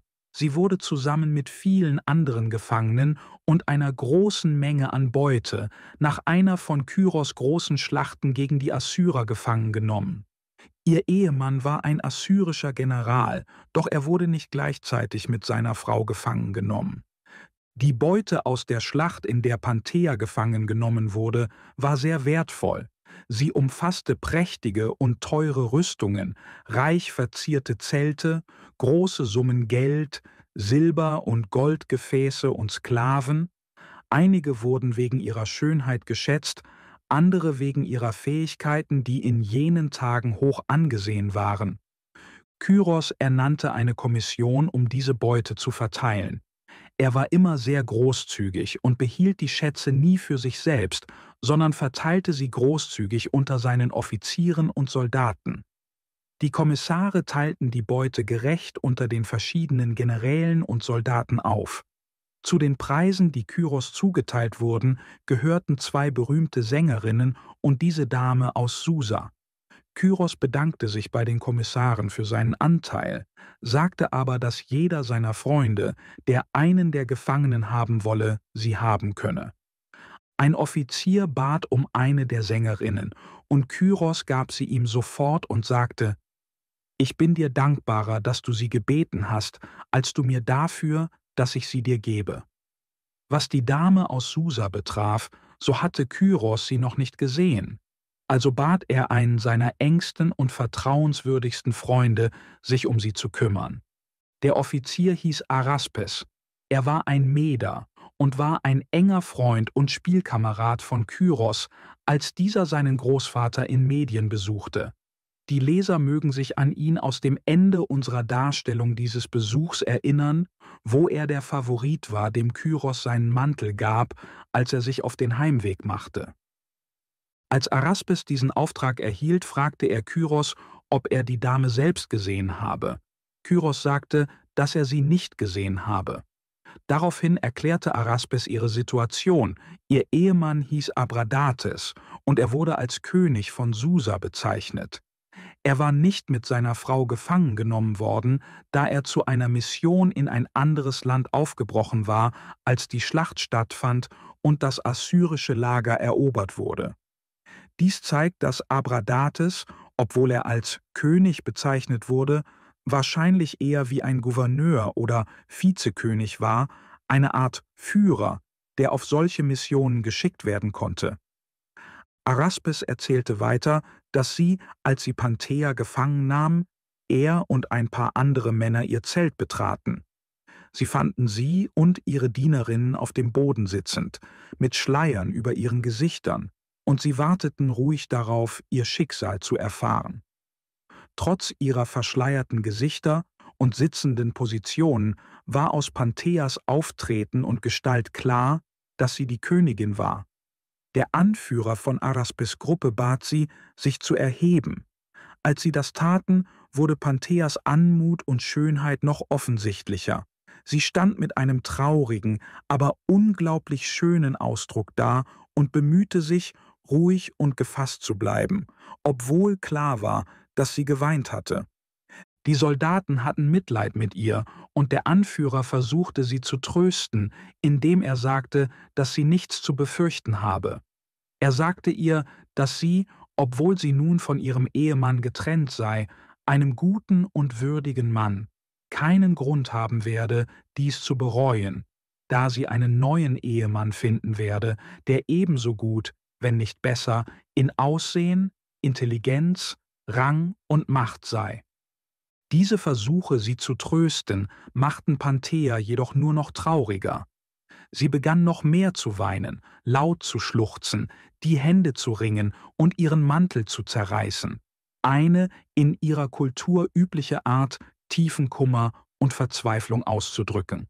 Araspes sagte, dass während dieser Gesten ihr Hals, ihre Hände und ein Teil ihres Gesichts sichtbar wurden, und sie war die schönste Frau, die er je gesehen hatte. Er wünschte, Kyros könnte sie sehen. Kyros lehnte ab und sagte, es sei zu riskant. Araspes fragte, warum. Kyros erklärte, dass er, wenn er sie sehe, so sehr von ihrer Schönheit eingenommen werden könnte, dass er seine Pflichten vernachlässigen und das Interesse an ihrer wichtigen militärischen Mission verlieren würde. Araspes erwiderte, dass Kyros sie doch zumindest sehen könne und sich sicherlich beherrschen könne, sodass seine Gefühle seine Pflichten nicht beeinträchtigten. Kyros widersprach und sagte, es sei nicht sicher, ob er sich wirklich beherrschen könne. Dies führte zu einer langen Diskussion zwischen Kyros und Araspes. Araspes war der Ansicht, dass jeder Mann mit genügend Entschlossenheit und Anstrengung sein eigenes Herz und seine Gefühle kontrollieren könne, um sie im Zaum zu halten. Kyros hingegen glaubte, dass die menschlichen Leidenschaften stärker seien als der menschliche Wille. Er argumentierte, dass sich niemand auf seine Vorsätze verlassen könne, um die Impulse seines Herzens zu kontrollieren, sobald diese stark geweckt wurden. Der einzige sichere Weg, sagte er, bestehe darin, Situationen zu vermeiden, die solche starken Emotionen hervorrufen könnten. Dies gelte insbesondere für die Liebe. Er erklärte, dass die Geschichte gezeigt habe, dass weder moralische Grundsätze noch fester Wille, noch die Angst vor Schande oder gar Leid die mächtige Emotion der Liebe kontrollieren könnten, sobald sie geweckt wurde. Im Wesentlichen vertrat Araspes eine neue Denkweise über die Liebe, während Kyros an der traditionellen Auffassung festhielt. Zum Abschluss warnte Kyros Araspes scherzhaft, vorsichtig zu sein, sonst könnte er beweisen, dass die Liebe stärker sei als der Wille, indem er sich selbst in die schöne susische Königin verliebe. Araspes versicherte Kyros, dass keine Gefahr bestünde. Er sagte, nur eine schwache Person könne ihre eigenen Gefühle und Wünsche nicht kontrollieren, und er sei zuversichtlich, dass er dies im Griff habe. Wie viele, die allzu selbstbewusst sind, scheiterte jedoch auch Araspes, als er auf die Probe gestellt wurde. Er übernahm die Verantwortung für die Königin mit dem festen Vorsatz, seiner Pflicht treu zu bleiben. Er empfand Mitleid mit ihrer unglücklichen Situation und bewunderte ihre Geduld und sanfte Art. Ihre Schönheit und der Kummer, den sie in sich trug, machten sie für ihn noch anziehender. Araspes genoss es, alles zu tun, um ihr das Leben angenehmer zu machen, und sie zeigte sich dafür sehr dankbar, schenkte ihm freundliche Blicke und Worte. Diese kleinen Gesten machten ihn nur noch hingebungsvoller. Als er sie sah, wie sie sich frei mit ihren Dienerinnen unterhielt, unbewacht und in Gedanken bei ihrem abwesenden Ehemann versunken, wurde sie für Araspes noch reizvoller. Jede ihrer Bewegungen und Ausdrücke schienen voller Charme. So geschah es, wie Kyros vorausgesagt hatte. Araspes verfiel ihr völlig. Trotz vieler Vorsätze, seinen Gefühlen zu widerstehen, verflüchtigten sich alle, sobald er in ihrer Nähe war. Er fand es unmöglich, sich gegen die Gefühle zu wehren, die ihn überwältigten und wie eine angenehme Magie wirkten, gegen die er nicht ankämpfen wollte. Aus der Ferne betrachtet sah er die Liebe als einen Feind, den er besiegen könnte. Doch aus der Nähe schien sie ihm wie ein Freund, und er gab sich ihr vollständig hin. Diese Situation dauerte eine Weile an, während die Armee von Ort zu Ort zog, die Gefangenen mit sich nahm, neue Städte eroberte und weitere Eroberungspläne schmiedete. Schließlich benötigte Kyros jemanden, der klug und von hohem Rang war, um eine Spionagemission in ein fernes feindliches Territorium zu unternehmen. Diese Person sollte den Hof des feindlichen Königs erreichen, die Schlüsselpersonen kennenlernen und die Ressourcen des Königreichs einschätzen. Es war eine komplexere Aufgabe als eine einfache Erkundungsmission, und Kyros war unsicher, wen er senden sollte. In dieser Zeit gestand Araspes Panthea seine Liebe. Sie war zutiefst beleidigt, da sie ihrem Ehemann treu ergeben war und keine derartige Aufmerksamkeit von jemand anderem wünschte. Sie fühlte auch, dass Araspes Kyros Vertrauen missbrauchte, da er ihr Wächter sein sollte, nicht ihr Verehrer. Obwohl sie verletzt war, machte sie ihm keine Vorwürfe und beschwerte sich nicht bei Kyros. Stattdessen lehnte sie seine Avancen entschieden ab, in der Hoffnung, dass er sich schämen und damit aufhören würde. Doch Araspes gab nicht auf. Er bekannte weiter seine Liebe, und schließlich sah sich Panthea gezwungen, Kyros um Hilfe zu bitten. Statt wütend auf Araspes zu sein, weil er sein Vertrauen verraten hatte, lachte Kyros nur darüber, wie all die prahlerischen Versprechen von Araspes gescheitert waren. Er schickte einen Boten, um Araspes zu warnen und ihn zu bitten, Pantheas Gefühle zu respektieren. Doch der Bote überbrachte die Nachricht in einem viel härteren Ton, als Kyros es beabsichtigt hatte. Er schalt Araspes scharf, weil er sich in die Liebe hatte fallen lassen, und beschuldigte ihn, ein heiliges Vertrauen missbraucht und sich in einer falschen und ungerechten Weise verhalten zu haben. Araspes war von Schuldgefühlen, Angst und der Sorge über die möglichen Konsequenzen überwältigt. Das ist typisch für Menschen, die sich erst dann den Folgen ihrer Taten stellen müssen, wenn es zu spät ist, obwohl sie sich während ihrer Handlungen nicht darum gekümmert haben. Als Kyros hörte, wie bestürzt Araspes durch die harte Botschaft war und wie sehr er die Strafe fürchtete, ließ er ihn zu sich rufen. Als Araspes ankam, beruhigte ihn Kyros und sagte ihm, er habe keinen Grund, Angst zu haben. Kyros sagte: Es überrascht mich nicht, wie es gekommen ist. Wir alle wissen, wie schwer es ist, den Reizen einer schönen Frau zu widerstehen, wenn man in engem Kontakt mit ihr steht. Wenn es ein Fehlverhalten gegeben hat, sollte man die Schuld eher bei mir als bei dir suchen. Es war mein Fehler, dich in eine so verführerische Lage zu bringen, indem ich dir die Verantwortung für eine so schöne Frau übertrug.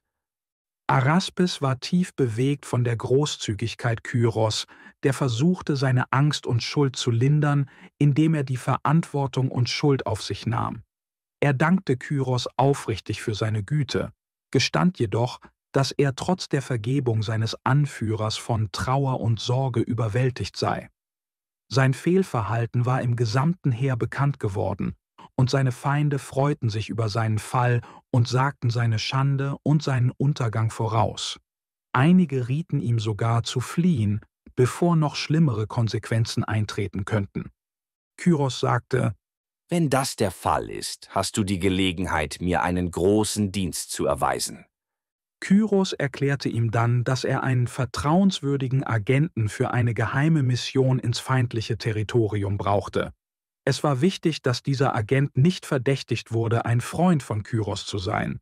Kyros schlug vor: Du kannst so tun, als würdest du fliehen, und die Leute werden sagen, du seist aus Angst vor meinem Missfallen davongelaufen. Ich werde so tun, als ob ich dich verfolge. Die Nachricht von deiner Flucht wird sich schnell verbreiten, auch im Feindesland. Wenn du dort ankommst, werden sie dich als Überläufer von meiner Seite und Flüchtling willkommen heißen. Araspes stimmte dem Plan zu und bereitete sich auf seine Abreise vor. Kyros gab ihm genaue Anweisungen, und sie planten die falschen Informationen, die Araspes dem Feind über Kyros Lage und Absichten mitteilen sollte. Als alles vorbereitet war, fragte Kyros Araspes, wie er sich dabei fühle, Panthea zurückzulassen. Araspes antwortete, dass er, wenn er von Panthea entfernt sei, leicht Entscheidungen treffen und seinen Pflichten folgen könne. Aber wenn er in ihrer Nähe sei, seien seine Gefühle für sie und die starken Emotionen, die sie auslösten, völlig unkontrollierbar. Nachdem Araspes abgereist war, glaubte Panthea, er sei aus Angst vor dem Zorn des Königs aufgrund seiner Untreue geflohen und schickte eine Nachricht an Kyros. Sie drückte ihr Bedauern über das Verhalten von Araspes aus und bot an, seine Abwesenheit wieder gutzumachen, indem sie ihren Ehemann schicke. Sie erklärte, dass ihr Ehemann unzufrieden mit seinem derzeitigen Herrscher sei, der ihn grausam und ungerecht behandelt habe. Sie sagte, er würde sich Kyros gerne anschließen, wenn er die Gelegenheit dazu bekäme. Panthea sagte: Bitte, lass mich meinen Ehemann holen. Ich bin sicher, er wird sich freuen, sich dir anzuschließen. Er wird viel treuer sein als Araspes. Mein Mann ist tapfer und kennt sich gut mit Kämpfen aus. Er ist nicht glücklich mit seinem derzeitigen Herrscher, der ihm gegenüber gemein war. Das macht ihn zu einer wertvollen Ergänzung für dein Heer. Ich verspreche, er ist ehrlich und wird hart für dich arbeiten. Er wird dir in deinen Kämpfen sehr nützlich sein. Kyros stimmte dem Vorschlag zu, und Panthea schickte nach ihrem Ehemann Abradates. Dieser kam mit 2000 Reitern, was Kyros Streitkräfte erheblich verstärkte. Die Wiedervereinigung zwischen Panthea und Abradates war äußerst freudig. Als Abradates von seiner Frau erfuhr, wie ehrenhaft und freundlich sie von Kyros behandelt worden war, fühlte er tiefen Dank und schwor, alles zu tun, um diese Güte zurückzuzahlen. Abradates widmete sich sofort der Aufgabe, seine Truppen so effektiv wie möglich für Kyros Sache auszurüsten. Er bemerkte, dass Kyros daran interessiert war, eine Streitmacht von Streitwagen auszubauen und auszurüsten, die zu jener Zeit oft in Schlachten eingesetzt wurden. Diese Streitwagen waren teuer in der Herstellung, ähnlich wie moderne Artillerie. Es handelte sich um schwere, stabile Wagen, die im Allgemeinen von 2 Pferden gezogen wurden. An den Achsen auf jeder Seite ragten scharfe, sichelartige Klingen aus Stahl hervor, die die feindlichen Reihen durchschneiden konnten, wenn die Wagen durch sie hindurchgefahren wurden. Jeder Streitwagen führte einen Wagenlenker und ein oder mehrere Krieger mit, die vollständig bewaffnet waren. Diese Krieger standen auf dem Wagenboden und kämpften mit Speeren und Wurfspießen. Die weiten Ebenen Zentralasiens waren ideal für diese Art der Kriegsführung. Abradates bereitete sofort 100 Streitwagen für Kyros auf eigene Kosten vor und nutzte dafür die Pferde aus seinen Truppen. Er ließ einen Streitwagen viel größer als die anderen anfertigen, da er vorhatte, diese Gruppe persönlich anzuführen. Sein Streitwagen wurde von 8 Pferden gezogen. Seine Frau Panthea war stark in diese Vorbereitungen involviert. Sie wollte ihren Beitrag leisten und stellte einen Helm, Brustpanzer und Armteile aus Gold aus ihren Schätzen zur Verfügung. Diese Teile bildeten eine vollständige Rüstung, die Abradates im Streitwagen schützte. Außerdem ließ sie für die Pferde Panzerungen aus Messing anfertigen. Als der Streitwagen voll ausgestattet war, mit 8 prächtig geschmückten Pferden und Abradates in seiner goldenen Rüstung, bot er ein beeindruckendes Bild, als er im Lager umherfuhr und von der gesamten Armee bewundert wurde. Er schien der ideale Anführer für die 100 ähnlichen Streitwagen zu sein, die ihm folgten. Man kann sich das Chaos vorstellen, das durch 100 mit Sicheln bewaffnete Streitwagen in dichten Soldatenreihen verursacht wurde. Ein Zeugnis für die Schrecken der alten Kriegsführung. Panthea hatte ihre Beiträge zunächst geheim gehalten und plante, ihren Mann kurz vor seiner ersten Schlacht damit zu überraschen. Sie hatte heimlich die Maße seiner gewöhnlichen Rüstung genommen und die goldenen Teile von Handwerkern anfertigen lassen, ohne dass jemand davon wusste. Neben der schützenden Goldrüstung fügte sie auch dekorative Elemente hinzu, wie einen purpurnen Umhang, einen violettfarbenen Helmbusch, Federn und Armreifen. Diese Gegenstände hielt sie bis zum Tag der Schlacht verborgen. Als Abradates in sein Zelt ging, um sich vorzubereiten, brachte sie ihm diese Schätze. Abradates war erstaunt, als er die prächtige Rüstung sah, und erkannte sofort, wie sie angefertigt worden war. Mit einem Herzen voller Überraschung und Freude rief er aus: Abradates sagte: »Meine liebste Panthea, du hast deine kostbarsten Juwelen und Schmuckstücke geopfert, um diese prachtvolle Rüstung für mich zu schaffen. Deine Großzügigkeit und Liebe leuchten heller, als jede goldene Brustplatte je könnte.« Panthea antwortete: »Mein liebster Abradates, du bist mein wertvollster Schatz, weit kostbarer als jedes Juwel oder Schmuckstück. Dein Mut und deine Adelhaftigkeit strahlen heller als jede goldene Rüstung. Wenn andere dich so sehen, wie ich es tue, als einen Mann von Ehre, Tapferkeit und unerschütterlicher Loyalität, dann habe ich nichts geopfert. Stattdessen habe ich unermesslich gewonnen, indem ich dich mit dem Besten ausgestattet habe, was ich geben konnte. Denn dein Ruhm spiegelt sich auf uns beide zurück.« Abradates sah für alle sehr eindrucksvoll aus. Viele Zuschauer beobachteten, wie er seinen Streitwagen bestieg und sich auf den Weg machte. Doch ihre Bewunderung für Pantheas Liebe und Hingabe sowie ihre Schönheit überschattete fast den prächtigen Streitwagen und den großartigen Krieger. Sie stand eine Weile neben dem Streitwagen, sprach leise mit ihrem Mann und erinnerte ihn an ihre Dankbarkeit gegenüber Kyros für seine edle Behandlung. Sie drängte ihn, die Treue, Tapferkeit und Loyalität zu beweisen, die sie in seinem Namen versprochen hatte. Der Wagenlenker schloss die Tür des Streitwagens, nachdem Abradates eingestiegen war, und trennte ihn so von Panthea, obwohl sie ihn noch immer an seinem Platz stehen sehen konnte. Sie beobachtete ihn mit einem Gesicht voller Liebe und Sorge. Als sich der Streitwagen in Bewegung setzte, küsste sie den Rand des Wagens und ging eine Weile neben ihm her, unfähig, die Trennung zu ertragen. Abradates drehte sich um und sah, wie sie ihm folgte, und winkte ihr zum Abschied. Abradates sagte: »Leb wohl, meine geliebte Panthea. Kehre in dein Zelt zurück und finde Frieden. Deine Liebe und Hingabe haben mich mehr gestärkt als jede Rüstung. Ich trage dein Herz mit mir in die Schlacht und verspreche, das Vertrauen, das du und Kyros in mich gesetzt habt, zu ehren. Mögen die Götter über uns beide wachen, bis wir uns wiedersehen.« Panthea kehrte um, ihre Dienerinnen führten sie fort, und die Zuschauer richteten ihre ganze Aufmerksamkeit auf sie, sodass sie den Streitwagen und Abradates vergaßen, bis Panthea außer Sichtweite war. Bevor die Schlacht begann, als Kyros die Truppen inspizierte, hielt er bei den Streitwagen von Abradates an, um die Aufstellung zu überprüfen und mit ihm zu sprechen.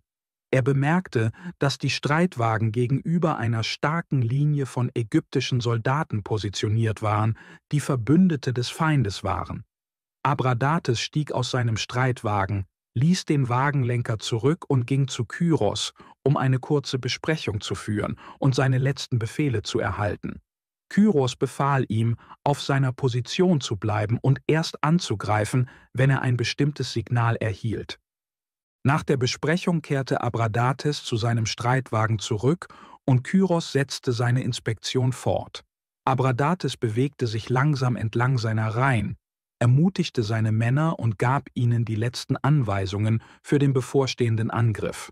Alle Augen waren auf den beeindruckenden Anblick seines Streitwagens gerichtet. Der Streitwagen bewegte sich langsam entlang der Linie, mit Abradates, der groß und geschmückt in der Mitte stand, während die 8 Pferde, erregt durch die Trompeten und die Schlachtszene, stolz voranschritten. Ihre Messingpanzer klirrten bei jedem Schritt. Schließlich, als das Signal gegeben wurde, rief Abradates die anderen Streitwagen auf, ihm zu folgen, und trieb seine Pferde mit voller Geschwindigkeit an, um die gesamte Linie in einem heftigen Angriff gegen die Ägypter anzuführen. Kriegspferde, gut für den Kampf ausgebildet, kämpfen mit ihren Hufen ebenso heftig wie die Männer mit ihren Speeren. Sie stürmen furchtlos voran, trampeln und springen über alles hinweg, was ihnen im Weg steht, als würden sie die Aufgabe, die ihnen gestellt wurde, vollständig verstehen. Als Kyros über das Schlachtfeld ritt, sah er, wie Abradates Pferde mitten in die feindlichen Reihen stürmten. Die Hufe der Pferde zertrampelten Soldaten, die Räder der Streitwagen zermalmten die Gefallenen, und die an den Streitwagen befestigten Sicheln schnitten durch alles, was ihnen im Weg stand, ob es nun Speerspitzen oder die Gliedmaßen von Männern waren. Sie zerstörten alles auf ihrem Weg. Als Kyros vorbeiritt, sah er Abradates inmitten des Chaos, wie er seinen Streitwagen lenkte und seinen Männern in einem Anfall von Aufregung und Triumph Befehle zurief. Die Schlacht, in der diese Ereignisse stattfanden, war eine der bedeutendsten und entscheidendsten, die Kyros je geführt hatte. Er ging siegreich daraus hervor, und seine Feinde wurden besiegt und vom Schlachtfeld vertrieben. Nachdem die Schlacht vorbei war, stellte die Armee die Kämpfe ein und schlug für die Nacht ein Lager auf. Am nächsten Tag versammelten sich die Generäle in Kyros Zelt, um zu besprechen, was mit den Gefangenen, der Kriegsbeute und den Plänen der Armee geschehen sollte.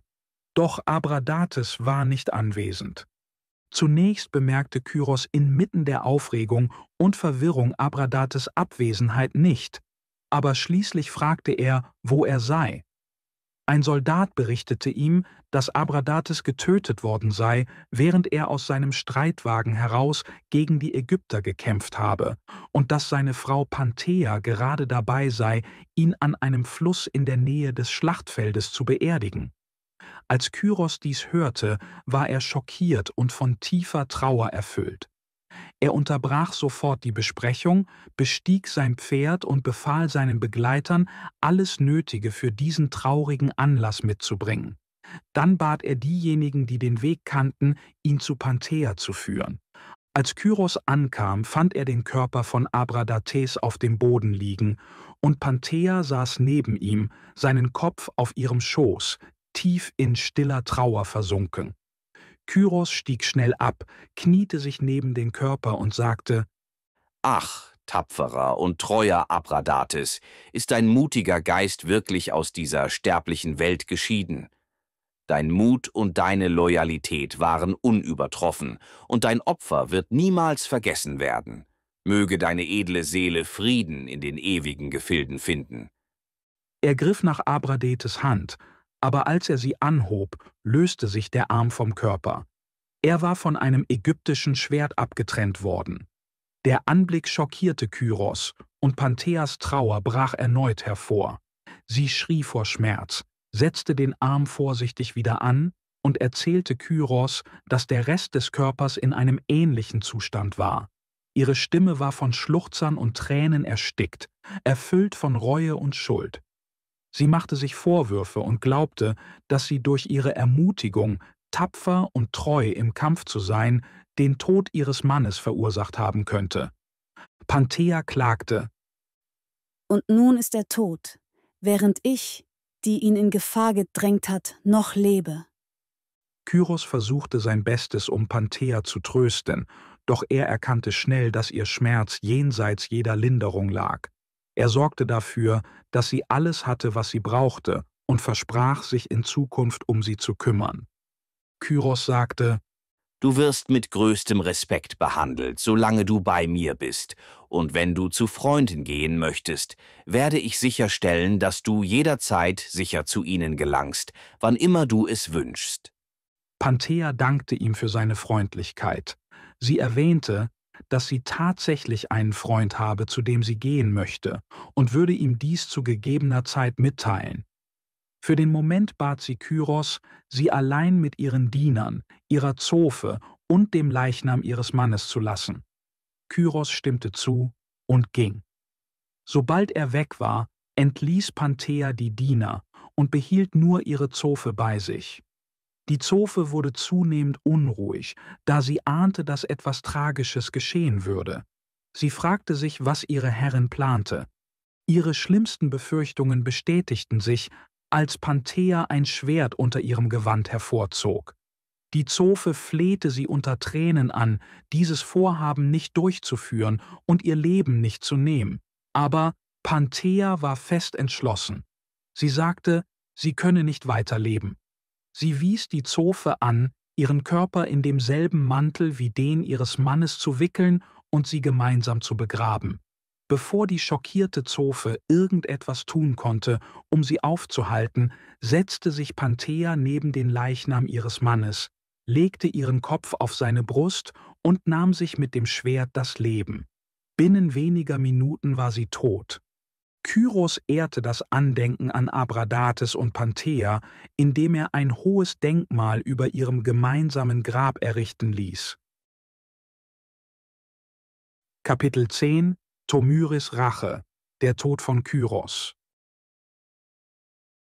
Nach der Eroberung des Babylonischen Reiches wurde Kyros Herrscher über fast ganz Asien, so wie es damals bekannt war. Jenseits seines Reiches glaubte man, dass es riesige, unbewohnbare Gebiete gab, die als öde und unpassierbar galten.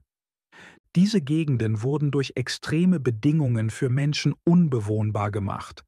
Einige waren zu heiß, andere zu kalt, manche waren Wüsten und wieder andere waren ständig von Regen durchtränkt und verwandelten sich in Sümpfe. Im Norden lag das Kaspische Meer, das größtenteils unerforscht war und von den Menschen jener Zeit bis hin zum Arktischen Ozean reichte. Westlich des Kaspischen Meeres befanden sich die Kaukasusberge, die damals als die höchsten Berge der Welt galten. In der Nähe dieser Berge lebte ein wildes und etwas unzivilisiertes Volk, das man als Skythen bezeichnete. Der Begriff Skythen war eine weit gefasste Bezeichnung für viele der einheimischen Stämme, die jenseits der Grenzen der Zivilisation lebten. Die Skythen in der Nähe des Kaspischen Meeres waren jedoch nicht völlig primitiv. Sie hatten einige der frühen mechanischen Künste entwickelt, die bei kriegerischen Nationen typisch waren. Obwohl sie keinen Zugang zu Eisen oder Stahl hatten, arbeiteten sie mit anderen Metallen wie Gold und Messing. Sie befestigten Messingspitzen an ihren Speeren und Wurfspießen und stellten Messingrüstungen für sich und ihre Pferde her. Zudem fertigten sie goldene Verzierungen für ihre Helme, Gürtel und Fahnen. Die Skythen waren bekannt für ihre Wildheit im Kampf, ihre Rücksichtslosigkeit und Tapferkeit, und sie waren hervorragende Reiter mit großen Kavallerieeinheiten, ähnlich den Kosaken. Die verschiedenen militärischen Feldzüge und Eroberungen von Kyros, die es ihm ermöglichten, sein riesiges Reich aufzubauen, erstreckten sich über etwa 30 Jahre.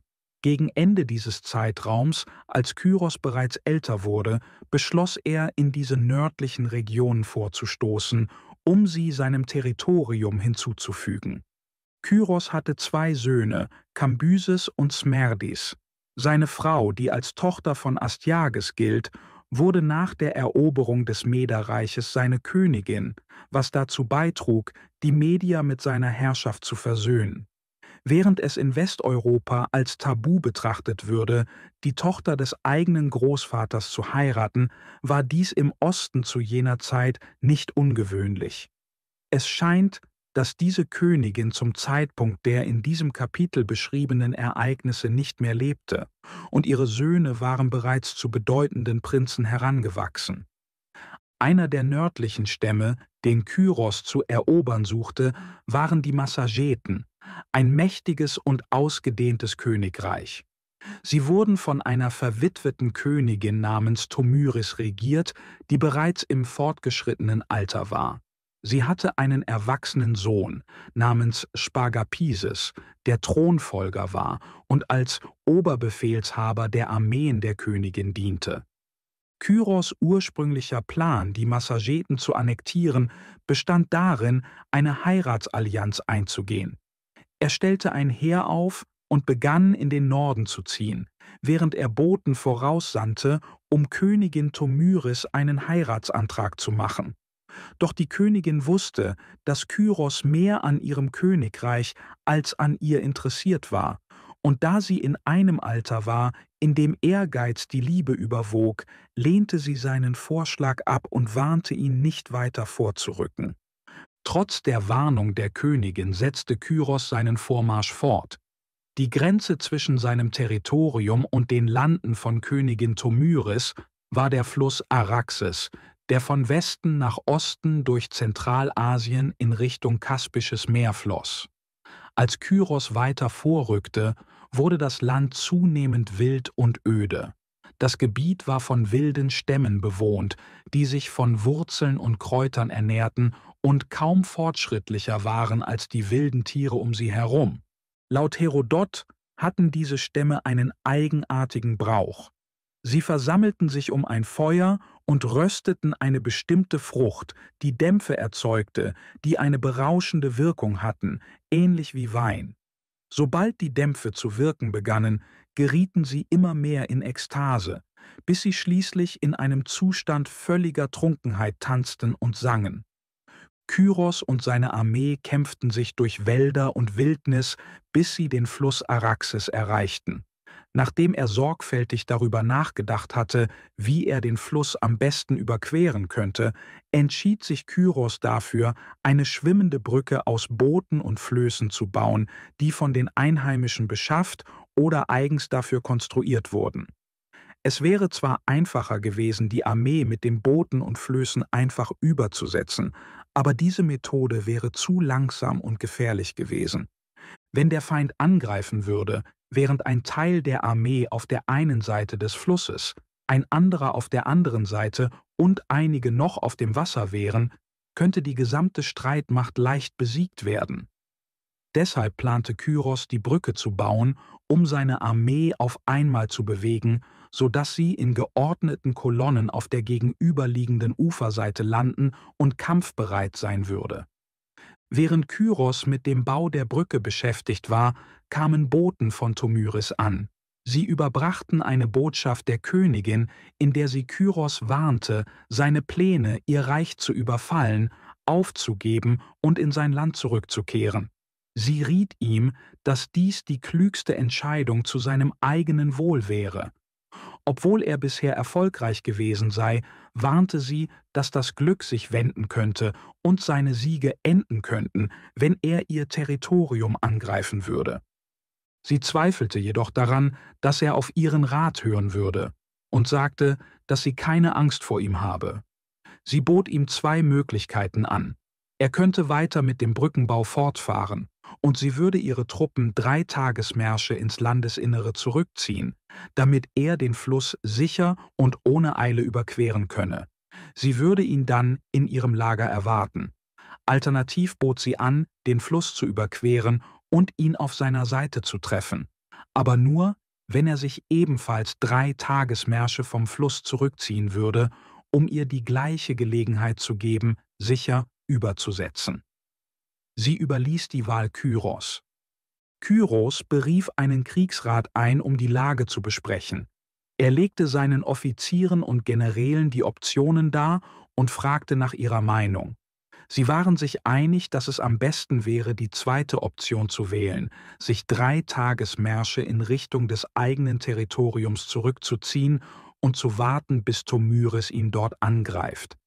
Es gab jedoch eine Person in der Versammlung, die einen anderen Rat gab, obwohl sie nicht offiziell Teil des Rates war. Das war Chroisos, der frühere König von Lydien. Seit seiner Gefangennahme war er bei Kyros geblieben und begleitete ihn oft auf seinen Feldzügen. Trotz seines Status als Gefangener war Kroisos mehr ein Freund geworden und fungierte häufig als weiser und ehrlicher Berater für Kyros in schwierigen Situationen. In diesem Fall war Kroisos anderer Meinung als die Offiziere. Kroisos sagte: Ich sollte mich wahrscheinlich entschuldigen, dass ich als Gefangener einen Rat gebe, aber meine Erfahrungen mit Leid und Unglück haben mir Weisheiten gelehrt, die andere vielleicht noch nicht gelernt haben. Ich glaube, es wäre besser für dich, nicht zurückzuweichen, sondern in das Territorium von Tomyris vorzurücken und sie anzugreifen. Wenn du dich zurückziehst, wird das zunächst schlecht aussehen. Es ist schließlich ein Rückzug.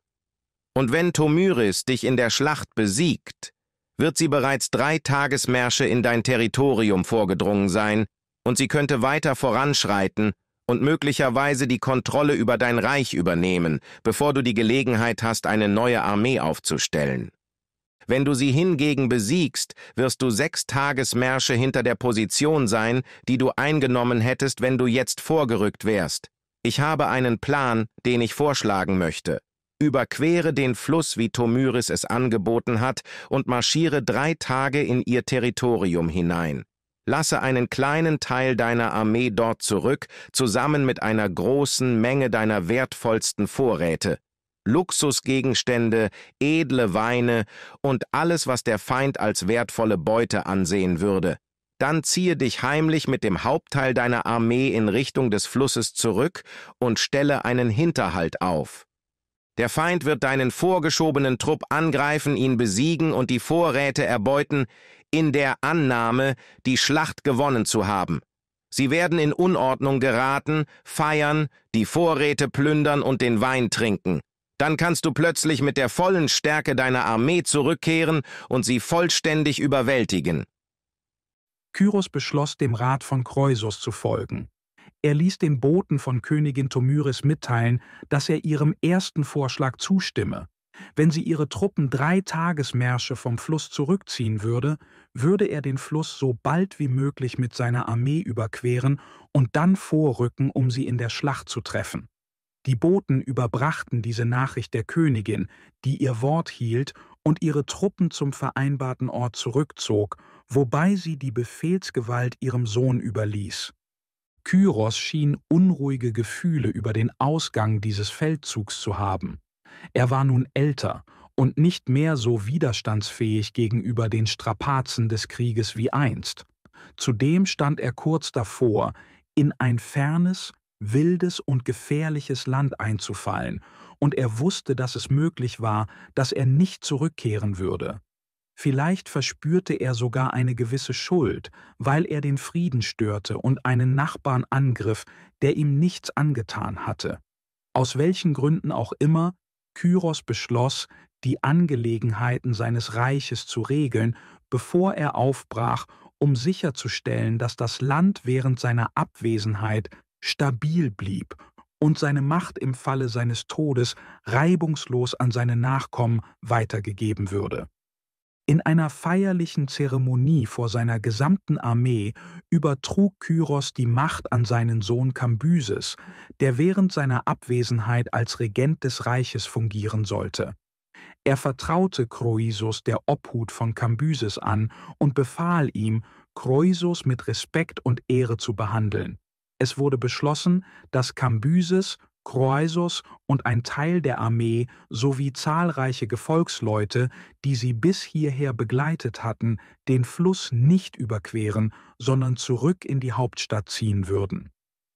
Nachdem diese Vorkehrungen getroffen waren, verabschiedete sich Kyros von seinem Sohn, überquerte mit dem Teil der Armee, der weitermarschieren sollte, den Fluss und setzte seinen Marsch fort. Kyros' Besorgnis über sein Schicksal auf diesem bedeutenden Marsch beeinflusste sogar seine Träume. Es gab einen Offizier in seiner Armee namens Hystaspes, der einen Sohn namens Dareios hatte. Dareios war etwa 20 Jahre alt und war in Persien geblieben, als die Armee aufbrach, da er noch zu jung war, um sich ihnen anzuschließen. In der Nacht, nachdem Kyros den Fluss überquert hatte, träumte er habe den jungen Dareios mit Flügeln auf seinen Schultern gesehen. Ein Flügel spannte sich über Asien, der andere über Europa und warf einen Schatten über die Welt. Als Kyros aufwachte und über den Traum nachdachte, interpretierte er ihn als Zeichen dafür, dass Dareios eines Tages versuchen könnte, sein Reich zu beherrschen. Er sah darin eine Warnung, vorsichtig zu sein. Am nächsten Morgen ließ Kyros Hystaspes zu sich rufen und erzählte ihm von dem Traum. Kyros sagte: Ich bin überzeugt, dass dieser Traum bedeutet, dass dein Sohn etwas Ehrgeiziges und Verräterisches plant. Geh zurück nach Hause, halte ihn davon ab, diesen gefährlichen Weg zu verfolgen, und sorge dafür, dass er für seine Taten gerade stehen kann, wenn ich zurückkehre. Hystaspes akzeptierte die Mission, verließ die Armee und kehrte nach Hause zurück. Interessanterweise wurde Hystaspes Name in der Geschichte nicht wegen seiner eigenen Taten berühmt, sondern weil er Teil des Titels seines Sohnes wurde. In späteren Jahren stieg Dareios zu großer Macht auf und wurde als Dareios der Große bekannt. Da es mehrere persische Könige mit dem Namen Dareios gab, die fast genauso berühmt waren wie der erste, begann man ihn Dareios Hystaspes zu nennen, um ihn zu unterscheiden, und machte damit den Namen seines Vaters durch den Ruhm seines Sohnes berühmt. Nachdem er Hystaspes fortgeschickt hatte, setzte Kyros den von Kroisos vorgeschlagenen Plan um.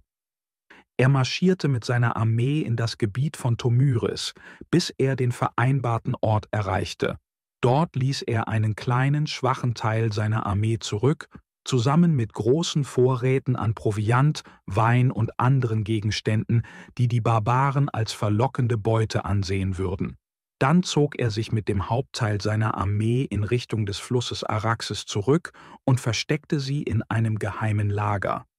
Genau wie Kroisos vorhergesagt hatte, griffen die Truppen von Tomyris die kleine Gruppe an, die Kyros zurückgelassen hatte, und besiegten sie leicht. Sie erbeuteten die Vorräte und feierten ausgelassen, so dass ihr Lager in ein Ort voller Trunkenheit und Feierlichkeiten verwandelt wurde. Selbst Spargapises, der Sohn von Tomyris und Befehlshaber, berauschte sich am Wein. Während der Feind sich noch in diesem Zustand befand, kehrte der Hauptteil von Kyros Armee plötzlich zurück und griff an. Der Feind, nun wehrlos und unorganisiert, war völlig überwältigt. Die Truppen von Kyros eroberten die Vorräte zurück, töteten viele Feinde und nahmen andere gefangen. Spargapises selbst wurde gefangen genommen, seine Hände wurden gefesselt und er wurde streng bewacht in das Lager von Kyros gebracht. Kyros glaubte, dass diese erfolgreiche Strategie den gesamten Krieg für ihn gewonnen hatte, da er dachte, der Hauptteil der Armee von Tomyris sei besiegt worden. Allerdings hatte Tomyris nur einen kleinen Teil ihrer Truppen geschickt, da ihre Spione sie über die Größe von Kyros versteckter Armee informiert hatten. Der Großteil ihrer Streitkräfte, etwa 2/3, war unversehrt geblieben. Sie hätte wahrscheinlich sofort einen weiteren Angriff auf Kyros gestartet, aber sie war zutiefst besorgt um ihren Sohn, der sich nun in den Händen von Kyros befand.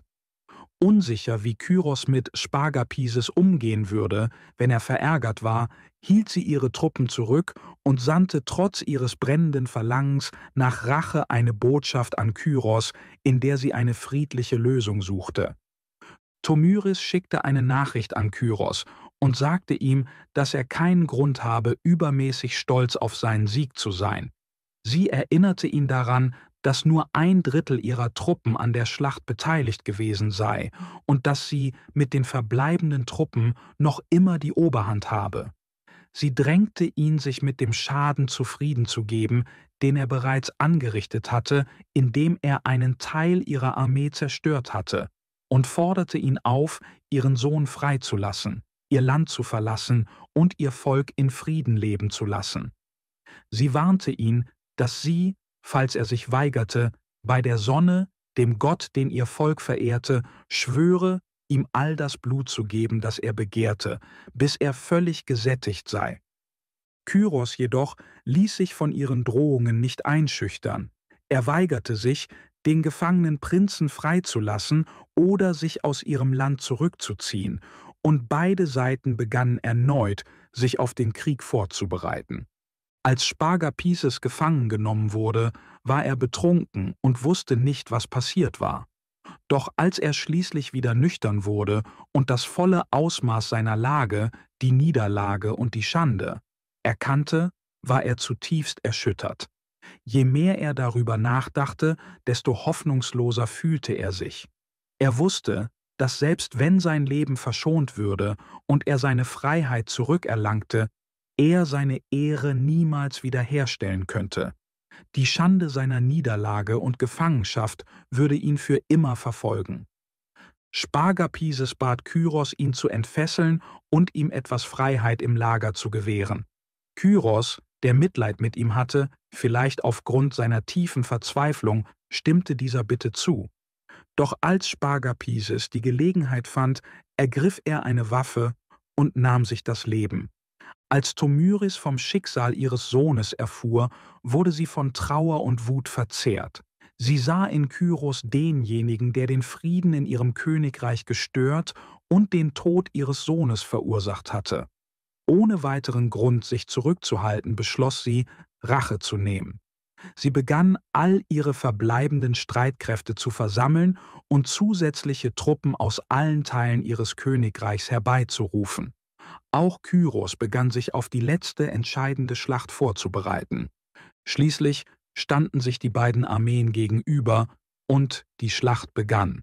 Der Kampf begann mit Bogenschützen auf beiden Seiten, die Pfeilsalven abfeuerten, während sie vorrückten. Als die Pfeile zur Neige gingen, stürzten sich die Soldaten in den Nahkampf, wobei sie Speere, Wurfspeere und Schwerter benutzten. Die Perser kämpften erbittert, weil ihr Leben auf dem Spiel stand. Sie befanden sich tief im Feindesland, mit einem breiten Fluss hinter sich, der jede Möglichkeit eines Rückzugs abschnitt. Ihre Gegner waren ebenso wild und wurden von ihrer Loyalität zu ihrer Königin Tomyris angetrieben, die nach Rache strebte. Lange Zeit war unklar, wer gewinnen würde. Der Vorteil wechselte entlang der Schlachtlinien hin und her. Trotz Übermacht an einigen Stellen zogen sich weder die Perser noch die Skalden zurück oder ergaben sich. Die Überlebenden kämpften weiter, bis sie alle gefallen waren. Im Laufe der Schlacht wurde deutlich, dass die Skalden die Oberhand gewannen. Bei Einbruch der Nacht war die persische Armee fast vollständig vernichtet, die wenigen Überlebenden zerstreut. Als die Schlacht vorbei war, durchkämmten die Skythen das Schlachtfeld und fanden den leblosen Körper von Kyros unter den anderen gefallenen Soldaten. Sie ergriffen seinen Körper mit wilder, rachsüchtiger Freude und brachten ihn zu Tomyris. Tomyris behandelte den Körper von Kyros mit grausamer Respektlosigkeit. Sie zerschnitt und verstümmelte ihn, als ob ihre Rache ihm auch im Tod noch Schaden zufügen könnte. Tomyris rief aus, ihre Stimme erfüllt von Zorn und Trauer. Elender Wicht, du magst besiegt vor mir liegen, doch deine Taten haben meinen Frieden zerstört und mir mein Glück für alle Zeit geraubt. Der Mord an meinem Sohn, meinem geliebten Spargapises, ist eine Wunde, die niemals heilen wird. Und dennoch, in deinem unersättlichen Durst nach Macht und Eroberung, hast du meine Warnung nicht beachtet. Ich habe bei der Sonne, der heiligen Gottheit meines Volkes, geschworen, deinen Blutdurst zu stillen. Jetzt, da du leblos daliegst, werde ich diesen Schwur erfüllen. Du wirst dein Verlangen nach Blut stillen, Kyros, mehr als du jemals in deinen kühnsten, ehrgeizigsten Momenten geträumt hast. Damit füllte sie ein Gefäß mit persischem Blut, das wahrscheinlich von ihren Gefangenen stammte, und nachdem sie Kyros den Kopf abgetrennt hatte, tauchte sie diesen in das Blut. Tomyris sagte: Trinke dich satt, du unersättliches Ungeheuer, bis dein mörderischer Durst gestillt ist. Möge dieses Blut deinen nie endenden Drang nach Eroberung und Macht löschen. Es soll dich an die Leben erinnern, die du zerstört hast, und die Königreiche, die du auf deinem rücksichtslosen Streben nach Herrschaft zerschmettert hast. Während du die bitteren Früchte deiner Gier schmeckst, wisse, dass dein Vermächtnis für immer von dem Leid, das du verursacht hast, befleckt sein wird. Dies war das Ende von Kyros. Sein Sohn, Kambyses, den Kyros während seiner Abwesenheit zum Regenten ernannt hatte, übernahm still und leise das riesige Reich. Wenn wir über dieses tragische Ende der Geschichte des großen Eroberers nachdenken, könnten wir uns an seine Kindheit erinnern und uns fragen, wie ein Junge, der einst so freundlich, sanft und großzügig war, zu einem so selbstsüchtigen, rücksichtslosen und machthungrigen Mann werden konnte. Aber dies ist das natürliche Ergebnis von Ehrgeiz und einem überwältigenden Verlangen nach Macht. Die Geschichte jedes Eroberers ist immer tragisch und traurig. Sie beginnen ihr Leben oft mit bewundernswerten Eigenschaften, die die Menschen um sie herum inspirieren und ihnen helfen, zu Macht und Ruhm aufzusteigen.